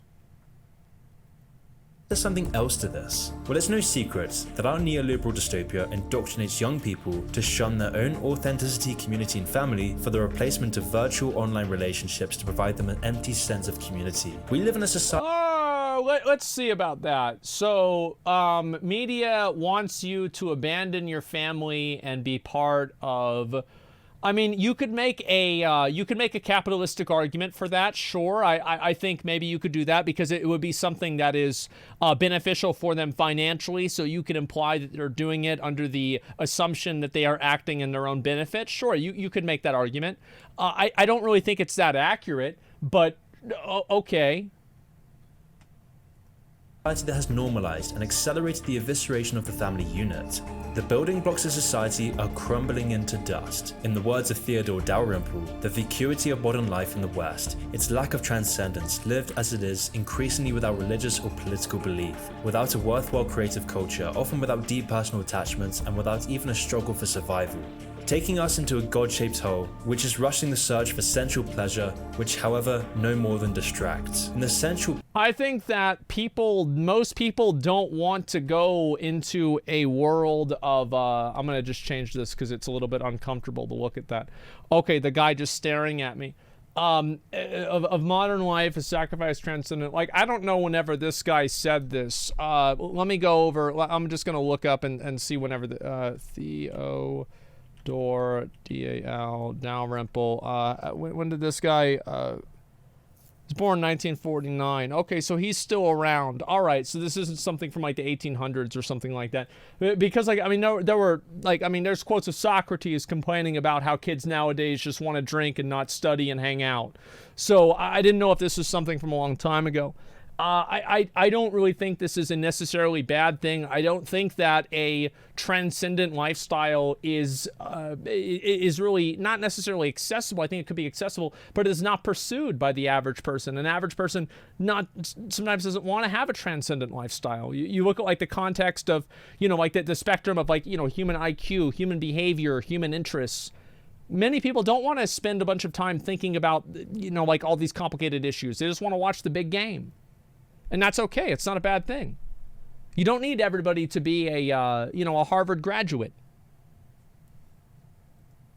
And the sensual pleasure he talks about is now seen in the form of egos, fake parasocial relationships, and watching a drip of meaningless, unfulfilling content that leaves you open-mouthed, slouched on your bed, and tranquilized into a passive, obedient numbness. Well, I think it's the same with these videos too. I think that everything is like that. I mean, he's definitely right that, like, social media and the way that people consume it is mostly unhealthy. I think so. I think it's become more and more unhealthy. I know, like, how many of you guys have, like, a family member, maybe you have a kid, and, like, the kid's, like, between the ages, like, I don't know, like 9 and 14 or so, and, like, social media fucked up their head. Like, I've heard about this a lot. Yeah. It's a very, very popular thing, so I don't think it's completely untrue. As Guy Debord said, quote, "In societies where modern conditions of production prevail, all of life presents itself as an immense accumulation of spectacles. Everything that was directly lived has moved away into representation." And Twitch is at the forefront of the social phenomena, and it's become the lifeblood of Twitch's revenue model. The Amazon Twitch system works by trapping vulnerable people and providing a temporary solution to a permanent problem. If you can't get human contact from I don't think that Twitch is fundamentally attracting vulnerable people, and I don't think that watching a stream is fundamentally something that causes vulnerability. Now, I think you can make an argument for that for social media in general. You can say that social media in general attracts vulnerable people, but is this really an argument that it attracts vulnerable people specifically, or is it that it attracts a lot of people and there are a lot of vulnerable people inside of the group of a lot of people that it attracts naturally? I don't necessarily know. I think that really what it does, what social media and these things do, they give an outlet for people to have a voice and to spread their craziness. Because, you know, you could just have like one village idiot, but like now all the village idiots are connected and it's called the Flat Earth Society. So like that's definitely true, sure. Real life, Twitch gives you this through a rough facsimile, and this alternative seems to fill a hole, making it very hard for the victims of our loneliness epidemic to quit. And the really sad fact is that for these sad individuals to interact with their favorite popular streamers is through their wallets, competing with their fellow loners for attention. I mean, it's not like most streamers actually care about their fans in any meaningful way either, which is why during the peak of our loneliness in 2020, Twitch's viewership was up 67%. I feel like that's the same with Netflix too, though. It's the same with all entertainment. I feel like the only thing that I don't like about this assumption is that it's based off of like the information is presented in a way that it seems to be a problem that is exclusive with Twitch, whereas YouTube viewership went up, Twitter usage went up, Twitch usage went up. Netflix, Hulu, all of these went up astronomically during COVID. This was not something that is endemic to Twitch. So if it's not because of Twitch, because it happened to everybody else, then it's not caused by this thing. Unless you assume that every single type of media provides this same level of parasocial relationship, like brain dead social media consumption. And if you want to make that argument, that's fine. I think that you can make that argument, but I think that you cannot make the argument that it is exclusively a Twitch problem. And has now generated 140 million active monthly users. And the sad fact is there's no incentive for these people to break the loop, and it's likely that many won't, ever. They'll never want to give up their parasocial relationships, always stuck in this fake self-gratification. I don't agree with that. I think that there are a lot of people who actually just stop watching streams. Like, the thing is, people go through habits of like watching streams or not. And also I think this is an example of, you do have some mentally ill weirdos that like watch streams religiously because they think that they're friends with the streamer. Like, yeah, I think everybody knows that's weird and bad, but most other people aren't like that. They just watch streams because they want to watch somebody play a game. And that's really what the majority of streams are. World. And Twitch doesn't want them to break this loop. Twitch doesn't want you to be connected with your family and neighbors. It doesn't want you to have loving relationships because they profit when you're lonely and miserable. This is their business. Again, I think you can make this argument, but you can only make it on a categorical level of all social media, and there's nothing about Twitch that is unique. So you can make this argument for Twitter, social media, Facebook, Twitch, YouTube, etc., but you can't say it for just Twitch. Business model after all, with Twitch taking cuts of every desperate subscription or simpy donation. And this situation isn't healthy for the streamers either. Although ostensibly they're benefiting from these parasocial relationships, the unhealthy... Yeah, I think that to a certain degree, there are people, no they don't, they make money when people feel a connection with streamers, not just in sadness. Well, no, that's true too. I find it, again, you can make an argument that social media companies profit off of loneliness and social isolation. You can make an argument for that, and I think that you can make a strong argument for that. But I don't think that you can make an argument that Twitch does this exclusively. Let me see. You don't physically see the person you're talking to on Twitter? So you're saying that it's a spectrum then? So you're saying that they all do it, but Twitch is worse? Maybe you could say that. I think it depends, right? And I think that the existence of things like Minecraft stands and fucking like K-pop stands disprove that. Because anything that you think is bad for, you know, like one of these Twitch streamers, there were some times that like different streamers and like these K-pop people and like other these like, you know, Twitter celebrities, they would have like trends where people would cut themselves for the content creator. Like I'm not the only person who's seen this, right? Yeah, I never saw this happen on Twitch. So I feel like, yeah, it definitely has happened. And you don't physically see the streamer on the monitor either if you don't want to go there. Yeah, that's true too. And let's see here. Are people doing this for Justin Bieber? Do you think my streamer is my friend problem is more prevalent with VTubers or normal streamers? I think it depends on who it is, and I feel like it's a personal thing.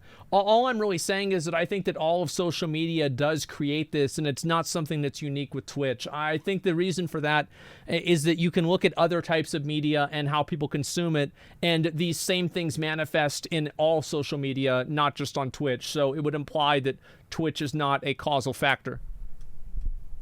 You see, like it's that simple.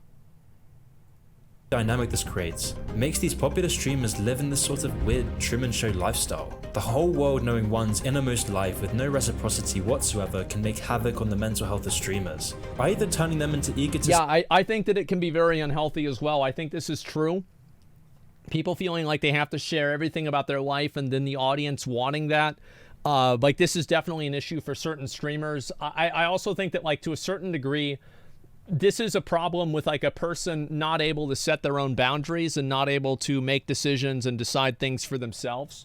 I don't necessarily think this is something that is the fault of Twitch. I think this is an individual problem.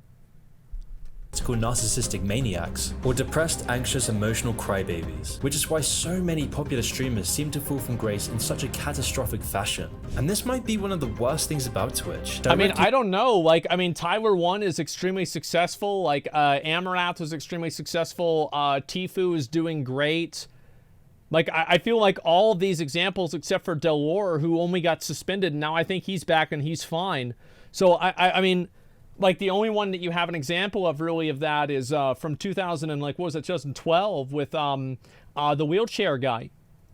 Profiting and contributing to the loneliness of an entire generation, just adding more and more billions to Bezos' empire. Big money. And the thing is, this is leading to even worse consequences, because when people get so attached to these parasocial relationships, this does foster a lot of emotions. And sometimes there's rare breeds of Spurglords who begin to feel anger, annoyance, and despair at the fact that their relationships are just hollowed out digital distractions. And when they feel this pain, they want to get their vengeance. They want to attack the streamer that they feel is the cause of their problems, which is leading to one of the biggest problems on Twitch: swatting. I think that this is not something that is just because they're angry at the streamer. The reason why people call, like, let's look at a more you know, vanilla thing, right?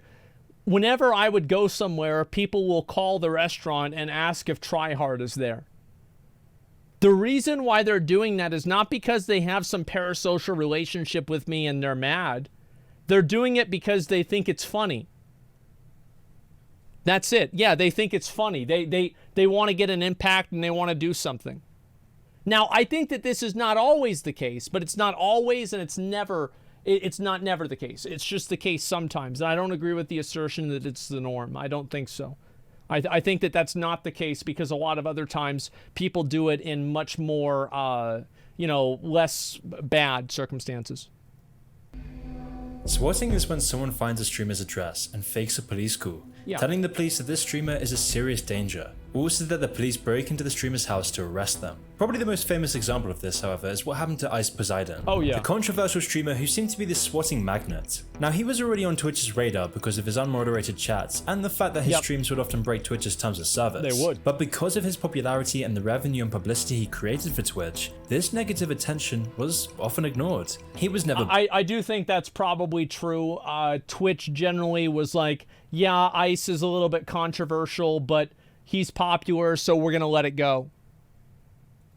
banned, he was always just given a tiny little slap on the wrist. Although this all came to a head in 2017, when Ice was traveling to a convention by plane. He would broadcast all of the trip to the convention, as he did with most of his waking moments. However, Ice has always encouraged his viewers to swat him, and this time he wasn't doing this at his house. He was revealing the gate number as well as the airport he was flying from. This meant that— I don't think that he ever encouraged them to do that. I find that to be unlikely. Yeah, I don't know. I think that's definitely a reach. It was a huge mistake for Ice to have done that. It was really stupid. Viewers could easily know what plane he would be on, and so halfway through his flight, his plane was diverted and forced to land because one of his viewers had called in a bomb threat, telling the police that Ice planned to hijack the plane. So he was quickly escorted off. I didn't think it was grounded. I thought that they came in before he took off. It was grounded? It was before they flew. Yeah, they never took off. Yeah, I remember this. Yeah, okay. So again, it's not true.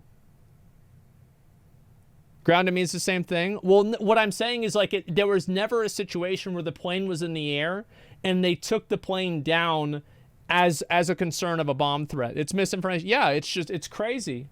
For questioning. But this was a crazy incident that hit the mainstream news and made Ice Poseidon infamous. And that's why they banned him. Twitch had no choice but to ban him from the platform for his toxicity and constant swatting incidents. However, Twitch's giant incentive for streamers to create controversy at all costs, and the fact that most streamers won't ever face criticism due to the mods. I actually don't think Twitch wants streamers to create controversy. I think that Twitch wants streamers to quietly play PUBG or Fortnite with a smile and say, hi, chat. What do you guys think about my outfit? Do you guys think we should play duos or solos today? I think that's what they want. They don't want any of this controversy because every single time the controversy happens, Twitch has a lot of, like, they have a lot of impending problems. Like, I think copyright is the biggest one. So Twitch probably has the viewpoint that the less people talk about us, the better. Makes this sort of thing a very common occurrence on Twitch. I mean, Ice Poseidon, for example, would always put swatters on a pedestal, so much different. encouraging swatters for views, saying things like, quote, what can you possibly do to create a challenge for these loser swatters? That's whenever he did that. He did this because these streams would go viral. Clips of his streams would gain hundreds of thousands of views, allowing Ice Poseidon to make bank from people swatting him, thus encouraging swatters all across the platform to commit these harmful crimes, sending a message for swatters across the platform to keep wasting police time and putting the lives of creators at risk. But swatters aren't the only ones playing with people's personal data, because Twitch is also a criminally unsecure platform. Twitch employees have always warned about the miserable security and the very big potential for Twitch to be breached. But of course, this advice always fell on deaf ears. Twitch management— Is that really true that they warned about that? I don't remember hearing that ever. Yeah, is that true? Like, I feel like, yeah, I don't remember that happening. I'm not saying it didn't happen. Like, I don't remember, but I don't remember at all.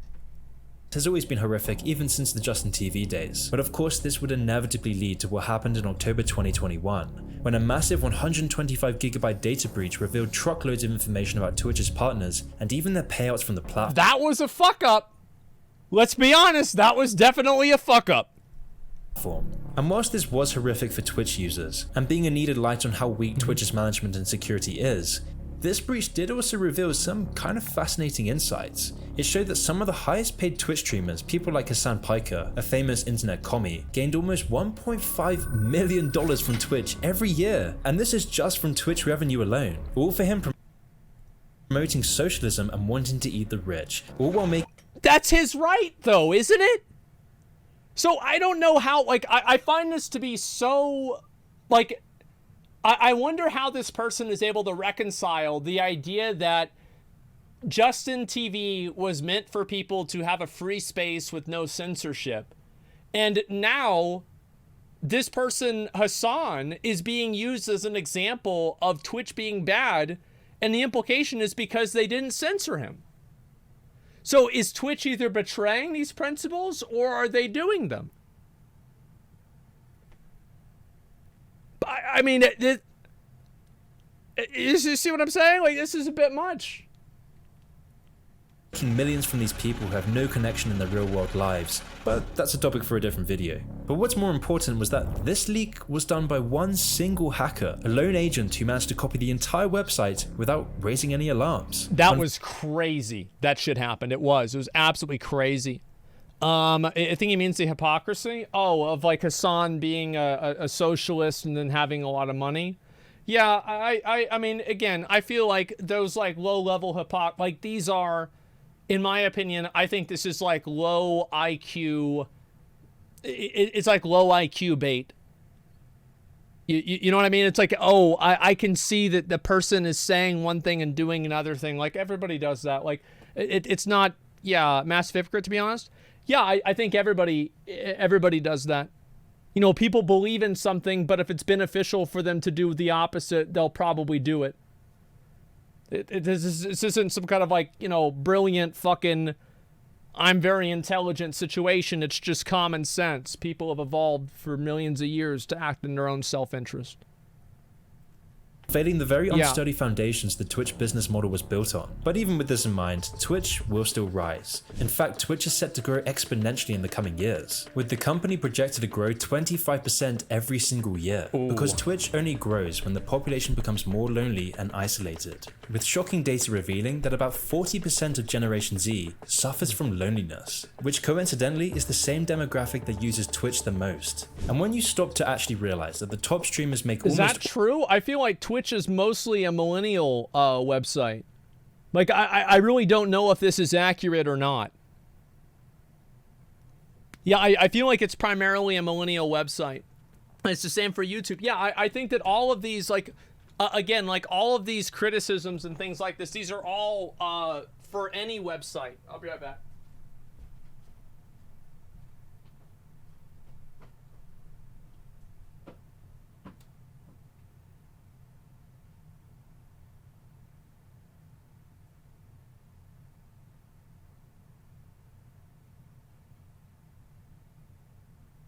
Hey, chat. I know nobody asked, okay, so you don't have to say that, but today I got my Veil Strider title. I got the Back from the Beyond achievement, or Feat of Strength, and I'm happy about that. So, yeah, that's about it. What a day.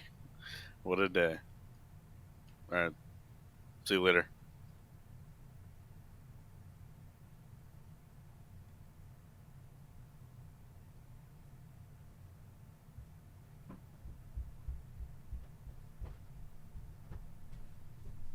Okay, I'm back. Sorry about that, boys.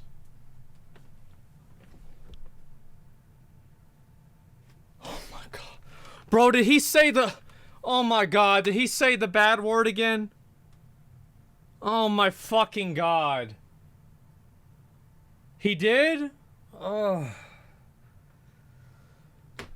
Fuck. Okay, alright. Alright, let's get this done. Let's watch the rest of this. All of their money from donations, you know, from people who are desperate for any sense of attention or connection. It's then not really that hard to understand how— Didn't Pokimane disable donations? Twitch has made $2.3 billion just this year. And it also makes clear that the original creative, free and authentic version of Justin TV is dead. That's why the original creator Justin now lives a life hidden away from the hell of global big tech, hidden from Twitch's change in direction, a direction of maximizing its profits from simps and loneliness rather than creativity, community and ingenuity. So long as Generation Z lives their isolated, sedentary and self-destructive lives, increasingly devoid of age-old sources of happiness like community, religion, national identity and family, the more Twitch's toxicity will grow, resulting in Twitch going from a beacon of freedom and artistic passion to becoming a gigantic glossy monument to insipid vacuity.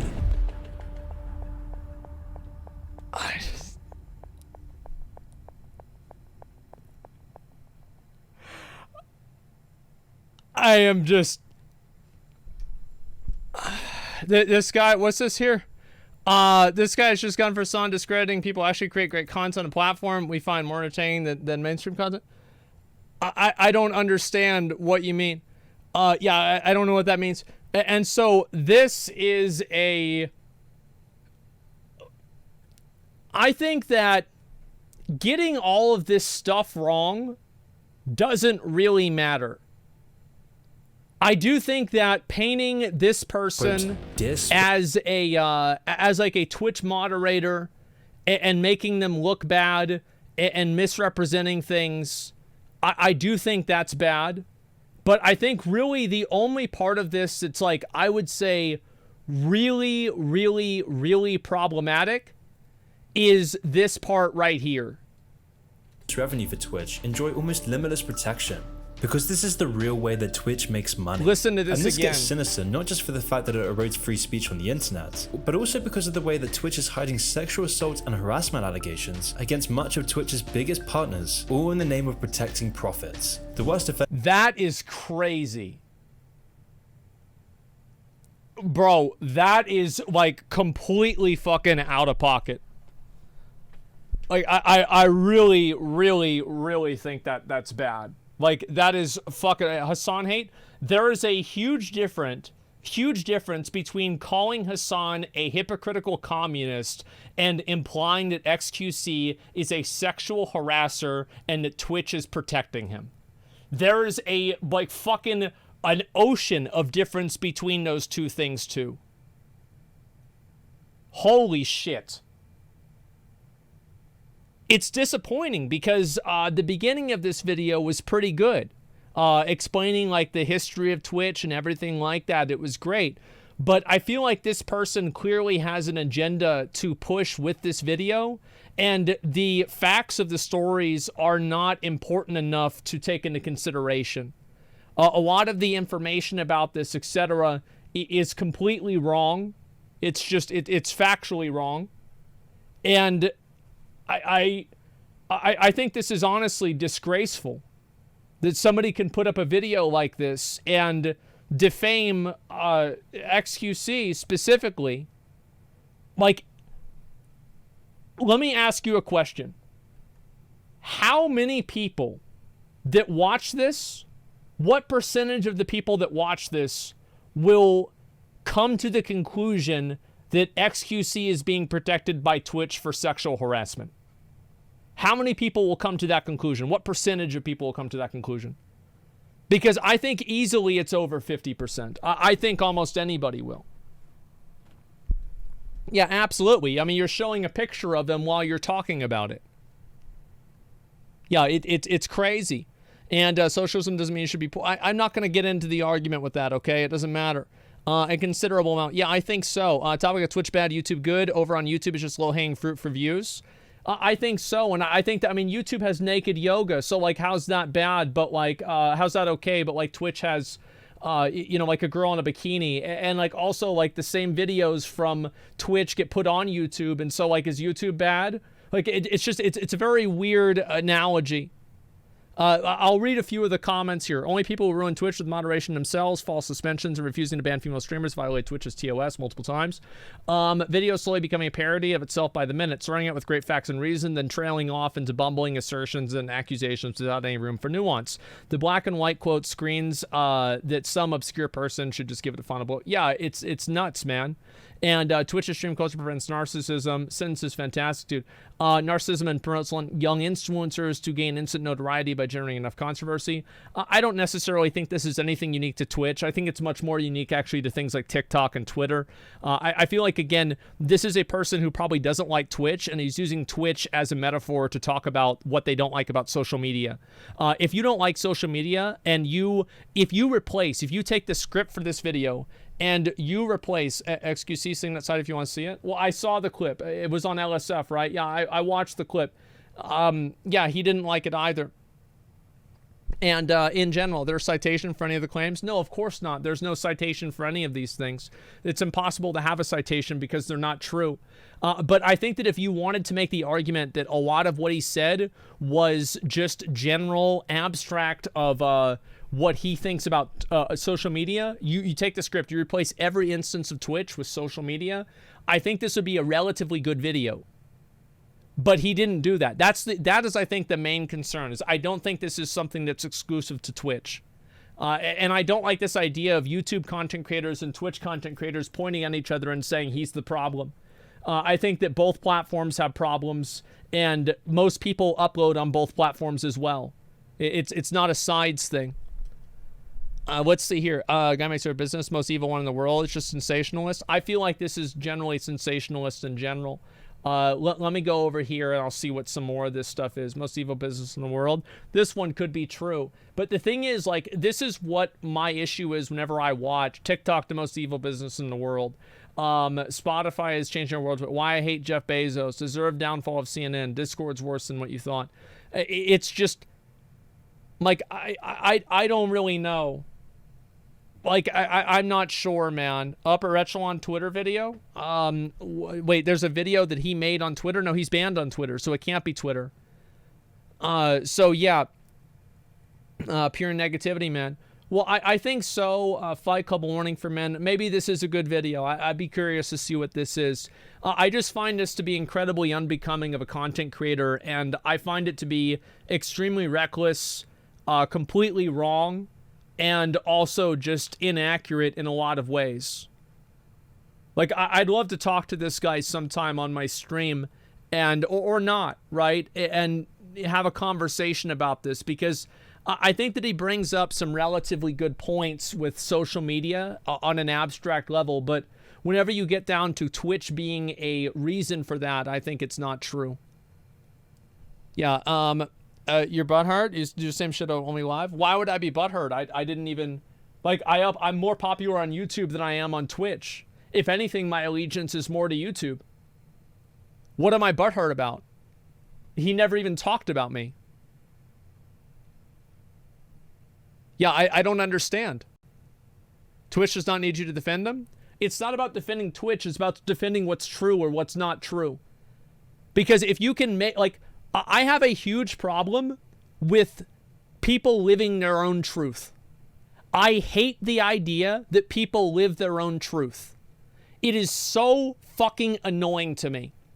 So anytime that I see somebody do that, I go out and I try to assert myself and put it down, because I think that it's dangerous. It's bad for everybody.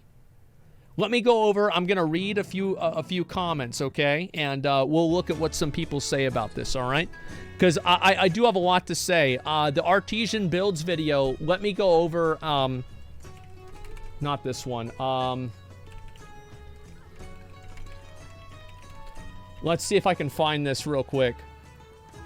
This is a 30-minute video. I don't know if I'm going to have time for this one today. I kind of want to do the transmog comp today. And I feel like this is going to be like a 1-hour react, realistically. And so, yeah, I don't know. Like, it's good. I know that it's really good, but I did promise you guys a transmog comp, and I know we're going to do that today, okay? And Andrew Tate and Aiden Ross. Can you guys find me some clips for that so I can watch all that tomorrow? But anyway, oh, the Twitter video. Okay, we will watch the short Twitter video. That's a good idea. We'll look at that, okay? Why not? But let me go over and find it real quick. I want to read a few more comments that this person's made. A few comments that this person's made, and then move on. But let's see here. Halfway missing a point. Did he defend the fact that he doesn't like content creators straight up saying lies and says he's butthurt about defending Twitch? Yeah. To be honest with you, I think Twitch has a lot of problems, and I think YouTube has a lot of problems. I think all social media have problems. I think that they manipulate their algorithms into creating a false majority of many different types of ideas, and they silence people who disagree with them very regularly, and oftentimes in ways that I disagree with. I agree with a lot of his premises, and I think that's one of the reasons why I'm holding it to probably a higher standard than I hold a lot of other videos to. It's because this is a person who I probably agree with tangentially with a lot of things, and they're using their message to paint a false narrative. And I really wish that he would have used better information, and he would have used better, like, he didn't even talk about the fact that Hassan, not Hassan Abbey, Hassan, the guy that worked at Twitch, was a fucking sexual harasser. What about that? You just completely fucking left that out. You see what I'm saying? It's crazy. Like, I could probably think of 5 more. This is the first, yeah. Like, that's the worst thing that you could possibly say about Twitch. And so, yeah, well, let me go back. Let's read a few comments on this. Execution of the message was off. I think that it was not off. It was 180 degrees in the wrong direction. He used to attack streamers and our mods instead. Yeah, I think so too, man. It's the problem with a lot of news these days. They use some facts to paint an untrue narrative. Yeah, I think so. What's this here? The disconnect on real... Yeah, exactly. I think that's a huge problem, man. I think he's so dumb he got the two Hassans confused. No, because he would have shown a picture of the other of the other Hassan if that was what he was trying to do. I don't think so. Let's see here. Guys uploading on YouTube, banking on the same Gen Zs watching his shitty content. Well, I don't think it's I mean, like, this video, I do think this is a shit video. Like, I'm gonna be totally honest. I think this is absolutely a shit video. Like, this is a shit video and it's misleading. Like, 100% it is. Like, it's not even a misleading... Let me rephrase that. It's not a misleading video. It's simply wrong. Period. It has information that is verifiably false. And if this person had done the evidence, the research, they would know that. It's intellectually... I think that it is also intellectually dishonest as well. Yeah. And No Real Way feels this way. And yeah, most of our videos is bad. I'm not going to make a judgment on that. I haven't seen them. Yeah, I have no idea. Talks about echo chambers, only appeases his doomer audience with half-truths and cherry-picked factoids. I think that everybody has a fucking echo chamber audience, because it's like if you go to a concert of you know, of certain, I don't know, like a fucking, you go to a concert of Breaking Benjamin, most people there are going to be Breaking Benjamin fans. Like, content communities are fundamentally echo chambers. You know, like, it's common sense. And so anyway, I wonder if he'd be okay with the council if Steph wasn't on it. Seemed heavily transphobic for no reason. I think that it's different. Like, the focusing on the deer thing is a lot different than focusing on somebody being trans. I don't think there was any mention of that at all. So I think that's a bit of a reach, and that's an unfair... The thing is, there's no reason to lie. There's no reason to make up things that aren't true. There are already enough things that are bad that are just plainly there. We don't have to invent new ones. It's easier to read. Maybe you're right. That could definitely be it. Twitch is obviously an echo chamber of far left, and uninformed people can't be moderated if they have misgendering policies. Okay, so then you can still go back and make that same argument on Twitter too. Jordan Peterson got banned for that. On YouTube, it's the same exact thing. Alex Jones got banned too, and so did Donald Trump. So that's what I'm saying. Like, you can make these exact same arguments on all social media. Like, that's my point. Josh interviewing Chris Wilson. No, I did not see that. And that's whataboutism? No, it's not. It's not. Whenever he says that Twitch has this problem and it's painted as if Twitch is the problem, it's not. It's social media as a whole. And painting it differently gives a distorted view on what's real. Yeah, that's all it comes down to, man. Yeah, they all have this problem. One underlying argument the guy had on Twitch makes millions for Bezos, which is probably not true. I don't know if it is or not. Let me read like one or two more, okay? Then I want to move on. If anything, media is rather right-wing. Just look at YouTube views. Yeah, but that's not really media. That's the audience. That's different. Let's see here. Did you comment on Jordan Peterson's band at all? No, I don't know the details on it, so I didn't really want to talk about it. The only thing I like about social media is memes. Yeah, I think so. Memes are good. Do you think he should be allowed to share unsubstantiated information? I think that he should be able to say anything that he wants, but the one part where XQC was potentially defamed, I think that is problematic. That's the only part of the video that I actually have a problem with. Like, everything else, I don't really give a shit about. So we're going to watch this, and then we're going to do the transmog comp. Yeah, that's what we're going to do. Let's go take a look at it. Conservatives love private ownership until they ban someone off their site. I don't... Who are you trying to win? Like did you just win a point? What is this? I don't agree with Jordan Peterson on anything. He should be allowed to say what he wants. Yeah, all I'm saying is that, again, everything that this guy said, I think that he should absolutely be able to say, in the same way that I should absolutely be able to say that it's wrong. But the only thing that I find is genuinely bad is painting this kind of a picture. Everything else is totally okay. Let's go back over here. We're going to watch this, then we're going to move on.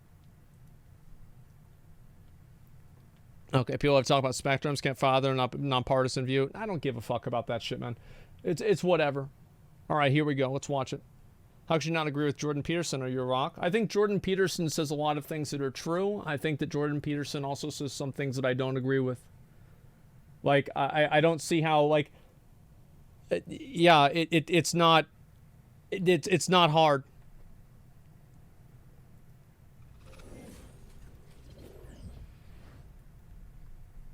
This video is brought to you by Keeps. Stick around to hear more about the discount they're providing to the entire upper echelon community.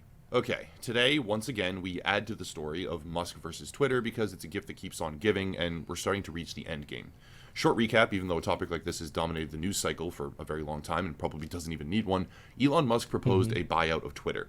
He started by acquiring about 9% of the company over the span of a few weeks, morphed that into an attempted takeover, shifted again to an actual offer, and now is backing away from the deal entirely after claiming that Twitter is withholding key information from him that is required to make the purchase. A few things here. First, I would probably assume that's true. I would assume that Twitter does not want to make it public how many bots are on their website. I do think, like, I'm going to be honest, like, I might sound like a conspiracy Andy here. I 100% think Twitter does things that are bad under the table that people don't know. I think that they intentionally manipulate different trends for different reasons. Yeah, I don't trust Twitter at all. First, his offer was $54.20. The number matters because he wanted to say $4.20. It's a weed joke. He's rich enough and strange enough to use hundreds of millions of dollars just to make a very expensive joke. And second, he then began to send a storm of tweets that were very critical of Twitter itself. But one of those tweets in particular was aimed at bots. Quote, "If our Twitter bid succeeds, we will defeat the spam bots or die trying." That's good. Quote. That's odd. It's not odd by itself. And authenticate all real humans. I think that a lot of people don't want authentication. This is actually something that I might not agree with. I'll have to think about it.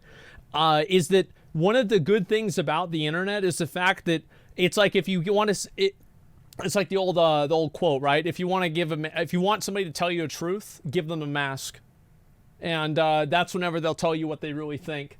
And I think social media gives people the ability to do that. I don't want to be authenticated. Yeah, a lot of people don't want to be authenticated. There are a lot of people also that do, however. But in context, it makes absolutely zero sense. I'm not going to harp on this too much, though I am quite happy to be correct, but all of this was rather expected. My theory, I'm not alone in this by the way, but I don't see all that many people really delving into it, is that Elon Musk used a Twitter bid to suppress a variety of news stories that were very critical of him. I have a bunch of other videos on this. I guess I can link them down below in the description. He dominated specific search engine keywords by doing this, and also, more importantly, created the pretext necessary to offload something like $8.5 billion worth of Tesla stock right at the top of the market before a substantial decline. Holy shit. The deal itself from day one was kind of shaky. His attempts at financing seemed very risky. His attitude towards the company seemed almost malevolent. And one more thing that it seemed like a meme. Like, for the longest time, like, I didn't think this was going to happen. To know is that when his initial proposal was filed, he waived his rights of due diligence. This is something I probably should have done a better job discussing in prior coverage because it is actually critical to the entire process. Due diligence is basically when a company, entity, or person conducts research into whatever it is they are buying. Right. For Musk, that would be research into the fundamentals and business prospects of Twitter. But when he filed the initial proposal with the SEC, he very specifically waived that right because the proposal in and of itself was an acknowledgement that he was done with due diligence. He basically agreed to buy Twitter, and the phase where he can ask about numbers and business operations and etc. to inform the purchase was basically over. This matters because it undermines pretty much everything he has tried to say since then, and yet here we are. So if he signed that away, how's he able to back out of it because of the bot numbers and not knowing them? Like, the thing is, Elon Musk is obviously a really, really smart guy. Like, whether you think that he deserves to have as many $1 billion as you think or not, he's obviously really, really smart. So I don't know what this is. Yeah, Rich is smart. Guys, only on the internet do you have people that are typing in an anonymous chat room thinking that they're smarter than the richest person in the world. Like, it just... Think about how outrageous this is. Theory was that he would claim material breach of conditions after he began to fixate on Twitter's bot account numbers. Word for word, that's precisely what happened. Yeah. But if we remember the context here, that's very strange. First thing, he was openly stating that he had knowledge of a bot problem on Twitter, maybe spam is a better word, and intended to solve that problem if the bid was successful. That was one of his goals. It's a good thing. Well, second, he had waived his rights to due diligence already, or kind of finalized the idea of purchasing it and gone through that process and completed it, meaning he really wasn't able to demand information from them. He was, to some degree, but not in that way, owing to the fact that he had already committed with a $1 billion termination penalty. Regardless, Twitter gave him full access. They complied with this in a way that was effectively an insult, right? They gave him access to the fire hose, which is all of the tweets that come through. It's like a stream of data, a massive stream of data. Holy that shit. would be very difficult to analyze. But they did give him access. And then, on the exact date that the option became available to him, Elon Musk sent a letter to terminate the deal. That's where we are right now, but there's a bit more to discuss as well. Pause. Before going any further, it's time for me to pay the channel bills and offer a partner discount in the process. 95% of you watching this right now are men ages 18 to 45. Anyone else outside that range, you are also amazing. Don't forget that, but that's the primary demographic. Oh my god. The main group when it comes to hair loss is men, ages 18 to 35, and thus Keeps is one of the most effective sponsors to have. Keeps can help prevent hair loss with generic versions of the only 2 products on the entire market that are FDA approved. Keeps has more 5-star reviews than any of its competitors. You can order and get treated directly from your... Why is it that every video that I watch nowadays has a Keeps ad? It's nuts. I don't understand this at all. This is a personal attack. Home, and some men even experience hair growth while using Keeps, not just retention. For a limited time, using the link down below in the description, you can get 50% off your first order. Again, that's 50% off your first order if you click the link down below in the description. I get paid to say this, but Keeps has also long supported the channel, so if you're in the market for hair loss prevention treatment of any kind, definitely check them out. Big thank you to Keeps for sponsoring the channel. So what else can we look at? Obviously, Twitter is taking Elon Musk to court. That much is a guarantee. I'm excited to see this. It was guaranteed when Twitter decided. Bro, like, I hope, please, Elon, if you watch this video, like, there's a chance you watch this video, please fucking publicize that. Right? Like, I need some content. Like, please make it to where it gets recorded. Please, I need to see it. Like, please make it to where that happens. Yeah, we want another trial stream, boys. Come on. It was attractive and they wanted it to actually happen. However, the results of that, to make a couple more predictions here, could be somewhat interesting. I'm not a legal expert, but all signs point to a battle where it's quite obvious that Elon Musk is trying to get out of a deal that he technically shouldn't be able to get out of. I mean, he is responding to memes about the SEC being completely blind while investigating all this with open public agreement. He's basically just thumbing his nose at the entire establishment and saying, I can do whatever I want. Twitter seems to have a pretty strong case here. Elon Musk waited until the exact date where he could try to terminate the deal, and then did exactly that, which shows a significant amount of planning, in my opinion. And the battle may not be over a $1 billion breakup fee. It may be substantially more, because the... Bro, I cannot wait to see what's going to happen with this. Like, do you think that whenever everything is said and done, Elon Musk is going to own Twitter or not? I don't know. I really, really don't know. No, you guys think not. No shot. I thought that about Trump being president. Yeah, that's what I thought. I'm like, there's no way. No way this is going to happen. Then it fucking happens. These two parties need to agree on a certain amount of money in order to part ways and not go to court, which I think is the most likely outcome. But anyway, to be more specific, Elon Musk technically he cannot just pay the $1 billion and walk away. He can be sued, Twitter has that right, for specific performance, that's what it's called. And as long as the debt financing is there, Twitter can push to execute the merger agreement. Also, if Elon Musk were to tank his own position to a point where he can't actually close the deal, my understanding is that it wouldn't actually serve as a valid excuse. Twitter's chairman already announced that they will, of course, take Elon Musk to court. and that they intend to enforce the merger. The Twitter board is committing to closing the transaction on the price and terms agreed upon with Mr. Musk and plans to pursue legal action and enforce the merger agreement. We are confident that we will prevail in the Delaware Court of Chancery. Oh my God. Agreement. This is public from him. But the drama is almost infinite because no matter where you stand for or against the deal, there's always something to latch onto. Fans of Elon Musk are now arguing that he has tricked Twitter into an impossible legal situation. Memes like this are just adding fuel to the fire. I saw this shit. Like, I don't know. Like, I actually don't know what's happening.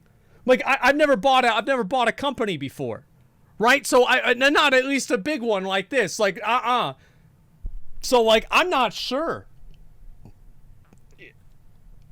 And the narrative has emerged that all of this was deliberate. Some people are claiming that Elon Musk has executed some sort of Kaiser Soze legal backstab because the information that Twitter was suppressing, though it doesn't appear that they were really holding back anything at this stage from him, will now come out during search and discovery for a legal case. If this were somehow true, I'm not saying it's impossible, but if it were true, if Twitter was and is misrepresenting their monthly active users, their So he thinks that Twitter gave him fake information.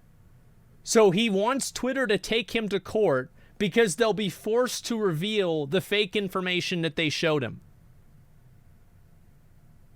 If that actually happens, oh my God. Use to a significant degree. Oh my God. Twitter has been claiming that there are only 5% spam accounts as far back as their IPO. And if Elon Musk really did blow all of that up, well, that's one for the history books. However, that's not what I would place my bet on. My prediction is this. Elon Musk and Twitter will reach a settlement behind closed doors. Elon Musk will walk away, having gotten everything he really wanted out of the deal already, such as liquidating a huge chunk of his Tesla stock, which very clearly does not trade on fundamentals, and is highly subjected to Elon Musk himself as a charismatic leader. Thus, he needs I remember that happened. Remember whenever he smoked weed on Joe Rogan and his stock went down? Can you believe that? I was like, what the fuck? Damn good reason to start selling billions of dollars worth of his ownership, but he will not have achieved a total win. Twitter will have taken a pretty big chunk out of him. Not only that, but there will be multiple investor lawsuits on top of it. Yeah. Actually, there already are quite a few, but there will be many more. Oh, I think he's in it. After that, Twitter itself as a company will be seen as weak. The share price is already declining, the premium that Musk offered is rapidly dissolving, and barring certain major platforms like Facebook, because of antitrust law and a few other reasons, someone, somewhere, will swoop in and buy out what remains. Like Walmart. Twitter will be absorbed into a larger company eventually, and Elon Musk will walk away having effectively trolled a multi-billion-dollar social media company into the dirt. I could be wrong, but so far my gut instinct seems fairly on point with this. To be clear, there are honestly, that will be, like, that would be so fucking funny if that happened. Oh my God. Multitude of potential outcomes. If Twitter and Elon Musk fight to the death in court with search and discovery the whole way, maybe he gets quite literally forced to pay $44 billion for the company. It's a lot of money. Twitter goes up in flames completely because they've been lying to everyone since day one. If they work out some kind of deal out of court, maybe they sign a revised merger agreement and the price goes down and Elon gets a better deal, which, again, people keep saying he's playing 4D chess and this is what he's doing, but nothing about this deal so far has been rational, so it's hard to expect rational things to happen in the end game. That's the thing, is like, I don't know what the fuck is going to happen with this. Like, I honestly, like, yeah, like, it's, like, this is, it's like, it was easier to predict the ending of Game of Thrones than to predict the ending of this. Like, I have no idea. People love to attribute so much credit to him. Yeah, I mean, I think that I don't know what the plan is here. I'm going to be real. People trying to second guess the richest man in the world, trying to get on the gravy train. I don't know. That's the thing. It's just crazy. I have no idea. Imagine if Twitter bots make up like 40% of accounts. Oh, man. Like, Twitter's in a bad spot right now. It's a lose-lose for them. People vastly overestimate Elon's intelligence. I don't know. I mean, the guy's, I think the guy's pretty smart. He's the fucking richest guy in the world. He's multiple successful companies. I think the people that say, like, as I said, It is peak internet fucking user behavior to think that you in the chat room are smarter than the richest man in the world. Like, come on. Now, there's a chance that this could not end well for him. There is a very good chance. I just want to see what happens. It's highly unlikely to me that Elon Musk walks away scot-free from all this. The claim about bots, aside from being contradictory to his prior statements, would have to be classified as having a material adverse effect. That's the technical terminology. And that's not an easy bar to clear. If Twitter is even remotely close in their spam user calculations, maybe having a shit testing methodology or something like that, but getting the ballpark of a real number, then you probably can't prove a material adverse effect. The numbers they have given for years would need to be catastrophically wrong to the point of deliberate lies. And Twitter may be a lot of things, horrible, horrible things, but I don't expect that they would misrepresent that kind of statistic for all these years in such a damaging way, especially given the public nature of the company. Right? I think that they would. I think that it's in their best interest to represent there being a lot of bots on Twitter. The reason why I think it's in their best interest is because that's what gets them. Like, social media platforms thrive on the idea that everybody is using them. So if the numbers are going down, the numbers continue to go down. And if the numbers are going up, the numbers continue to go up. So I don't know. And you're right. Maybe, and the thing is, lying to shareholders, I don't know. There are a lot of ways, like like we've watched a lot of the shareholders meetings for like Activision Blizzard, and you see the ways that they obfuscate things by explaining them in monthly active users rather than in subscribers or something like that. I don't know. Easy to lie about numbers that you can't check, yeah. The way the market works and the way financial disclosures work. It's possible, but the more I sit here and think, the less likely it seems. I'm actually reminded, like, pretty strongly of this time where I bought a piece of furniture. This is going to be a really strange story, but bear with me. I bought a piece of furniture from a closing JCPenney store. It was one of their display tables, right? It was a nice coffee table, and I wanted it for my apartment. Okay. And the store was going to be shut down in like a week, so they were selling literally everything off the floor. But I had to go through this process of signing a bunch of papers and acknowledgments about what I was buying. I don't remember precisely why. Oh, bro, like, they made me do this whenever I bought a hamster because they said the hamster was sick. It died in 6 days. Yeah, I did this at Petco. Yeah, my mom, yeah, so basically, we bought a fucking hamster, and we take it home, and, like, the hamster died, and so my dad, it was like, we bought it on, like, Monday, and, like, it died on Saturday. Or like maybe on Sunday, it died the next Saturday. My dad wakes me up because like he came over, like we were gonna go to lunch, and he wakes me up. He's like, Zach, I'm like, yep. He's like, you ready to go to Wendy's? And I'm like, yeah. He's like, by the way, hamster died. And I'm like, fuck. I go out into the living room, and I look at the garbage can. And you know how like whenever you have a garbage can and it's like full, you have like things like mounted over it? My dad placed my dead hamster on top of it like a fucking crown or like a candle on a birthday cake. And I see the hamster. I'm like, Dad, we can't just have him in the garbage can. I mean, this is something wrong. And he's like, well, we're not going to bury him. I'm like, yeah, but we should at least put him outside. And my dad's like, okay, yeah, sure. So he lifts his hand under the hamster. It's like this. He goes like this. He opens the back door, and with one hand, he goes like this. Whoop! Fucking flips that dead hamster out into the yard. He's like, all right, let's go to Wendy's. He yeets that bitch into the fucking garden. I just like, man, I will never fucking forget that shit. Yeah, he didn't give a fuck. He's like, and then he got mad. He's like, you had this shit for less than a week. Like, who cares? Like, that's it. Like, you knew he was gonna die. And it's odd that it stuck out to me this much. But one of those papers had a lot of fine print about how once I sign it, I have to buy it, and I can't take it back or claim that it's damaged to get out of the purchase. It's being sold as is, or try to get a different table. Right? It had to be that specific one, and so on and so forth. It was a whole huge thing. It was long, and it seemed entirely unnecessary for just a coffee table. That's what stuck out in my mind. And I'm sure a $44 billion merger agreement is way more intense. They probably have more paperwork but Elon for Musk that one. claiming that there are more bots than he thought, and thus the deal should be voided, is like if I signed all of those papers and then walked physically towards the coffee table and then said, "Ha, just kidding, I see a scratch on it, I'm not going to buy it." That really just wouldn't work. One of the final points I want to talk about is the idea that Twitter... I don't know about that. Like, and to be honest, like, that seems true, but if the information was actually wrong and it was presented as wrong information, I don't know how that changes it. But again, like, I think this is completely... I've got no fucking idea. Firing certain executives, this is also a claim that he's making in the letter that he sent them, and having larger employee turnover after the deal was announced is somehow enough pretext to void the agreement entirely. Yeah. I've read through the proposal a number of times now, and there really just isn't anything in there to stop them. Normally, I think there's a specific section about limiting hiring/firing as the deal unfolds, like that's pretty common, but I don't see any indication of that here. So, not sure why or how it's going to be used as a justification to back out. Bottom line, Elon Musk is doing precisely what I thought he would, and backing away from the deal, trying to get out of it, it seems. Whether or not it actually so a lot works, of people that's thought would completely happen. up in the air. But my gut says no, it won't. At least not fully, but we'll see.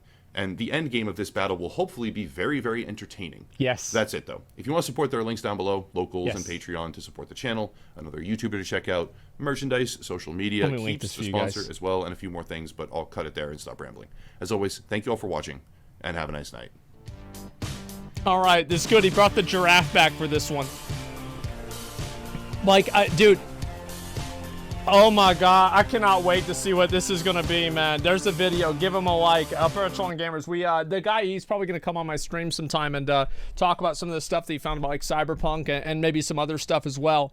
And it's like, I think this is fair. Yeah, we're gonna do the cross-faction transmog comp, just like I promised you guys. Give me a minute here. I'm gonna read a few of these comments, and we're gonna get into it, all right? Yes, it's time. I promised it. We're gonna do it. People underestimate how dangerous bots are on social media. What if this is all part of Elon's plan to get it at a discount for the purchase? I don't know. Like, the thing is that I don't know what the fuck happens with this stuff. I have no idea. I'm really curious to see what it's gonna be, man.